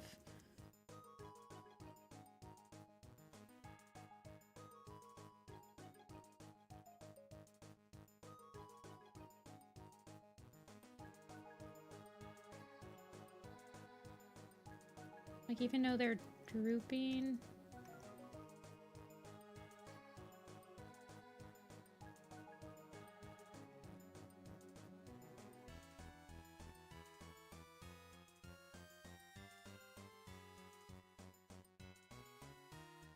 Cataracts, definitely.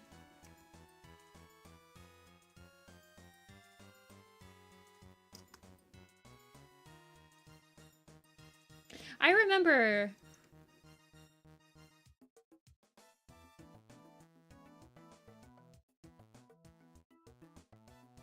I don't believe that, Kit. Although, I just don't believe that a Werecats movie would be marketable at all. No one, like, you guys don't understand. The people that want the movie are also the people that, like, want the movie to have gore and stuff in it. It's not gonna have gore in it, you guys. Like, it's gonna be probably at the very most PG-13, but they'll probably try to make it like a general or a PG movie. Not a general, but a PG.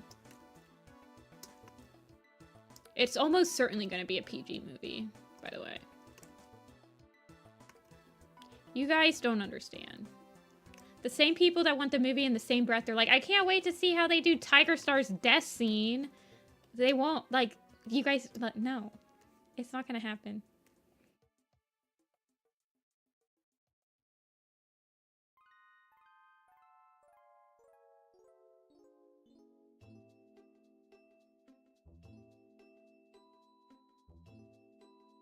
Lady Gaga Leopard Star, that is kind of cool.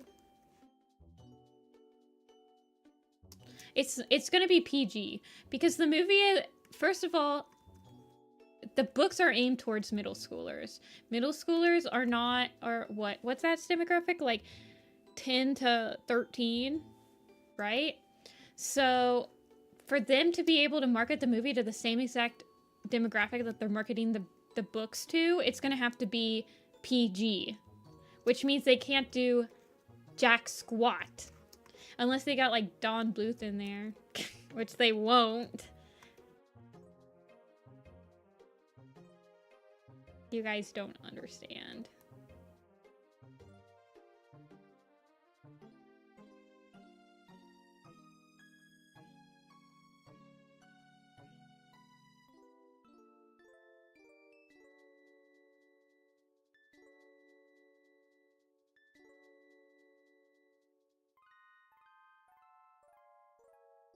I promise you guys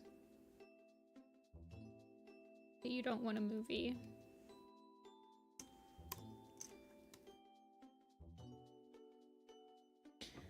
I think Don Bluth is still kicking.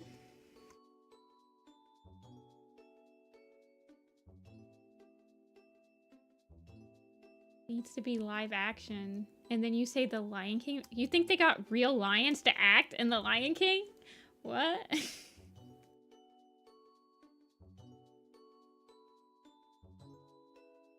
I do watch, like, a Lion Whisperer guy. Those lions were talented actors. I watched this documentary once on this, it was a documentary on a documentary of a movie that was made with real, like, lions and tigers, and there were people that, like, I don't know, it was weird. It was called, like, Roar. But the documentary was made by one of my favorite YouTubers. Actually, I don't think it was a documentary. I think it was just a regular old movie. Some pretty gnarly stuff happened.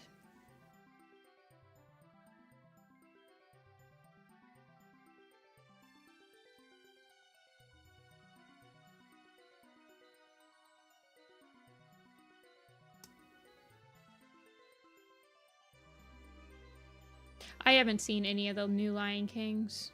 I have no desire to.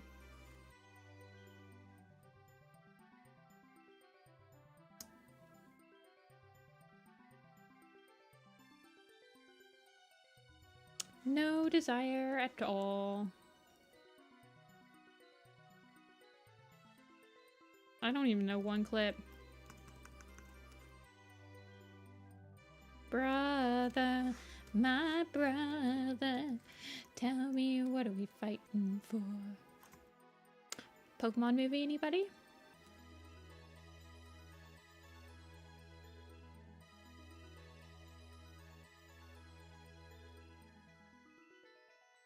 I'm just gonna make her whole face gray.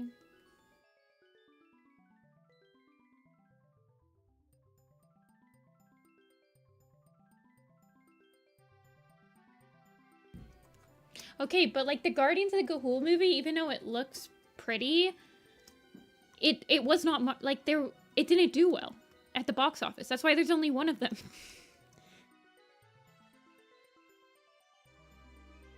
It's gonna be, that's gonna be what the Warrior Cat movie is gonna be like.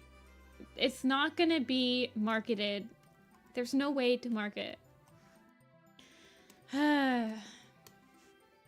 Feel like I'm talking to a brick wall. I'm sorry. The old man yelling at clouds moment.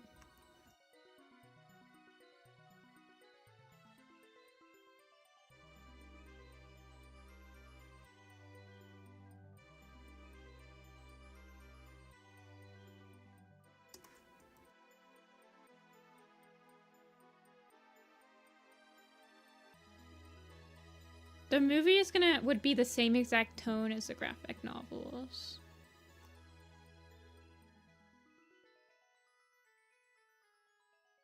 By the way.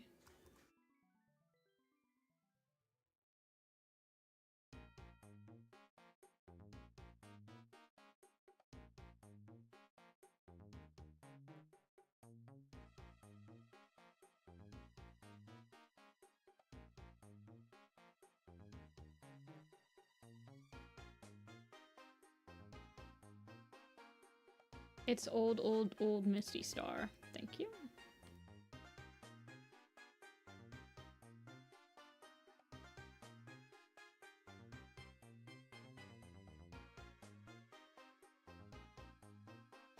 She looks so bald. Wait, hold on.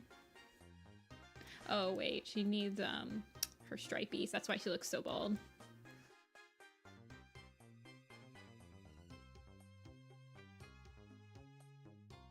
Okay, Star. I don't think you know how to use Tumblr, but you can search up tags. So you can search up series tags and you will get, yeah. So, like, if you want to see all of the new Prophecy cats, just type the search TNP, standing for The New Prophecy, and then you should be able to see them all. Like, all the new Prophecy ones that you want to see.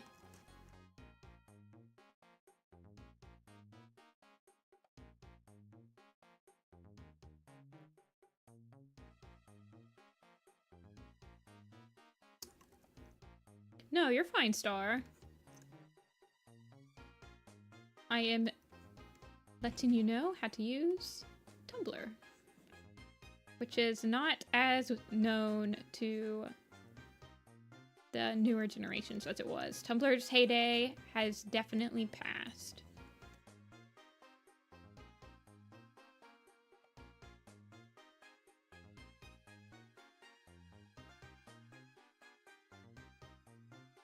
Also, if you're like on mobile or something, it will look different than it does on my screen right now.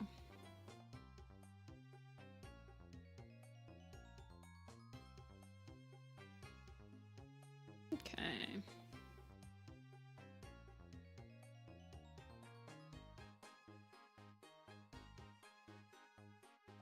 I've never seen the Guardians of Ga'Hoole, and I've never actually read the books. I think I have the books, cough cough, available to me. Cough cough. Maybe I should read them.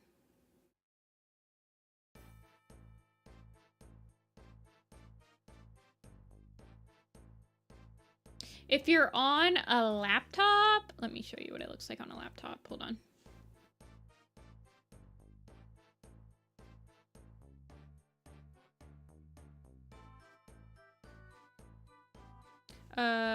If you're on a laptop, the search bar is right here.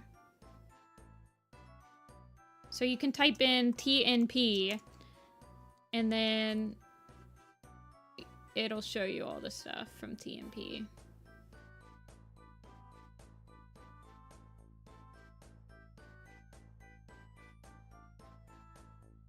It's right here. It's the big black bar that's on the bottom of the thingy. Mm-hmm.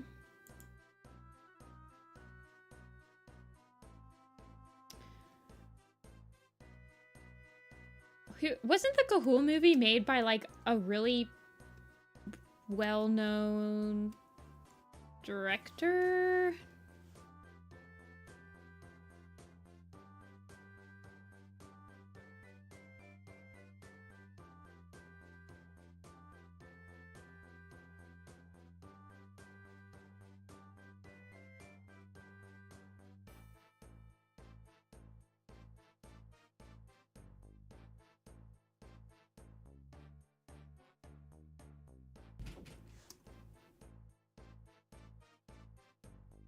Do not pop a blood vessel.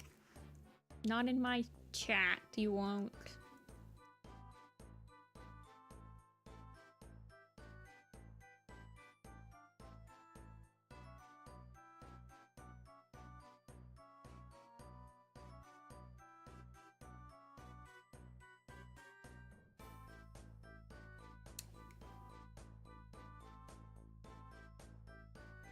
Zack Snyder. Oh, yeah. Yeah.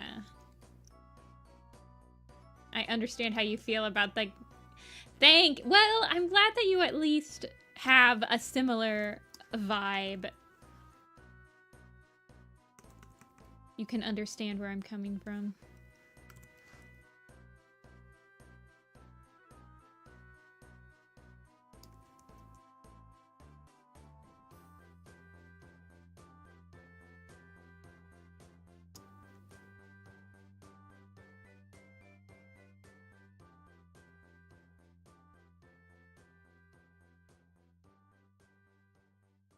She does need a long nap.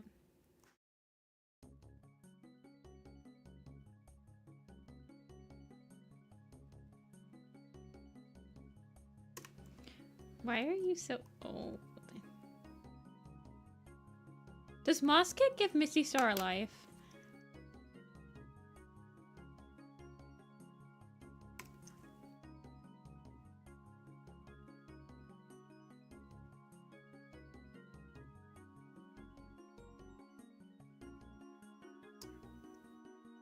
I can't remember, and I'm too lazy to check right now.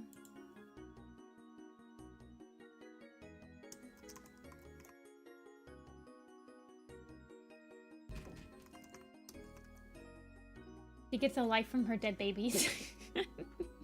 That is true. And she also gets a life from, like, Crooked Star for some reason. Hold on, I'm checking. I'm not lazy.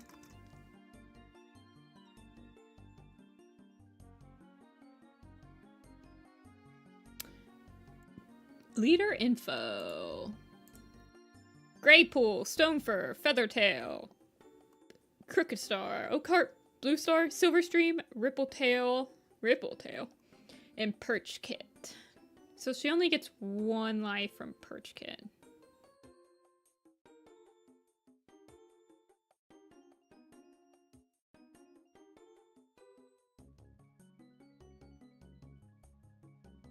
Rippletail. Well, he did just die. Okay, you guys, it's time to look. We have to look at the evolution of Misty.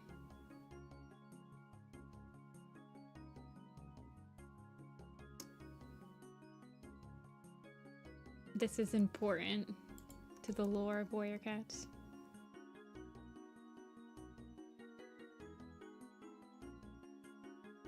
Let's see the decomp. Well, when you put it that way, that sounds horrible.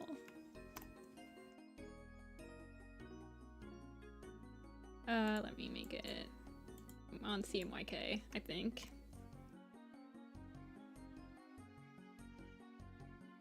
Okay. This is Misty. She's already like 3 years old here. Let's see. That's Misty when she's 3. This is Misty when she's about 5, I'd say, in this one.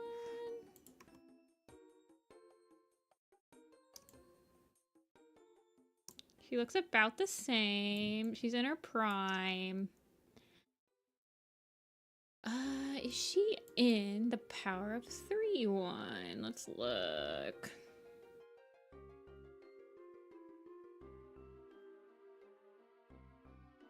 She is not on the Power of 3 one. She's on the Omen of the Stars one.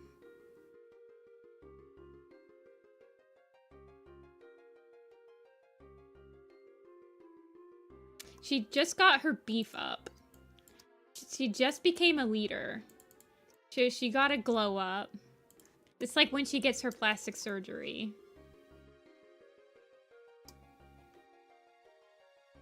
But she's still got the gray beard happening.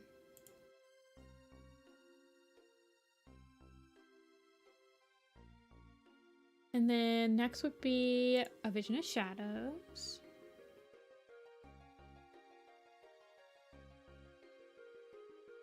A Vision of Shadows is like canonly happens like 2 years after. I like how all of the freaking. Why is this one such small, like, line art? Okay, that's A Vision of Shadows. And then we need the Broken Code. Oh, she's angry in the Broken Code. Oh, God!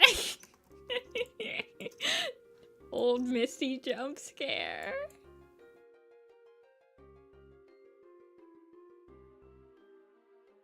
God dang. Hey, A, you are late. She's angry because her clan is being dumb. She's just dumb. Oh my god. She, like, gets her eye. I kind of changed her eye color. She gets, like, a whole entire new face in the A Vision of Shadows one.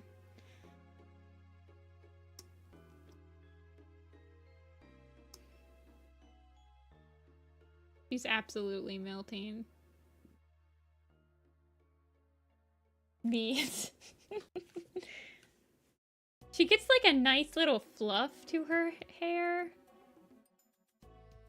These are not on model at all.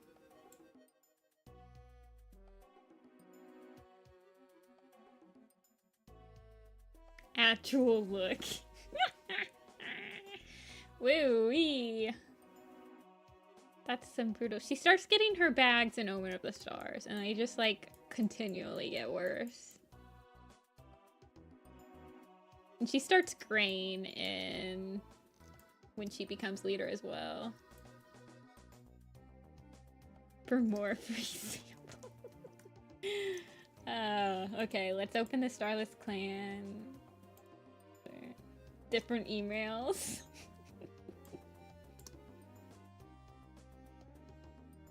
Okay.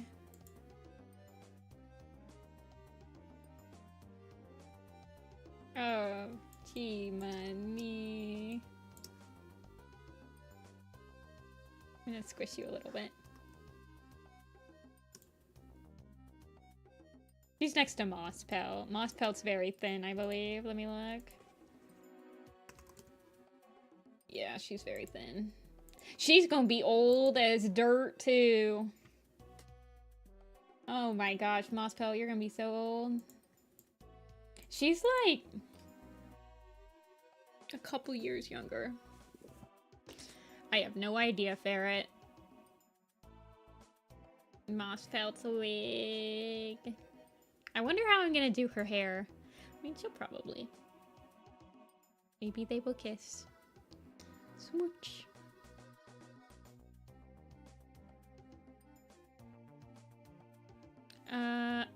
I don't feel like putting the logo behind her right now.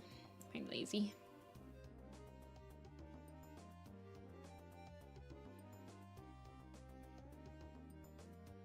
Goodness gravy. Okay. Well, I think that's gonna be it for me, guys, today.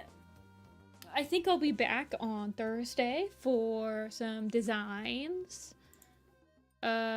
For those of you who just popped in.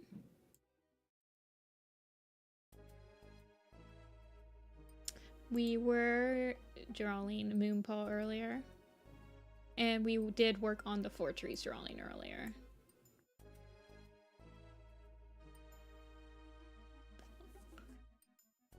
But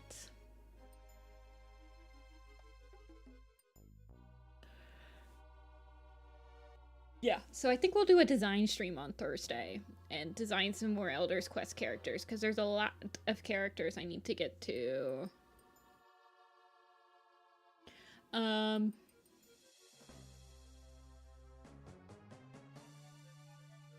So yeah. I don't got much more else to say. Thank you guys for watching. I really appreciate it.